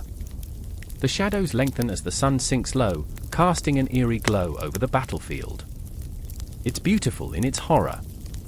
I can almost hear the echoes of history, whispering their secrets, the struggles of the reformers, the cries of the oppressed, the laughter of those who clung to life amid the chaos. I whisper to myself, I remember the stories told around fires, of heroes and villains, and how those lines blurred in the heat of battle. The walls of the town seemed to breathe, shuddering with each impact of cannon fire. I think of the ghosts roaming these streets, those who died fighting for ideals, yet found themselves lost in a struggle that seemed anything but righteous. We're all haunted, I say aloud, the words escaping like a confession. Johannes looks at me, his eyes searching mine for answers that lie beyond our grasp. Haunted by what, he challenges, the spark of defiance igniting once more. By dreams of a better world? Or the reality that we're tearing each other apart for nothing? His voice rises above the din, a clarion call amidst the chaos. I feel the weight of his question settle over us, a leaden blanket of despair. I remember, Katerina interjects, her voice trembling as it rises with the smoke. The day it all changed, when we chose sides instead of each other. Her eyes glisten, reflecting the flames that lick at the sky. In that moment, I see the cracks in her armor, the vulnerability that comes with living through a history that refuses to let go. It's as if we're all actors on a stage, reciting lines written by those long gone, our fates intertwined with impulses we cannot control. The world narrows down to this moment, the three of us caught in a web of memories and fears. What if we stop? I find myself asking, my voice trembling, full of the impossible hope that flickers like a candle in the wind. What if we refuse to fight? It's a reckless question, a spark of rebellion in a world steeped in tragedy. Johannes turns his gaze, his brow furrowing as he considers the enormity of such an act. Refusal is a privilege we may not have, he finally says, his voice heavy with sorrow. But in this moment, I want to believe. The air thickens, suffused with a raw energy that seems to pulse through the darkening sky, as if the cosmos itself trembles at the thought of unity amid division. The shadows whisper around us, carrying with them the weight of history, of wars fought, of lives lost, of dreams shattered. I remember the stories, the echoes of those who came before, their triumphs and their failures, woven into the very fabric of this conflict. They haunt us still, urging us to remember, to feel, to acknowledge the pain and the love that rise from the ashes of destruction. The clang of swords grows louder, drowning out our thoughts, our fragile hopes. I remember the faces of those who fought for their beliefs, heroes and villains indistinguishable in the haze of battle. I remember how easy it is to forget the humanity behind the banner, to lose sight of the beauty that once existed before the storm. But as the night descends, the fight continues, and I find myself anchored in this moment of reckoning. Tomorrow may be another day of slaughter, but tonight, we are alive, entangled in our shared fears and dreams, caught in a tempest of history that refuses to be silenced. Remember, Katerina whispers, and her voice reverberates in the night, resonating with the echoes of countless others who have cried out for understanding. Remember not just the pain, but the love that binds us, that flicker of hope that dares to defy the dark. And as the distant sound of a battle horn signals the oncoming tide, we stand together, three souls wrestling with the weight of a world scarred by its own hand, our hearts thumping in unison, a fragile yet fierce pulse that echoes against the night. The war rages on, but so does the struggle to find our way back to each other, a journey fraught with despair yet shimmering with the possibility of redemption. The air was thick with incense and fear, a choking blend that stung the eyes and tightened the throat. In the dim light of the chapel, shadows twisted and danced like specters, caught between the flickering candle flames and the weight of unspoken prayers. I could hear her voice rising above the chaos, a fragile but fierce melody that cut through the suffocating silence, pulling at the edges of my heart. We are not afraid. We will not be silenced. Miriam, a woman clad in a simple robe, her hands trembling yet resolute, stood before the congregation. A woman of faith, a beacon of defiance in a world shrouded in turmoil, she had become a reluctant leader, her spirit aflame even as the world around us crumbled. Outside, the echoes of battle raged, a haunting symphony of anguish and betrayal. The walls of the chapel, once a sanctuary, now felt like a gilded cage, the very air vibrating with the cries of the wounded. I remember the first time I met Miriam, her laughter had rolled through the dusty streets like a songbird, bright and unyielding. Now, it was the sirens of war that filled the streets, drowning out her laughter, distorting her light. I could see the lines of worry etched deep into her brow, but still, she stood tall, refusing to let the darkness swallow her whole. Then there was Amina, a scholar-turned-warrior, who had traded her books for swords. She was sharp, quick-witted, with a fire burning in her belly that dared to challenge every antiquated notion of femininity. I watched as she paced the chapel, her thoughts racing like a wild river, words spilling from her lips like a torrent. "Faith without action is death," she exclaimed, her fists clenched, eyes ablaze. It was a declaration that ignited the tired souls around her, even as it sent shivers down my spine. There was a desperation in her voice, a yearning for change that resonated within me, yet it was entwined with fear, the fear of failure, of loss. The night was heavy with promises and regrets, and I remember how each breath felt like a prayer, heavy with the weight of the world. The clock on the wall ticked relentlessly, each second an echo of time lost, a reminder of futures we were fighting to secure. I couldn't shake the feeling that the past was breathing down our necks, whispering tales of forgotten heroes and buried secrets. Each thud of the clock's pendulum felt like a heartbeat, growing louder, drowning out the faint hope that still flickered in the air. 3 women stood at the forefront of this battle, a trinity formed not by blood but by shared dreams and terrifying realities. Miriam, with her unwavering faith, still believed in the sanctity of the divine. Amina, with her battle-scarred heart, sought a reality where women could wield their power freely, and I, caught somewhere in between, a mere observer, struggling to make sense of my own place in this chaotic tapestry of life. "Light the candles," Amina shouted, her voice breaking like thunder. "Let them see us. Let them hear us." And with every flicker of flame, I felt the pulse of our collective courage swell. Shadows that once loomed over us now danced in the light, wild and untamed. It was a moment of reckoning, a fragile heartbeat in the face of a raging storm. Outside, a gunshot rang out, sharp as a scream. The sound sliced through the air, and for a heartbeat, we all froze, the world narrowing into a pinprick of fear. Miriam's face went pale, but her resolve hardened. "We cannot turn back. Not now." Her words were a lifeline, a tether to sanity. The conflict had drawn lines across our hearts, dividing us not just by ideology but by the very essence of who we were. I could see it in the eyes of the women gathered here, fear and hope mingled in a bittersweet dance. Every woman in this chapel had lost someone to the violence, every soul bore scars etched deeply into their bones. And yet, in this moment, we were united, woven together by a shared dream, a dream of liberation, of faith that transcended the chains of oppression. I remember the way the candlelight flickered in Miriam's eyes, casting a soft glow that momentarily banished the shadows of despair. She spoke of a world reborn, a vision so vivid it threatened to burst from her lips like wildfire. "We will lead," she declared, her voice unwavering. "Not just for ourselves but for the generations that come after us. For the daughters who will one day stand in the light." With each word she spoke, I felt the weight of our ancestors press against my chest, urging us to rise, to claim our place in the universe. But doubt lingered, an unwelcome specter haunting the fringes of my mind. What if we failed? What if our dreams were just whispers lost in the tumult of war? The question clawed at me, a relentless beast that gnawed at my resolve. And yet, as I looked around at the faces illuminated by trembling flames, I found strength in their vulnerability. Each woman had a story, a heart that beat not just for herself but for the collective, echoing a rhythm that transcended the chaos outside. The night wore on, the sounds of war a constant reminder of our fragile existence. Outside, a storm brewed, the heavens mirroring our turmoil.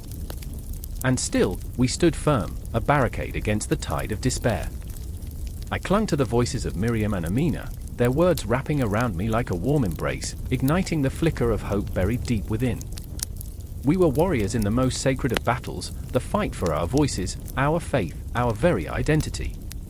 And as I breathed in the tension, the uncertainty, I understood, we were not just women, we were the unyielding spirit of resistance, the fierce heartbeat of change, and I was ready to embrace every moment, every wound, every dream that lay ahead.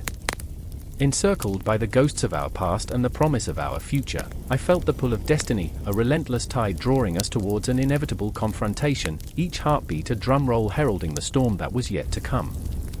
In that chapel, beneath the flickering lights, we were alive, and together we would rise. The air was thick with the stench of smoke and blood, a bitter reminder that living and dying were two sides of the same coin. A distant howl echoed through the charred remnants of a village, the last wails of families torn apart by greed and ambition. I stood there, the acrid scent of scorched earth lingering in my nostrils, clutching my sword like a lifeline, trembling with the weight of choices that felt like stones in my gut. Around me, mercenaries loomed, soldiers of fortune, men who danced with death for coin, their faces a mosaic of scars and shadows. "Their blood will paint the skies tonight," growled Arno, a towering figure with a heart of stone, eyes like black pits that seemed to swallow the flickering light. He was always the bravest, or perhaps the madman, the kind of man who laughed at the thought of ghosts while clutching a dagger, a man who believed that in this world, only the strong survived and the weak deserved whatever fate befell them. But I wasn't like him. I carried my fear like a shroud, a constant companion that whispered tales of what could happen. I remember the night before the battle, under a blanket of stars that felt so far away. I had a dream where I was not a mercenary at all but a farmer, plowing a sun-baked field, the laughter of my children ringing like church bells on a Sunday morning. I woke to find that dream shattered as the dawn's light revealed the grim reality. Beside me stood Greta, her hair a cascade of flames, her spirit unyielding. She was fierce, a fighter in a world that sought to cage her. Arno thinks the enemy is a beast, she muttered, her voice a low growl, but beasts can be tamed. She had a wildness that terrified and intrigued me. We were both haunted, both yearning for something beyond this madness, the war that swallowed our hopes like a black hole. I remember the shadows stretching long behind us, whispering secrets we weren't meant to hear. Every battle is a gamble, I told Greta, my voice shaky, and I'm not certain I can play this hand. Then fold, she snapped, eyes blazing, but remember, the world doesn't stop turning for the weak. Her words pierced through me like an arrow. My heart raced, a wild drumbeat against my ribs. And then it began. The clash of steel, the cries of the dying. The cacophony surged like a tidal wave, drowning out reason, drowning out fear. I was a puppet, pulled by strings I couldn't see, lost in the chaos. Arno charged ahead, an unstoppable force, but all I could think of was the weight of my own indecision. Each swing of my sword felt like a betrayal, each drop of blood a reminder of the life I could never reclaim. Amidst the frenzy, I caught a glimpse of a young boy, no more than 12, eyes wide with terror, clutching a wooden sword that looked more like a toy than a weapon. He was so utterly out of place, a ghost of innocence in a world painted with horror. "Run!" I screamed, my voice caught in my throat like a thorn. The boy didn't move, rooted in fear, and I felt my heart shatter. I could do nothing for him, I was just another mercenary, consumed by the storm, a pawn in a game played by kings. Greta was at my side, her blade a blur, slicing through the air with a grace that belied the chaos. "You can't let fear consume you," she shouted, her voice fierce and unwavering. "Fight for something. Fight for the freedom that lies just beyond this madness." And there it was, the crux of it all. Fight for freedom? What did that even mean in a world where mercy was a luxury we couldn't afford? But as I watched Arno charge forward, a dark figure against the firelit sky, I felt something shift within me. The boy, the hope, the fleeting dreams, they all blended into one. Time slowed. I stepped forward, heart pounding like a war drum. The ground trembled underfoot, but it was not the earth I feared, it was the silence that followed the storm. I lifted my sword, no longer a tool of destruction, but a beacon of resistance. I would not fall into the abyss of despair, I would carve a path through it. But then there was a scream, a woman's anguished wail that sliced through the din like a shard of glass. I turned, eyes widening in horror as I saw her, crumpled on the ground, clutching a body that had once been whole. A mother, a sister, a friend, now just another casualty in a war that devoured the innocent. God have mercy, I breathed, my heart twisting into knots. How many more would this war claim? The shadows whispered again, dark promises threatening to suffocate me. Arno laughed, a brutal sound, but his laughter echoed hollow against the backdrop of death. See? This is the reality we face. We are not heroes. We are survivors. But I felt the truth like a dagger to my soul. I was not just a survivor, I was a coward, a man who sought glory in a world of ash and ruin. Greta's voice broke through my thoughts, fierce and raw. Fight, damn you! Fight for what is right. Fight for those who can't. There was a fire in her eyes, a reflection of the tumult of emotions raging within me. I wanted to surrender, to let the darkness swallow me whole, yet the burning desire to fight for something greater surged through my veins. I remembered the boy. I remembered the laughter of children, the warmth of a family. I was not just a mercenary, I was a man. And in that realization, the battle transformed. No longer mere chaos, it became a dance, a tragic, glorious, heart-wrenching dance with fate itself. As the dust settled, I felt the weight of my sword steady in my grip, the shadows clawing at my heels yet unable to drag me down. I wouldn't let fear dictate my fate. I would carve my own path through this nightmare. But even as I fought, I sensed an unsettling tension, a whisper of dread. The battle was far from over, it was merely the prelude to a reckoning. And as I faced the enemy, I knew this was just the beginning. The air crackled with anticipation, thick as the smoke wafting from the smouldering ruins of the town square. It was here the world felt as if it were holding its breath. The night sky, dark and oppressive, bore witness to a gathering storm, a tempest of hearts and souls, torn between loyalty and betrayal. I stood in the shadows, my pulse pounding in my ears, a relentless drumbeat echoing the chaos unfolding around me. I remember the smell of iron, I murmur, the thought as sharp as the swords gleaming under flickering torchlight. Iron and blood, a potent reminder of our deeds and our failures. The silhouettes of men, their faces obscured, whispered in anxious tones. I could feel their fear clawing at their throats, a palpable thing, rising and falling like the tide. Otto, with his perpetually furrowed brow and eyes that seemed to carry the weight of 1,000 sins, stood at the forefront. Each word that escaped his lips dripped with desperation, a plea disguised as command. "We cannot falter now." His voice, rich with authority yet trembling with doubt, pierced the heavy silence. The man was a paradox, a blend of audacity and insecurity, always the brave soldier yet haunted by the ghost of indecision. I knew his struggle, I felt it sink deep into my marrow.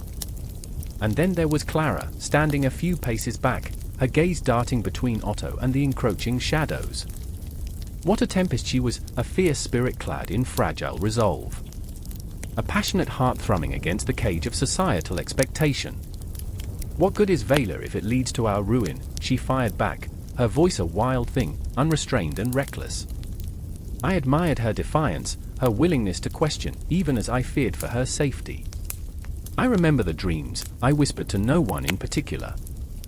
Dreams of grandeur, of a united cause, dreams that felt so distant now, like remnants of a forgotten song, fading into the night. The clock tower in the distance began its mournful toll, counting down the hours until the inevitable confrontation, its chimes echoing through the alleys like the wails of lost souls. The League, it was a tapestry woven of hope and despair, of brave men and women who dared to defy. But now, each thread unraveled, frayed by conflict, the color bled out by distrust. Shadows whispered of betrayal, of alliances formed in the dark, and hearts turned cold. I could almost hear the ghosts of our pasts, their laughter mingling with the wind. What have we become? I thought. Warriors or fools? The question gnawed at me, a cruel reminder of our fragility. Otto stepped forward, his sword raised high, a beacon of defiance in an encroaching gloom. "Tonight, we fight for our beliefs. Tonight, we reclaim our honor." His words ignited a flicker of hope in the eyes of the men gathered, but I could see the dread lurking just beneath the surface. They wore masks of bravery, but beneath that armor, their hearts quaked. Clara clenched her fists, her nails digging into her palms. "Honor? At what cost, Otto? Honor cannot shield us from the grim reaper who lurks at our gates." Her voice quivered, filled with a raw intensity that sent shivers down my spine. She was right, of course. The night carried with it the bitter scent of mortality. What will your honor do when the swords are drawn? Will it save your life? I could feel the tension between them, thick as fog, an unspoken bond forged in the heat of conflict. Love, perhaps? But love in a time of war is a treacherous beast, one that bites when you least expect it. I wanted to shout, to shake them from their turmoil. Instead, I stood frozen, a witness to their unraveling. The world narrowed, a pinprick of intensity as the first shouts of the approaching enemy pierced the night. The sound echoed through the darkness, a chilling harbinger of violence. Otto's bravado faltered, his resolve cracking like thin ice underfoot. I saw that flicker of fear, and it ignited my own. "Hold the line," he shouted, his voice reverberating in the stillness, though I could see doubt creeping into his gaze. He was a soldier, yes, but I sensed the crack in his armor, the way his hands trembled ever so slightly around the hilt of his sword. The enemy surged like a tide, a wall of armor and rage, and my heart raced with a primal fear. I could see the glint of steel and the flash of determination in their eyes, men who had also dared to dream but found themselves ensnared in the web of conflict. "Fight for your lives!" Otto screamed, but what life were we fighting for?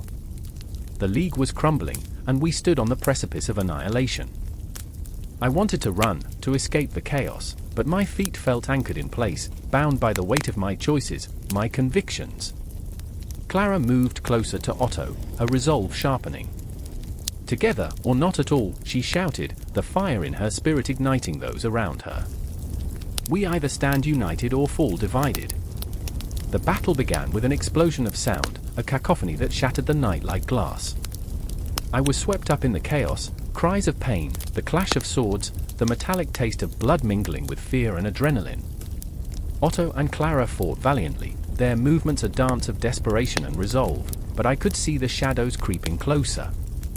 The decline of the League was not just political, it was personal, a shattering of dreams, an end to camaraderie forged in fire. I couldn't breathe. I was trapped in this kaleidoscope of emotions, each heartbeat a reminder of what was at stake. I remember the laughter that once filled these streets, the whispers of hope that had soared like doves. Now, all that remained was the haunting echo of despair. And as the battle raged on, I clung to their voices, Otto's fierce determination, Clara's burning spirit, knowing that in this moment, everything was possible and everything was lost. The night held its breath, watching and waiting, the outcome unseen, the tension a taut string ready to snap. In this chaos, I felt the threads of fate weaving around us, binding us together and tearing us apart. I closed my eyes, and in that fleeting moment, I understood, we were all haunted, all lost in this darkness. And the question lingered, whispering through the air, what would become of us when the dawn finally broke? The air was thick with the scent of blood and betrayal as the last remnants of autumn leaves clung desperately to the trees outside, shivering in a cold wind that whispered secrets of despair. Wilhelm stood in the dimly lit chamber, the flickering candlelight casting shadows that danced like phantoms on the walls. His heart raced, a drum echoing the chaos of the world outside, where cries for justice mingled with the relentless march of soldiers. He could hear the distant clash of steel, the harsh reality of war that gnawed at the edges of his mind, relentless and unforgiving. "I remember the day we believed we could change the world," he muttered, his voice a hoarse whisper that quaked with unspent rage. The memory surfaced like a ghost, haunting him, those vibrant debates in taverns filled with laughter and ale, voices rising and falling, each proclamation a spark that ignited the hope of a new dawn. Yet here he was, trapped in the shadows of history, the weight of choices draped heavily over his shoulders. The war had become a grotesque theater, where brothers became enemies, and ideals turned to ashes. In the corner of the room, Anna crouched, her hands trembling as she clutched a worn-out prayer book, its pages frayed and stained. She had been the light, the unwavering beacon amidst the dark tides of conflict. "Wilhelm, we can't let this consume us," she pleaded, her voice breaking. Fear seeped into her words, a bitter taste of reality that fought against the idealism they once shared. But the war had changed everything, it had twisted their dreams into nightmares, tearing apart the very fabric of their lives. "If we don't stand up for our faith, for our people..." Her voice trailed off, an unspoken sense of doom hanging heavy in the air.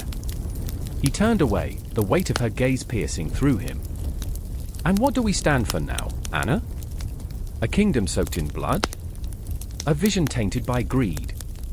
The edge in his voice cut like a dagger, each word a reminder of the truth he couldn't escape. His mind raced back to the moments before the battalions clashed, idealism drowned in the murky waters of reality. The banners that once fluttered proudly now lay tattered in the mud, lost in the chaos. Anna's eyes glistened with unshed tears as she fought against the tide of despair. "We fight for the future, for the children who will inherit our legacy. They deserve to know love, not hatred." She clutched the prayer book harder, as if it could shield them from the horrors outside. The world had become a distorted reflection of their dreams, and each day that passed drained the color from their lives, leaving only shades of gray. The door creaked open, and Lucas entered, breathless with urgency. He was a wild storm, hair disheveled, eyes wide with a mix of fear and fervor. "They're coming for us," he gasped, heart-pounding, every word a thunderclap that rattled the fragile walls of their sanctuary. The Elector has rallied the troops. We can't stay here, this place is a tomb. Wilhelm felt the walls closing in, the memories of laughter and camaraderie drowned out by the war drums echoing in the distance. Tomb or sanctuary, what does it matter when hope is buried beneath the rubble? He shot back, anger flaring within him, a tempest threatening to break free. He was tired, so incredibly tired of the bloodshed, the relentless cycle that seemed to crush everything beautiful. Lucas stepped closer, urgency in every feature. "Wilhelm, listen," he said, voice low and urgent. "This isn't just about us anymore. It's about the legacy we leave behind. If we don't act, they will rob us of our right to choose." The fire in his eyes ignited something in Wilhelm, a flicker of the hope they once shared. But it was buried deep beneath layers of doubt and fear, a sentiment that felt almost foreign now. "I remember the dreams we wove together, the future we envisioned, where faith and freedom danced hand in hand," Wilhelm said, his voice trembling. "But how do you fight a ghost? How do you stand against a tide that wants to wash you away?" "By forging our own path," Lucas countered fiercely, resolve igniting in the depths of his being. "By refusing to be victims of our own history. We are not just echoes, we are the voices of rebellion."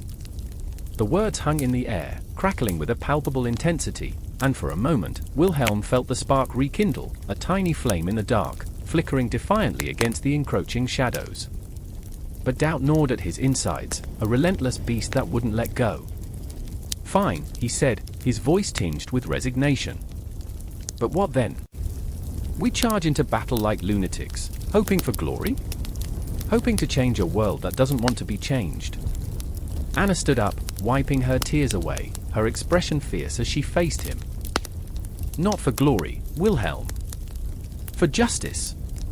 For every innocent child who will never know the warmth of a home. We wield our voices like swords, words that can cut deeper than steel. We fight for something that transcends this war." The word seeped into him, penetrating the hardened shell of despair. And in that moment, he remembered. He remembered the laughter of children, the beauty of a sunlit dawn, the love that had burned bright even amid the darkness. "Then we will fight," he declared, clenching his fists, a storm gathering within him. "But we do it together. As one." And as they stood there, the weight of their decision swirling around them like a tempest, the world outside pulsated with an intensity that mirrored their own hearts. The cries of the fallen echoed through the night, a haunting melody that intertwined with their resolve, whispering of legacies that would be forged in blood and tears. And somewhere, in the shadows, time continued to march forward, indifferent to their plight, clocks ticking, ghosts of the past swirling, as they prepared to step into the chaos of history. The night stretched on, an endless expanse of uncertainty, where every heartbeat could be their last, but they could no longer afford to be mere spectators. They were alive, and they would fight. The sun dipped low on the horizon, casting an eerie glow over the ravaged fields, remnants of sacred ground turned battlegrounds. Smoke mingled with the cries of the wounded, a symphony of despair and hopelessness. I stood there, blood-soaked earth beneath my boots, the acrid scent of gunpowder and sweat overwhelming my senses. I remember the faces, hollow-eyed men and women, shadows of their former selves, clutching at their wounds, at their faith, at their very identities. "God is with us," whispered Hans, his voice trembling, yet fierce. I watched him, a man torn between loyalty to the emperor and his own conscience. A Lutheran preacher's son, Hans carried the weight of faith like a noose around his neck. He had fought for the Schmalkaldic League, alongside those who believed in a reform that seemed as distant as the stars above. Yet now, the stars felt indifferent, watching us like playful gods toying with mortals. Divine purpose. I spat back, feeling the rage simmer within me. Tell that to the children crying for their mothers.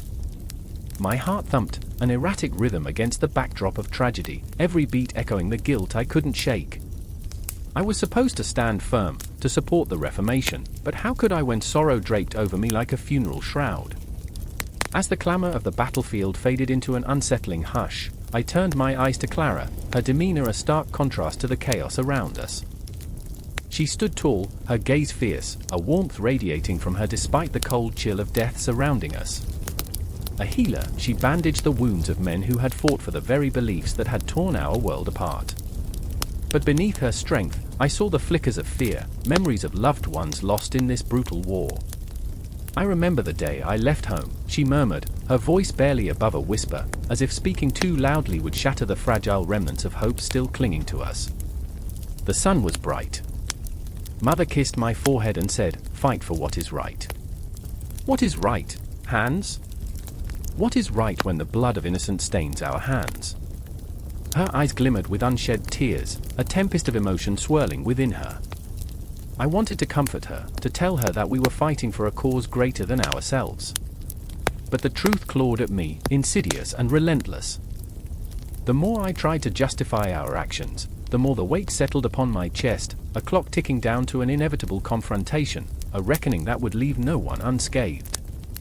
The sun set, plunging us into darkness, the shadows stretching long and ominous. I could almost hear the whispers of ghosts, the echoes of those who had fought before us, caught in a limbo between faith and ferocity. They danced in the dark, taunting us, reminding me of our mortality. Have you ever wondered, I asked quietly, breaking the silence that threatened to suffocate us, what it would be like to stand before God and explain why we did this? Hans clenched his fists, his knuckles whitening. I've thought about it, but what choice do we have? He looked around, at the chaos we had wrought, and I could see the doubt gnawing at him. We are fighting for our lives. And lives are at stake. But I felt time slipping away, a sieve pouring out sand. The promises of reform felt like distant stars, twinkling yet unreachable. What if our fight only breeds more violence? I dared to ask, my voice trembling. What if we are only creating a cycle of suffering? The answer hung heavy in the air, unspoken but palpable. We were not just soldiers, we were human, flawed and fragile. Each of us had dreams, families torn apart, and hearts burdened by the expectations of what faith demanded. Clara stepped closer, her warmth enveloping me, a fleeting comfort amidst the cold of reality. What if we are all just trying to find our way back to the light? Her voice was like a balm, soothing the raw edges of my doubt. These conflicts, they devour us, but still, we search for something greater. For unity, for understanding. Her hope felt like a candle flickering in a storm, and my heart ached to hold on to it. Yet, the shadows were relentless, an army of memories and fears, of lost souls wandering the battlefield. The past whispered secrets, lost friends, broken oaths, abandoned faith, and every whisper felt like a knife, cutting deeper into the fabric of our existence. In the distance, the clash of swords erupted once more, a cacophony that shattered the fragile moment we had allowed ourselves. The drums of war rolled ominously closer, the ground trembling beneath our feet. I thought of the choices we had made, the sacrifices, and the blood that stained our hands. Will we ever be able to justify this? I asked, as the weight of our decisions pressed down upon us like the oppressive night. Hans opened his mouth to respond, but the answer was lost in the sound of death, in the cries of the wounded, in the chaos that awaited us. We stood at the precipice, hearts pounding, ready to plunge into the abyss. And in that moment, I felt the darkness creeping in, a ravenous beast waiting to swallow us whole. The battlefield awaited, but it was more than just a clash of swords, it was a clash of souls, each desperate to cling to what little faith remained. As we prepared to face whatever horror awaited us, I remembered the faces of those we fought for, those we fought against. I remembered Clara's warmth, the flicker of hope in her eyes, and the heaviness in Hans's heart. We were all searching, lost in the night, grasping for the light. And then I knew, this was not just a war of faith, it was a war of existence.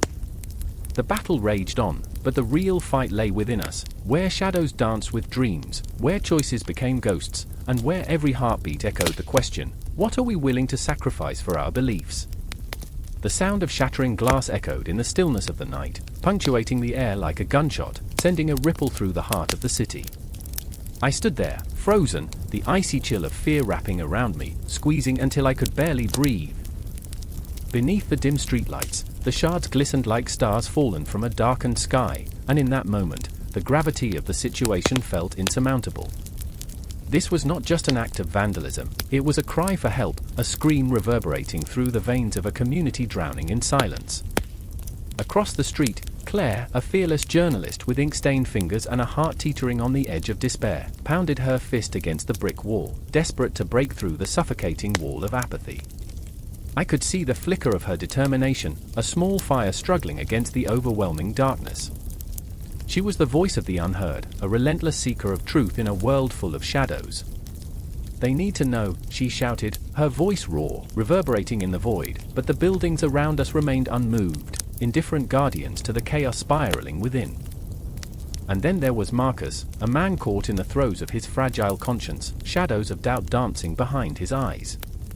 He had once held the power of the written word in his palm, wielding it like a sword against tyranny. Now, he was a ghost of his former self, haunted by the implications of every article he had penned, every opinion he had shaped. The weight pressed down on him, suffocating, as if he were being crushed by the very ink that had once offered him liberation.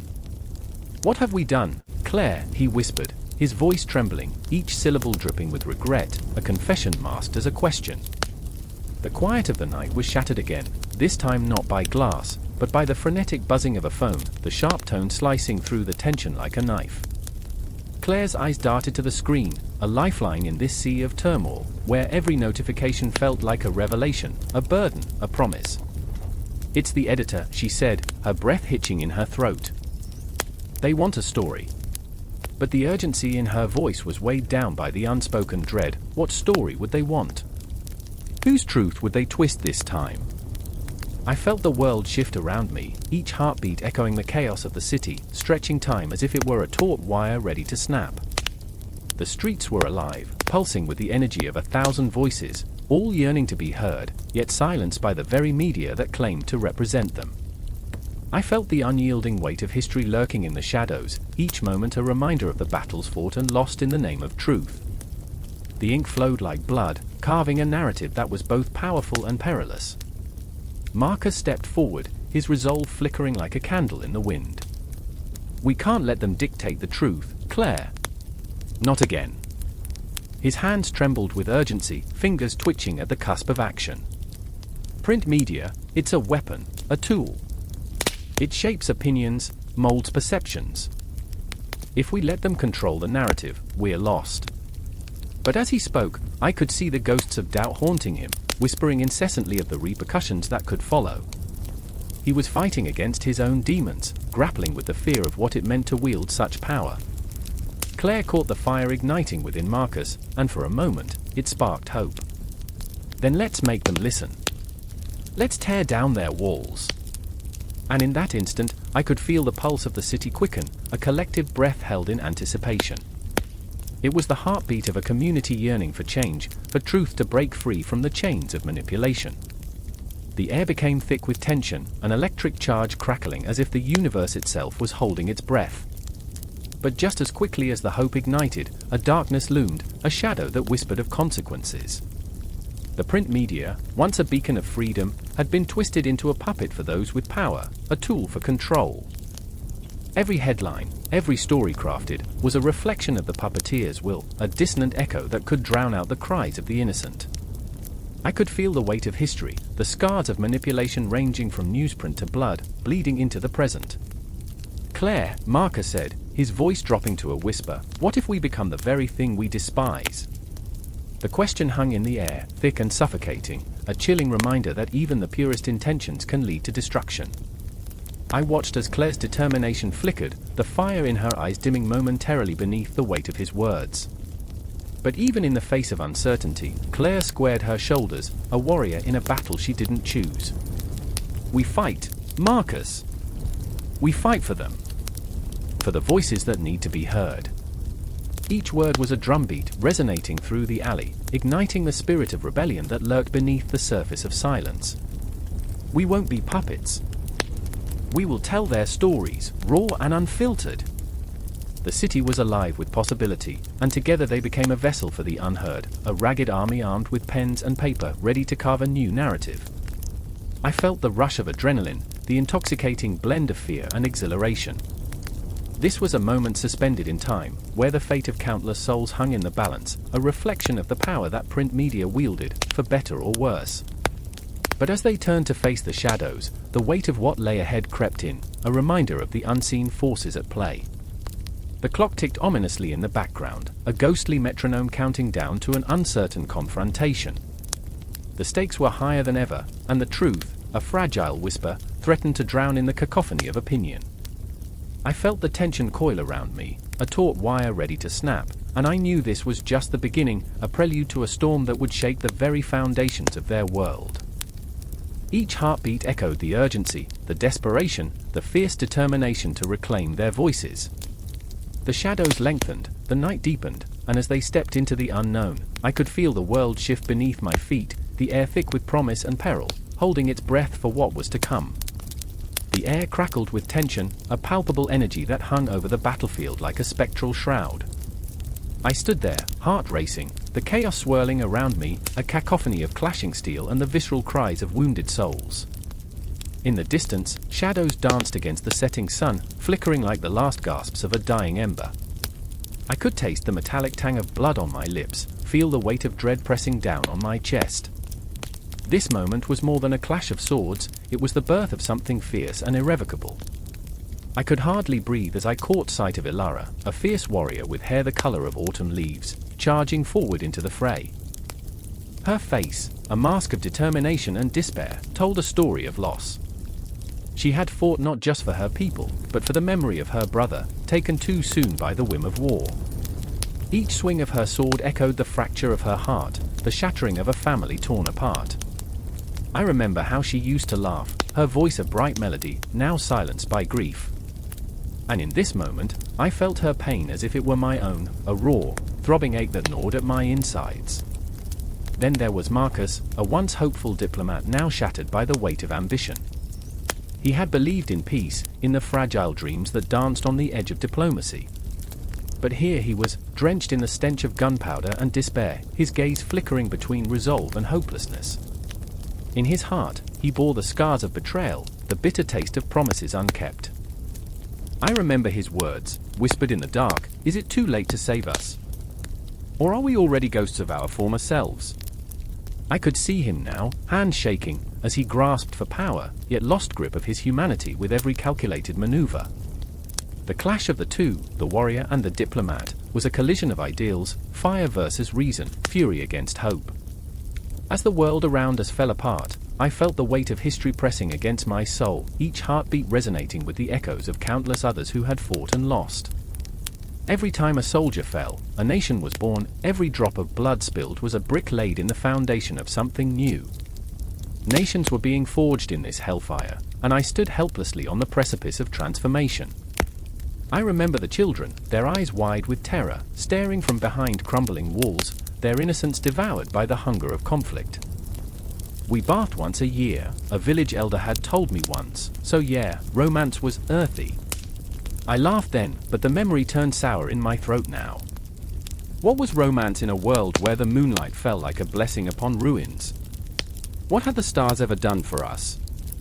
They twinkled above, indifferent, while we trampled over our own humanity with every act of aggression. And then, in that moment when the battlefield seemed a living animal, writhing and bleating in pain, fate threw a vicious twist. Ilara stumbled, a cut deep across her arm. The blood flowed, bright and vivid, pooling around her as if the earth itself mourned her sacrifice. I felt it in my bones. This was the moment where everything transformed, where we teetered on the edge of a new reality. The war had become a pulse, a living entity that fed on our suffering, and in return, it birthed the harsh lines of nation-states, new borders drawn not with ink, but with blood. "Fight," she screamed, the fire in her voice igniting a spark within me, forcing me to rise. But what was there to fight for now? The flames of passion burned bright, but the ash of despair lingered, choking out hope. I could see Marcus, his eyes wide, caught in the throes of anguish and ambition, his heart a battlefield of its own. He was a man caught between the desire to build something lasting and the realization that sometimes, the very act of creation demanded destruction. Are we the architects of our own doom? I whispered into the chaos, but the battle raged louder, drowning out my thoughts. Each thrust, each cry, echoed in the chambers of my mind, wrapping around my heart like a tightening noose. I remember the taste of salt on my lips, not from the sea, but from tears shed in the shadows of this war. And in that moment, the line between the victors and the vanquished blurred into a haze of grey. Every soldier was a ghost of their homeland, each one a fragment of a nation's grief and glory, stitched together by the hard fabric of history. The war was an artist, and we were its reluctant muses, painted with the colors of courage and despair, each stroke a reminder of our humanity lost and found. As the sun dipped below the horizon, casting long shadows that stretched like fingers grasping at the last light, I felt an undeniable shift. Perhaps this was the essence of what it meant to be alive, to bleed, to fight, to hope against all hope. I caught Ilara's gaze, fierce and defiant, and in that moment, a silent promise bound us together, a promise that even in our darkest hours, we would rise, again and again, from the ashes of our embattled souls. The night enveloped us, a cloak of uncertainty and potential. The stars stared down, unblinking, as the war raged on, a relentless tide that reshaped our identities and our destinies. I shivered, not just from the cold, but from the realization that the rise of nations was not a singular event, it was an ongoing story, a haunting melody that would echo long after the last battle cry faded. And as we fought, I understood, we were both warriors and dreamers, lost in the vastness of a cosmos that seemed cruelly indifferent to our plight. In the heart of chaos, we clung to each other, and in our shared struggle, I found a sliver of solace, an ephemeral thread that connected us to the very fabric of existence. The war was relentless, but so was hope. And as the night deepened, the boundaries of our fears and desires twisted together, leaving us with the promise of something more, something yet to be written, waiting just beyond the horizon. The air crackled with the tension of a thunderstorm poised to break. In the dim light of a flickering torch, I could see the gnawing fear etched on every face around me, the shadows alive with the whispers of lost dreams and unspoken fears. This was not just a war, it was the very essence of humanity laid bare, the looming spectre of the Schmalkaldic War casting a long, dark shadow over our hearts. I remember the scent of sweat mingling with the metallic tang of blood, a stench of desperation that permeated the world around us.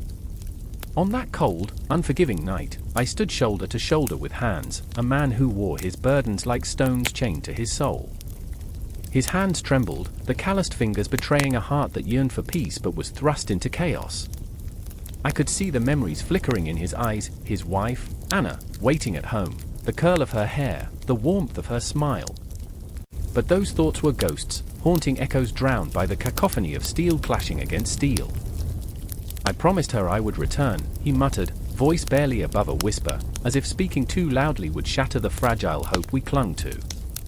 And then there was Clara, fierce and unapologetic, yet buried beneath layers of fear. She was a healer, her hands gifted with the kind of magic that defied the very laws of this brutal world. But as she hurried past the wounded, her own heart bled for the innocent caught in this tempest of rage. The battlefield had become her sanctuary and her prison. What good is healing if we're all just destined to die? She had asked me, her voice laced with defiance and despair. These men, they fight for their beliefs, but what about those of us left behind? Each word cut deeper than any sword, a reminder of the fragility of life.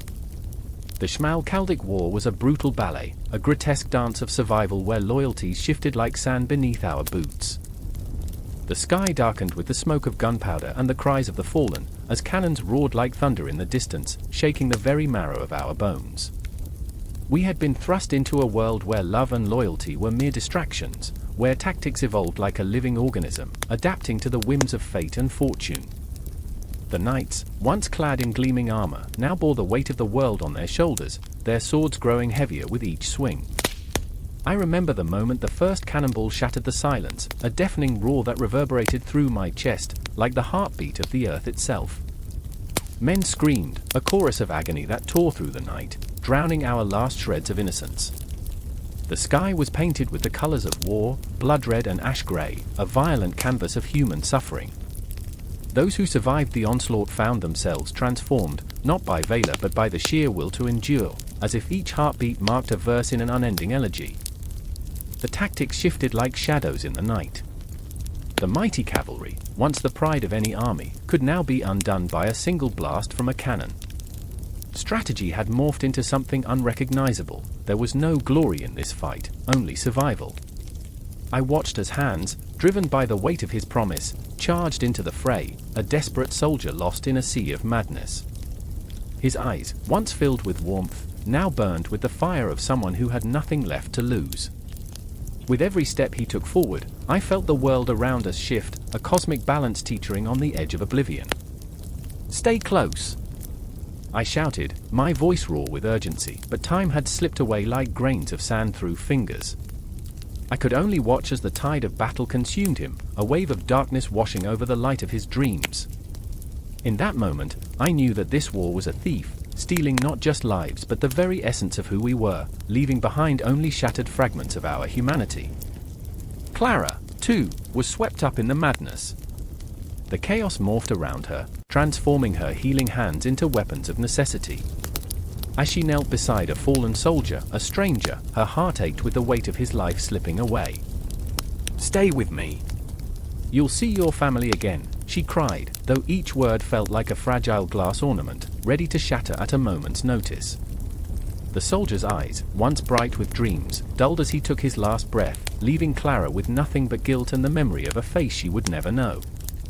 I remember the stars that night, distant and uncaring, as if the cosmos itself bore witness to our suffering but chose to remain silent. War had become a dark joke, a macabre dance under the heavens. I could feel the laughter of the universe mocking our plight, like a child tossing stones into a still pond, creating ripples that would never settle. Time stretched and twisted, the battlefield a grotesque masquerade where each soul was a pawn, moved at the whim of fate. The strategies changed, the weapons evolved, but the heart of the fight remained the same, desperation masked as duty, love cloaked in blood. I felt the pulse of history thrumming in my veins, each heartbeat a reminder that we were part of something greater and more terrible than ourselves. And then, amidst the cacophony, came the eerie silence that follows a storm. A stillness so profound it felt like a scream held in the throat of the earth, a moment of collective breath held tight. I glanced at Hans and Clara, their faces painted with the same mix of dread and determination. We were bound together in this crucible of fate, flawed and imperfect, yet somehow still clinging to the hope that flickered like a dying flame. In that charged stillness, I felt the weight of an inevitable confrontation looming closer, a clash not just of swords but of hearts and souls, of dreams shattered and rebuilt. But for now, in the twilight of chaos, all we could do was wait. Time stretched out before us, a thin line that felt impossibly fragile, as we stood at the precipice of our own destinies, the echoes of history whispering secrets we were yet to understand.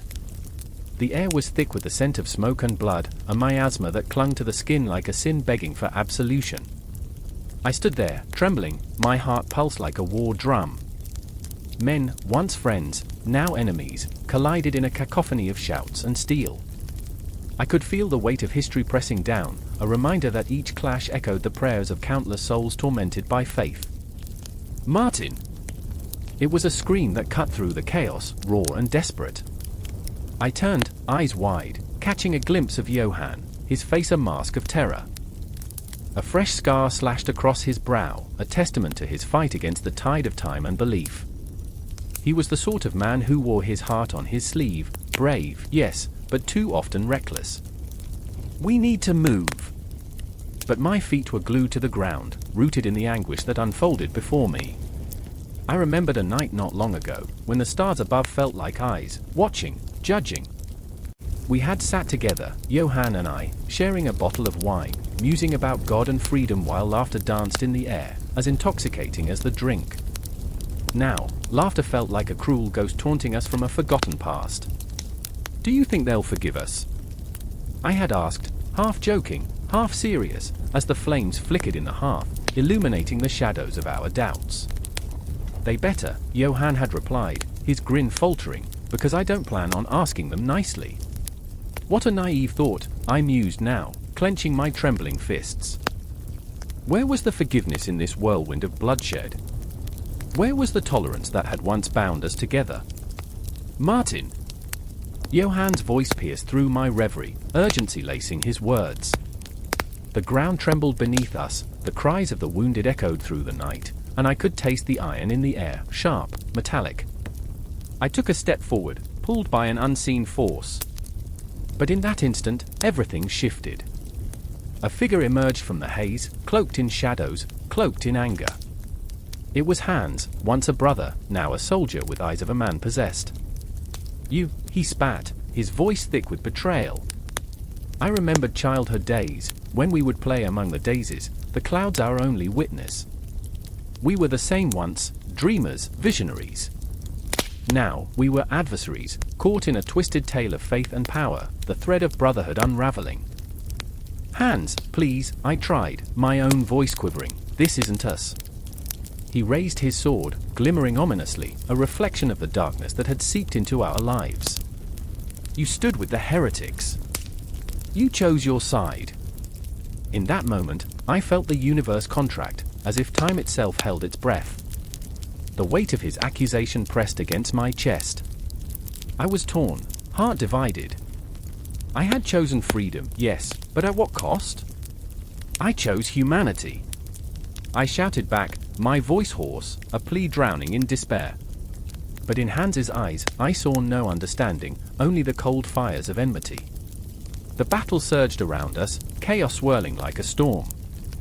Bodies clashed and fell, cries mingling with the clash of metal. I wanted to turn away, to flee back into the arms of the past, but rooted I remained, caught in the crossfire of faith and fury.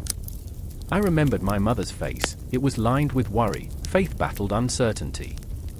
"Be strong, Martin," she would say, even when the world turns dark. What a comfort that had been, the glow of her simple words, now swallowed by the encroaching shadows. "Is this what you wanted?" Johann shouted, pulling me back to the present, his voice strained. "Is this what God meant for us?" I saw despair writ large in his eyes, a mirror of my own fear. We were mere mortals, grasping for understanding in a universe that felt intent on eviscerating us. I fumbled for words, for solace that wouldn't come. The noise rose, a tidal wave of emotion, and I felt the surge of loss coursing through me. We swayed in the storm, three souls entwined in the throes of conflict, each holding on to a fragile thread of faith. Then, just as abruptly, a breath of silence passed. In that very moment, time distorted, frozen, as if the universe paused to let us reflect. The clash of swords dulled, and I could hear the whispers of ghosts, echoing through the ages. "We sought freedom," they murmured, "but at what cost?" And as the silence broke, a surge of realization washed over me, an understanding I had evaded. We were fighting for more than just land or power. This was a war for the soul, for the fragile essence of what it meant to believe. "Let's find another way," I pleaded, desperation seeping into every syllable. "We can't lose ourselves, our humanity, in this." But Hans's eyes hardened, a steely resolve creeping in. "You think it's that simple?" he spat, venom dripping from his words. "You think they will listen?" The shadows of doubt loomed large, but even in that darkness, I could see flickers of light. I thought of the countless souls, striving for something greater, tolerance, acceptance, a world where faith didn't divide us but brought us together. "Let love guide us," I cried, anger and fear merging into a single desperate plea. But the battle raged on, drowning my voice in a sea of fury. Martin, Johann, Hans, three men caught in the maelstrom, haunted by dreams of a better world. And as I looked around at the chaos, I realized the real battle lay not in the clash of swords but in the silence that followed, echoing the age-old question, could we find peace amidst the ruins? But the answers drifted like ghosts in the night, ephemeral and elusive, leaving us stranded between the past and an uncertain future. The fight continued, and as I turned back to the fray, I felt the weight of every choice, every heartbeat, resounding in the stillness that followed, a haunting reminder that the struggle for freedom and tolerance was never truly over.